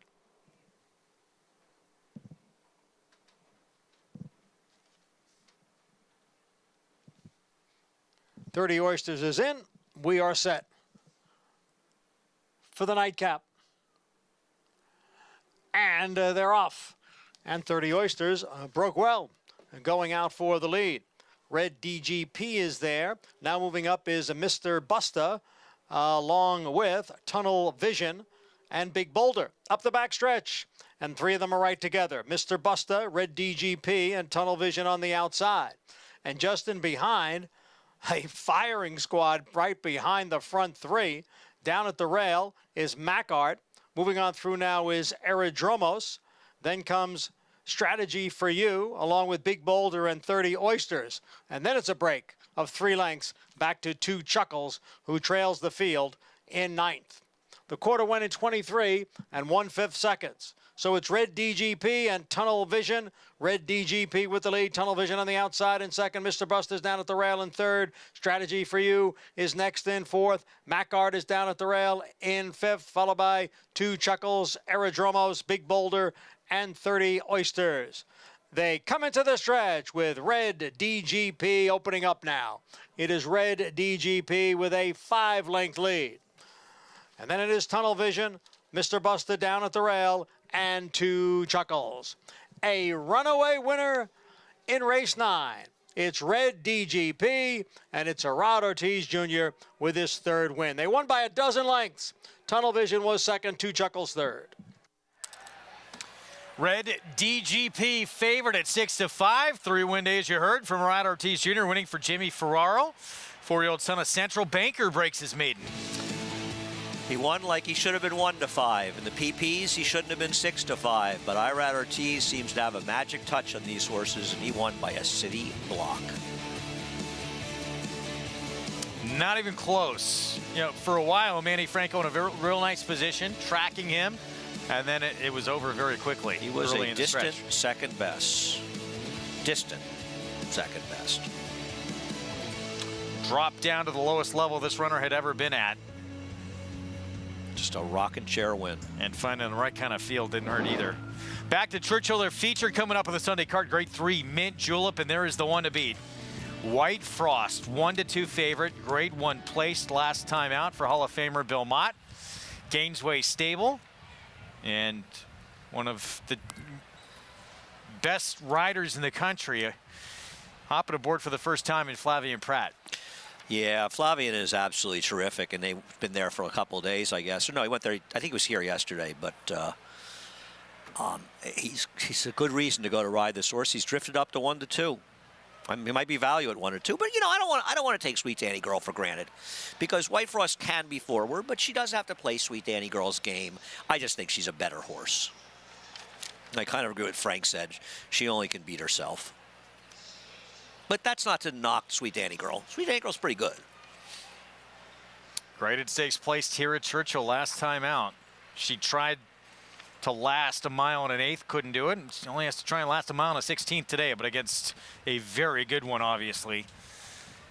And no one outside of those 2 you could see? Correct. It'll be beyond a shocking upset if one of those 2 horses doesn't win this race. I mean, I don't know. They tower over the field, and both tactically and in talent. There's just nobody has run a race that's competitive with them that I can see. Can you see anybody that has? They do tower. I thought Henrietta Topham a little interesting. Yeah, she's the favorite for 3rd. You would have to hope. What do you think an 8-4? White Frost doesn't run her a race. What do you think an 8-4-6 Soup Try is paying? It's the way to go. I'm going to say it's under $8, maybe 9. Might get 9. Grade 3, Old Forester, Mint Julep, and White Frost trying to get her 4th career victory on the turf for Belmont and Gainesway stable. Let's go to Travis Stone. And they're off. And Lady Hideaway broke the best. Sweet Danny Girl steps out as well, and White Frost establishes position on the outside too. So those 3 are across the track early.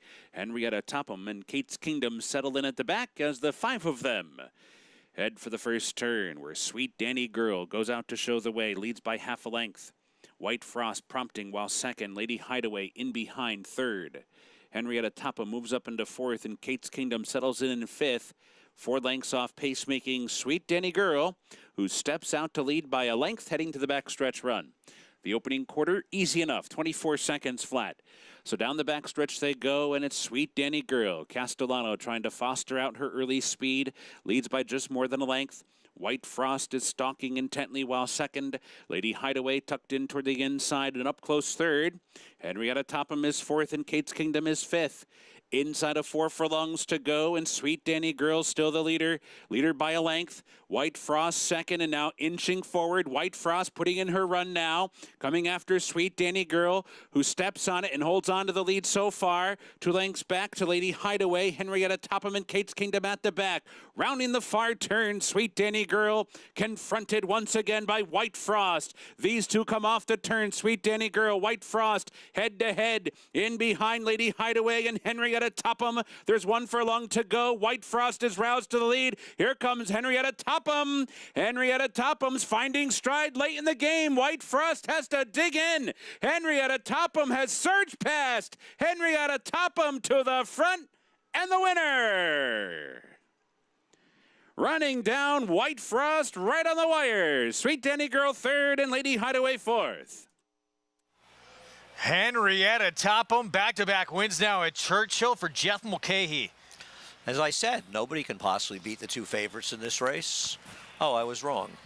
And she sat the trip comfortably, and as it turned out, White Frost maybe had to expend a little too much energy dealing with Sweet Danny Girl, or maybe the winner just ran very well. Pick the pieces for a win. She ran very well last time, too. I'm surprised. Yeah, but White Frost, maybe I overrated White Frost, or maybe she just took another step forward, or maybe I underrated Henrietta Topham, but a nice win for the Connections.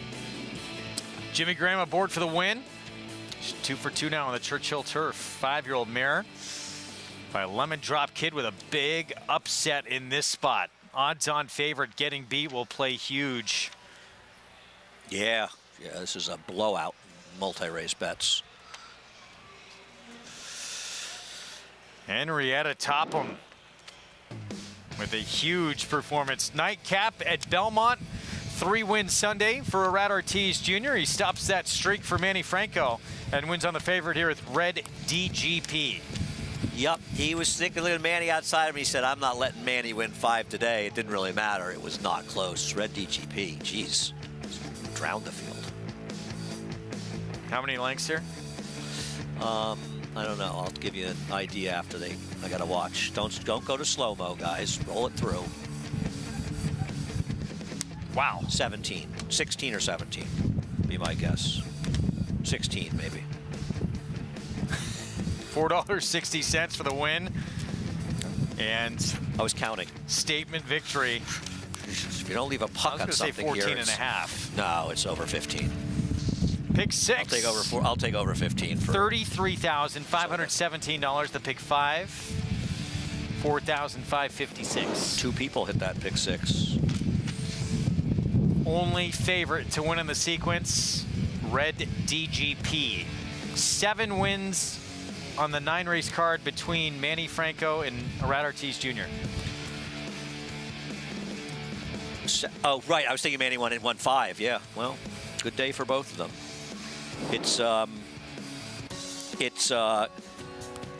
another day at the office for Irad, only winning 3, right? We're going to take a timeout. Henrietta Topham with a grade 3 mint julep victory. Back-to-back wins on the lawn at Churchill. We have the finale coming up next.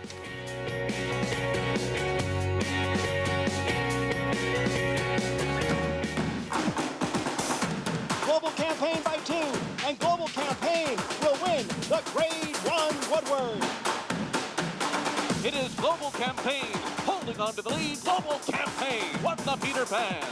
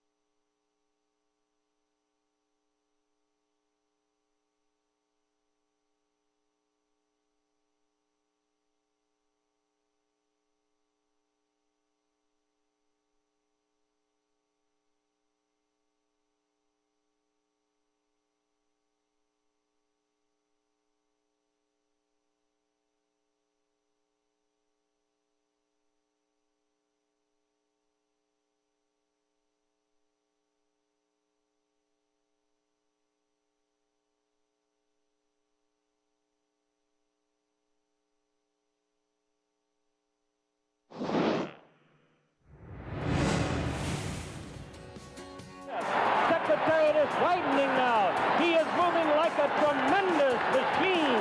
Secretariat by 12. Secretariat by 14 lengths on the turn.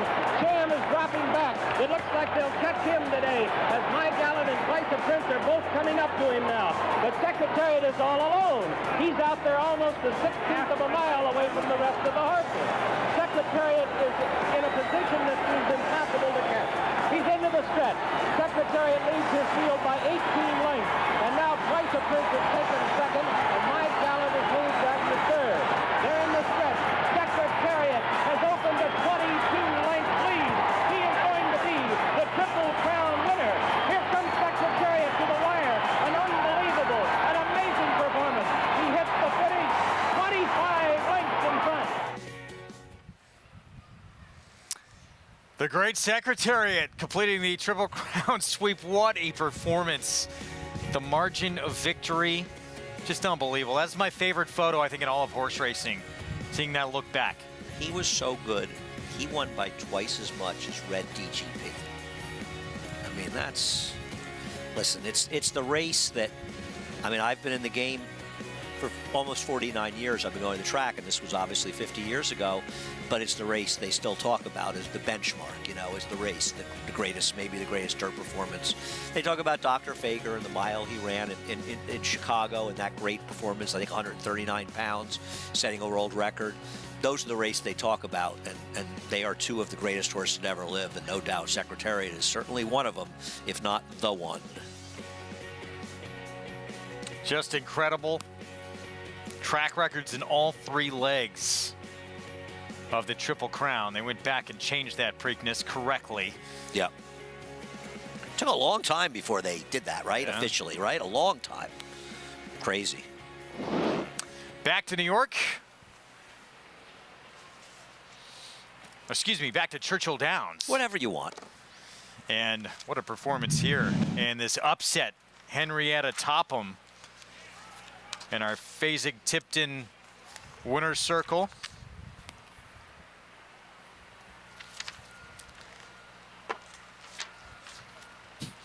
So our winner's circle lead-in brought to you by Fasig-Tipton. It's a big upset. It's a big upset by this horse. These are pretty nice, accomplished, great stakes horses. And a disappointing loss for White Frost, but give credit to the winner, Henrietta Topham. She came and got him. I didn't see the fractions, but hard to imagine they were going that fast. It's not like Henrietta Topham was that far behind, Greg. You know what I mean? It's not like they gapped out and it totally collapsed. Finished well ahead of the others in here. Just a very nice performance to beat the heavy favorite. Fasig-Tipton July sales of selected yearlings and horses of racing age July 10th and 11th in Lexington, Kentucky. Where will you be? $19.24, Henrietta Topham with the upset score. And Belmont with a couple of heavy favorites defeated the last couple of days at Churchill Downs. Yeah, that's right. All right, I think he'll be okay, though. He'll be just fine. Coming up next, of course, we're going to see a couple of his runners in New York this coming week. This race, intriguing. Maiden special weight, 7/8 of a mile, Concerted. Faced a pretty good Belmont runner in the debut. Was a runner-up to that horse named Elite Power, who would go on to win the Breeders' Cup Sprint. Yes, but he's also facing a horse in Northern Invader for Cherie DeVoe, who lost to Ever Mischievous, who was a very impressive winner on that Derby card after the rain came after the Derby. I was out of town by the time the rain hit. I never even knew about the rain. So this is an interesting matchup between these two. It's obviously not only Elite Power, but the second-place finisher, Legionnaire. That horse came back with a very, very big fig win as a talented runner. This is a nice matchup. Cherie DeVoe on the inside with the recency in Northern Invader, but towards the outside with Concerted for Brad Cox. Couple big now. I thought Forever Cool, too. Maybe an interesting long shot for Dallas Stewart you might want to throw in. We'll get to that field in a moment. We're going to talk more Belmont Stakes coming up. And Brad Cox, he came into this Triple Crown this year with more 3-year-olds than anybody, and still looking for that first win in this series this year. He appears to have about 80 horses for Godolphin, judging by the number at Churchill. So I don't know where he puts them all, but he does an incredible job with the horses he has. Now, as far as Angel of Medina, he's Empire. I don't know why I keep calling him Angel of Medina. I'm brain dead, freezing. I don't think his Derby was very good. He and Mage had very similar trips. Mage made a winning move, ran away from the turn. He was picking up pieces in a race that fell apart, and these are not the kind of horses I like in the Belmont Stakes. I'd rather have a horse like Hit Show for Brad that was close to the pace and finished 6th.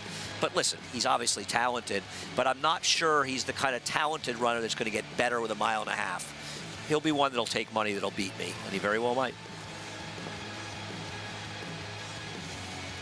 He was yawning. Yeah, maybe bored by me.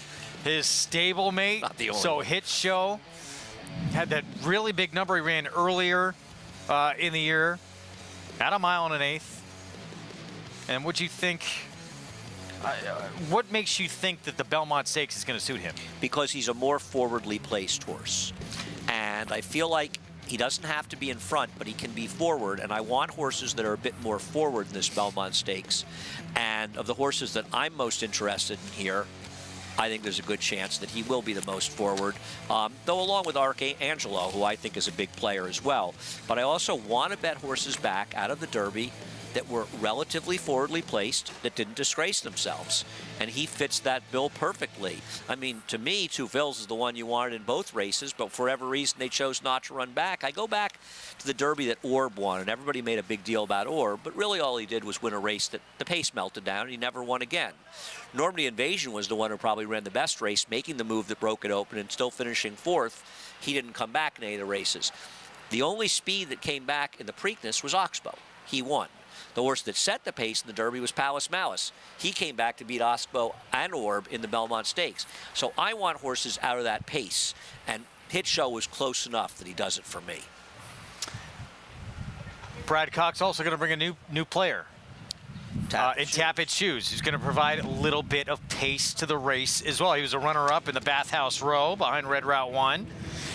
Comes in making his 6th career start with just a maiden win to his credit. Yeah, I mean, it's hard to imagine he's good enough to win. He ran well in the Bathhouse Road. I think he ran a better race than Red Route 1, who won the race, because Red Route 1 was picking up the pieces. And once again, I'm not taking deep closers like Red Route 1. At least this horse will be forward. He's definitely not a horse that made Bob Baffert happy, because he's a horse that's going to get in the way of National Treasure. He's going to help Angel of Medina. He's also going to help Tapit Trice. So I don't think Todd Pletcher minds the fact that he's running as well. And let me ask you a question, Greg. Where do you see Forte in this race? And I don't have a strong opinion, but how far back can he be at 1.5 miles? It's a good question. It's a hard question because we don't have PPs in front of us. And yeah, I don't think he's. I think he's going to be stalking. Yeah, no, I'm not saying he'll be in front, but I don't think he can be that far out of it. I mean, he's going to be. And listen, if you look at Belmont Stakes, 3rd or 4th, maybe. Take a look at and I say this to everybody, watch the Smarty Jones Belmont, where everybody acts as though Birdstone was this lucky recipient of a pace meltdown. Birdstone was never more than 4 to 5 lengths out of it. It's not like he was that far out of it. You want to, for the most part in the Belmont Stakes, you want to be at least somewhat forward. It's not a race that over time has been great for deep closers. So Forte probably fits that in the sense that he has a running Then why do you style. like Tapit Trice so much? I didn't say I did. Oh, okay. I think he's a major contender. I think he's going to be a massive overlay in the Belmont Stakes. I mean, everybody I ask, everybody I seem to talk to likes him in there. He's also good, and to disregard Todd Pletcher in this race is foolish. And it's not just the 4 wins. It's Commissioner running second at 30 to 1. It's Destin running second at 11 to 1, beating a Zop. Todd's horses overachieve in the Belmont Stakes. It's a fact. And Tapit Trice, I know it's a cliche at this point, but he is kind of a horse that was born to run the Belmont Stakes. He has the right running style. But do you really want him at 5 to 2 or so in this race? You're not getting more than 3 to 1. You might get less. And to me, I don't think it's a great gamble because I understand that last year he won it with a horse didn't run that well in the Derby with Mo Donegal. Mo Donegal at least finished 5th in there. I mean, it was a perfect setup for Mage, Angel of Medina, and Tapit Trice, and he's the one that didn't show up at all. So I'm supposed to take him at a short price in the Belmont off a complete no-show? But that's the only time in his career he has not shown up. I agree, but he didn't show up, and he's going to be a short price. I actually consider him the horse to beat, at least at this point, without PPs and out the draw. Though the draw is relatively unimportant. It's a long-distance race. Doesn't matter that much. But that doesn't mean I want to bet him at a short price in here. I want to take him. But I think he might be the horse to beat. What about Arcangelo? Feels like nobody's talking about this horse. It's a big ask for him, isn't it? It is, but who are the killers in this race? There's some decent horses near. There are. He's basically, He's Peter one of Pan them. was his first try against Winners, and yeah, he won it. He was good. He was good. You sound more skeptical than me. It's okay. I don't know.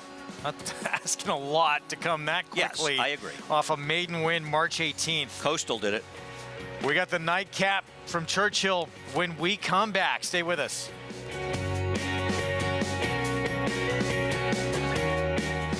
The momentum continues for War Dancer as 26 Black closes to take the first turf race of the 2023 Aqueduct meet. 26 Black in time. Now with over $5 million in progeny earnings, including Dancing Buck. Dancing Buck by a half dozen lengths. Long shot Surprise Boss. Surprise Boss is not going anywhere. Surprise Boss, look at this effort. New York's #1 turf sire begs the question, shouldn't you have a War Dancer? Visit wardancerstud.com to book your mayor today.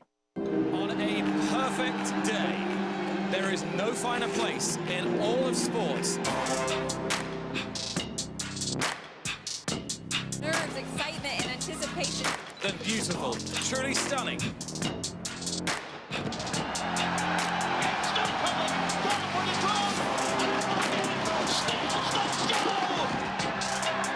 For the Breeders' Cup World Championships.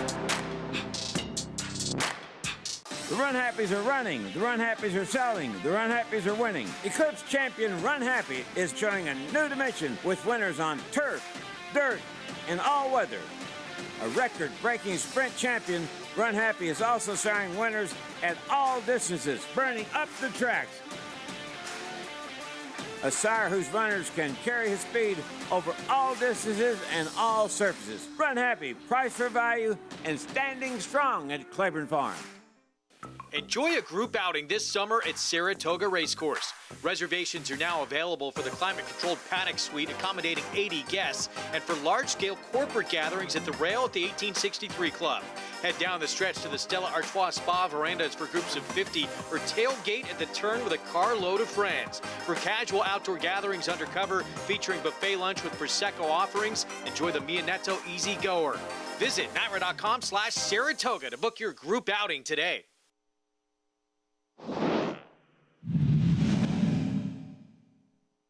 They're coming to the top of the stretch. Smarty Jones is a 4-length lead. Birdstone is moving to be second on the outside. Rock Hard 10 is back to third. And Smarty Jones enters the stretch to the roar of 120,000. But Birdstone is going to make him earn it today. The whip is out on Smarty Jones. It's been 26 years. It's just 1 furlong away.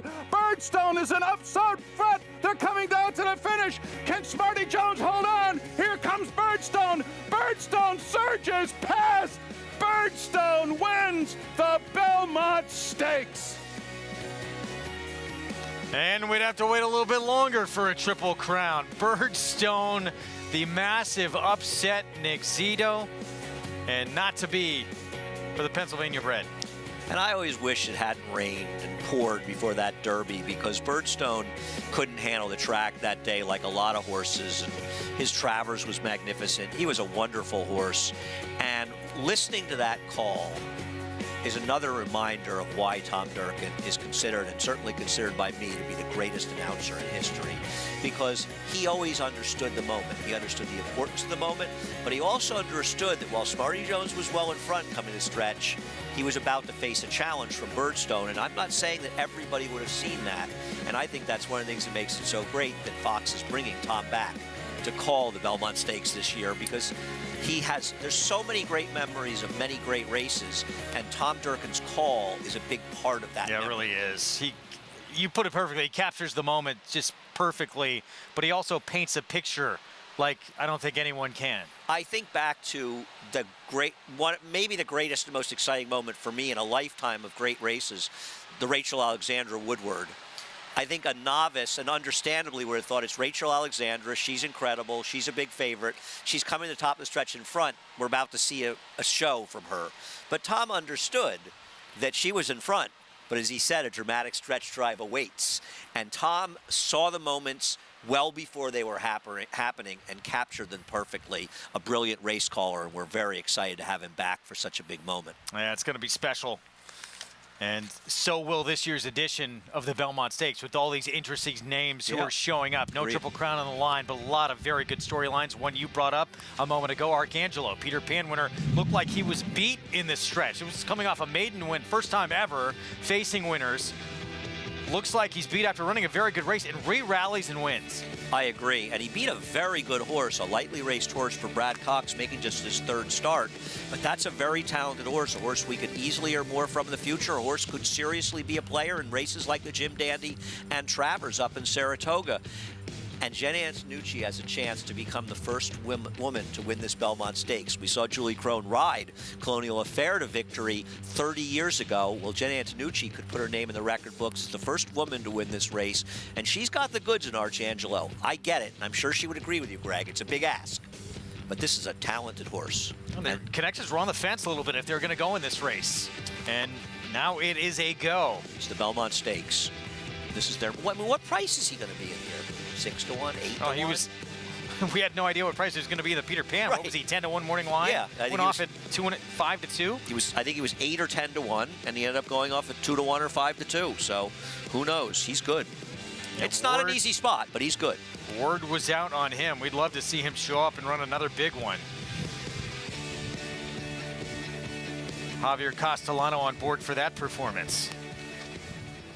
I'm looking forward to him. We all are. The whole week's going to be tremendous. 7 furlongs to close things out in this maiden special weight here in this 10th at Churchill. The horse we were talking about a moment ago in the background there, that 9 Concerted, his debut race, June 5th last year at Churchill Downs. We haven't seen him since. He was third behind 2 next out winners, one of them Elite Power, who was last year's Breeders' Cup Sprint winner. Here's Northern Invader, even money. And we'll be seeing Elite Power in the True North on the Belmont undercard. Northern Invader's the horse to beat off that last race. The horse who beat him was a second-time starter, Brad Cox, who'd run a huge figure in a losing effort at Aqueduct over the winter.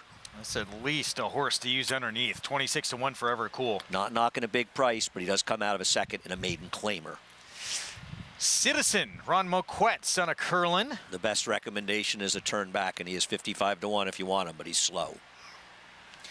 Speed with Billy Jack for Steve Asmus in the 4. You have seen the movie Billy Jack. I have not. One Tin Soldier. God, a great cult classic. Got to respect him on the name alone. 8 to 1, Ricardo Santana Jr. Uncle Mo, 3-year-old. Chiron.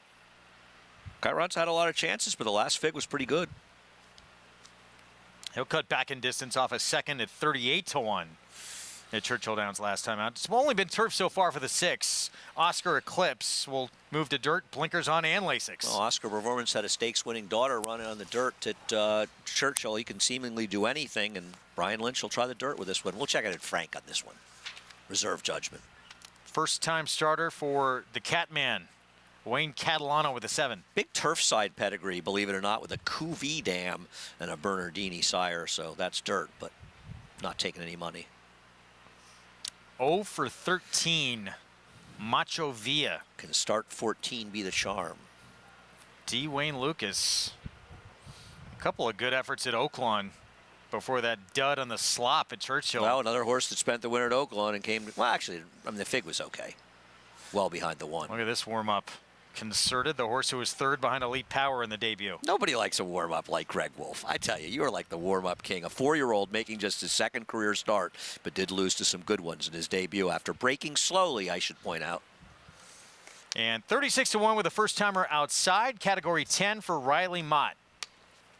I don't know what category 10 is, but he's got Cheyenne Stable.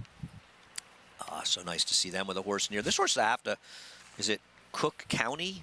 It's a pretty good runner.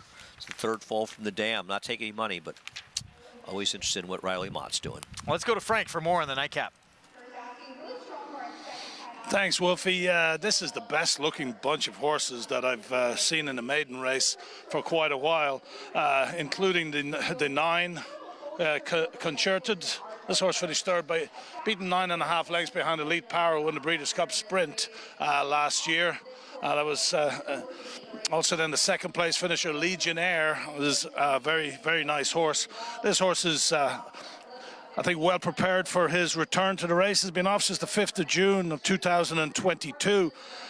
when finishing third. He loses Tyler Gaffalione today, and I know that Andy's eager to hear me talk about the 6-horse Oscar Eclipse, who does try the dirt for the first time.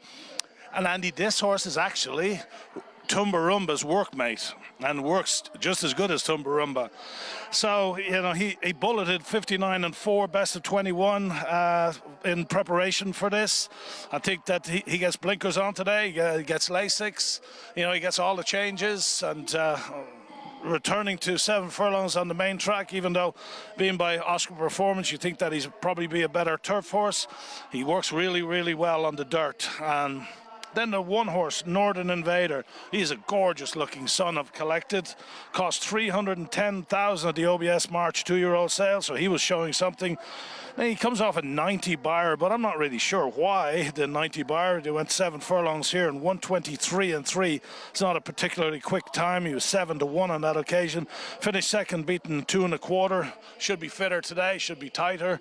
Sherry wins at 28% with Maidens making her second start, so she's very good in this situation. Also then the 3 Citizen. This is a horse that Julian worked last year and said he expected that anything from this horse, and the horse has run 3 times, never even got, the closest he's got was 5th, beaten 11.5 first time out. Then it was 41-1, finished 9th, beaten 17 3/4. It might be a Morning Glory, probably is, but he is a really nice Morning Glory and beautiful looking son of Curlin out of the Distorted Mare Distracting. Cost $370 as a yearling. But I'm going to key in on the 6-horse running winning, or running second to the 1-horse, or the 9 Concerted. But also then the 7-horse Zafad is a good looking horse. He's you know, you gets Brian Hernandez for Wayne Catalan, who wins at 16% first time out. I think a very nice horse out of a Cuvée mare, costs $100,000 at the Fasig Tipton 2021 sale. So I'm going with the 6-horse here to win or be placed. Okay, so Wolfie, I will see you when we see you. Frankie, great job this weekend. It was good to have you on the program. And yeah, this could be the last race we're covering from Churchill Downs. Yes, it is. Yes, it is. And by the way, very good info from Frank on the number 6 as the workmate of that very promising horse that won earlier today. Yeah, Tumbarumba in that race with the Sanford and Saratoga Special winners. That makes up for not telling us the Classic Causeway was going to rate a year and a half ago in the Jockey Club. So, Frank, you're off the hook. And it was great to hear Frank. We love Frank. Always good to have Frank on. Look forward to seeing him in Saratoga. Thank Churchill Downs, too. Yep. Having their coverage. That is really interesting info, and I imagine that's why he's taking some money, because he never ran well in the turf. And he's an Oscar Performance, and while Oscar Performance has that very nice dirt runner, I think it's the Philly Red Carpet Ready, I believe, who's running here in the Jersey Girl on Thursday. It's really more of a turfy side, and for this horse to be taking money, to be even 9-1, because you've got an even money in a 2-1 that looked pretty daunting. There's got to be a story on this horse, and so I think that's the story. So he's the workmate of Tumbarumba, and he earned the bullet in his most recent work. Well, they probably hit the wire together or something. I mean, I guess. Tumbarumba back-to-back wins has looked very, very good for Brian Lynch. So we'll see if this horse moving to dirt can run in the afternoon like he does in the morning over this surface. Tyler Gaffalione will ride 8-1 right now. But Northern Invader, tough customer from the rail. And we'll see what Concerted does. Start number 2 after having to deal with a horse who became an eventual Breeders' Cup Sprint winner in that debut effort. Nightcap, Churchill, let's go to Travis Stunk. Concerted going in. Believe we are waiting for category 10. Maybe one other. Chiron.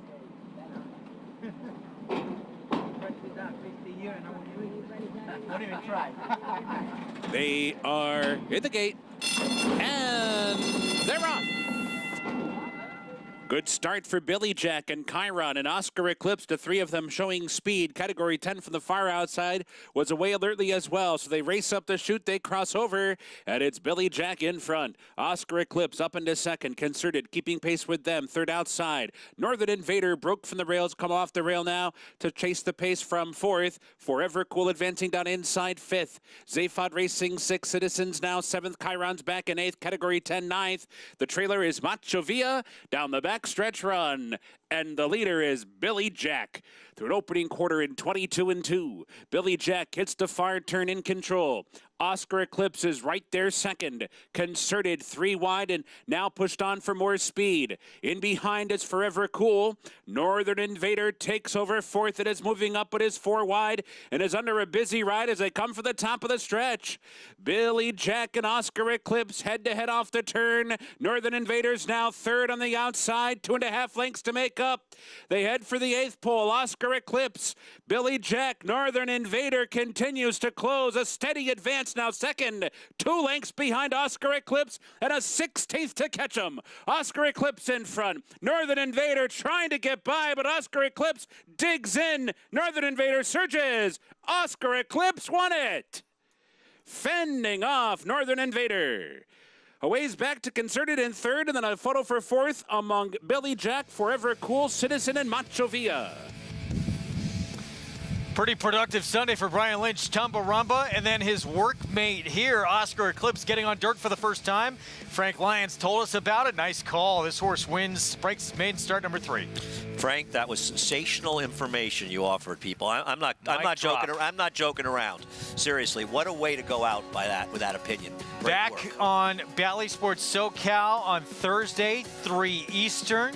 We will see you then for the Belmont Stakes Festival. It's going to be a lot of fun. We hope you join us.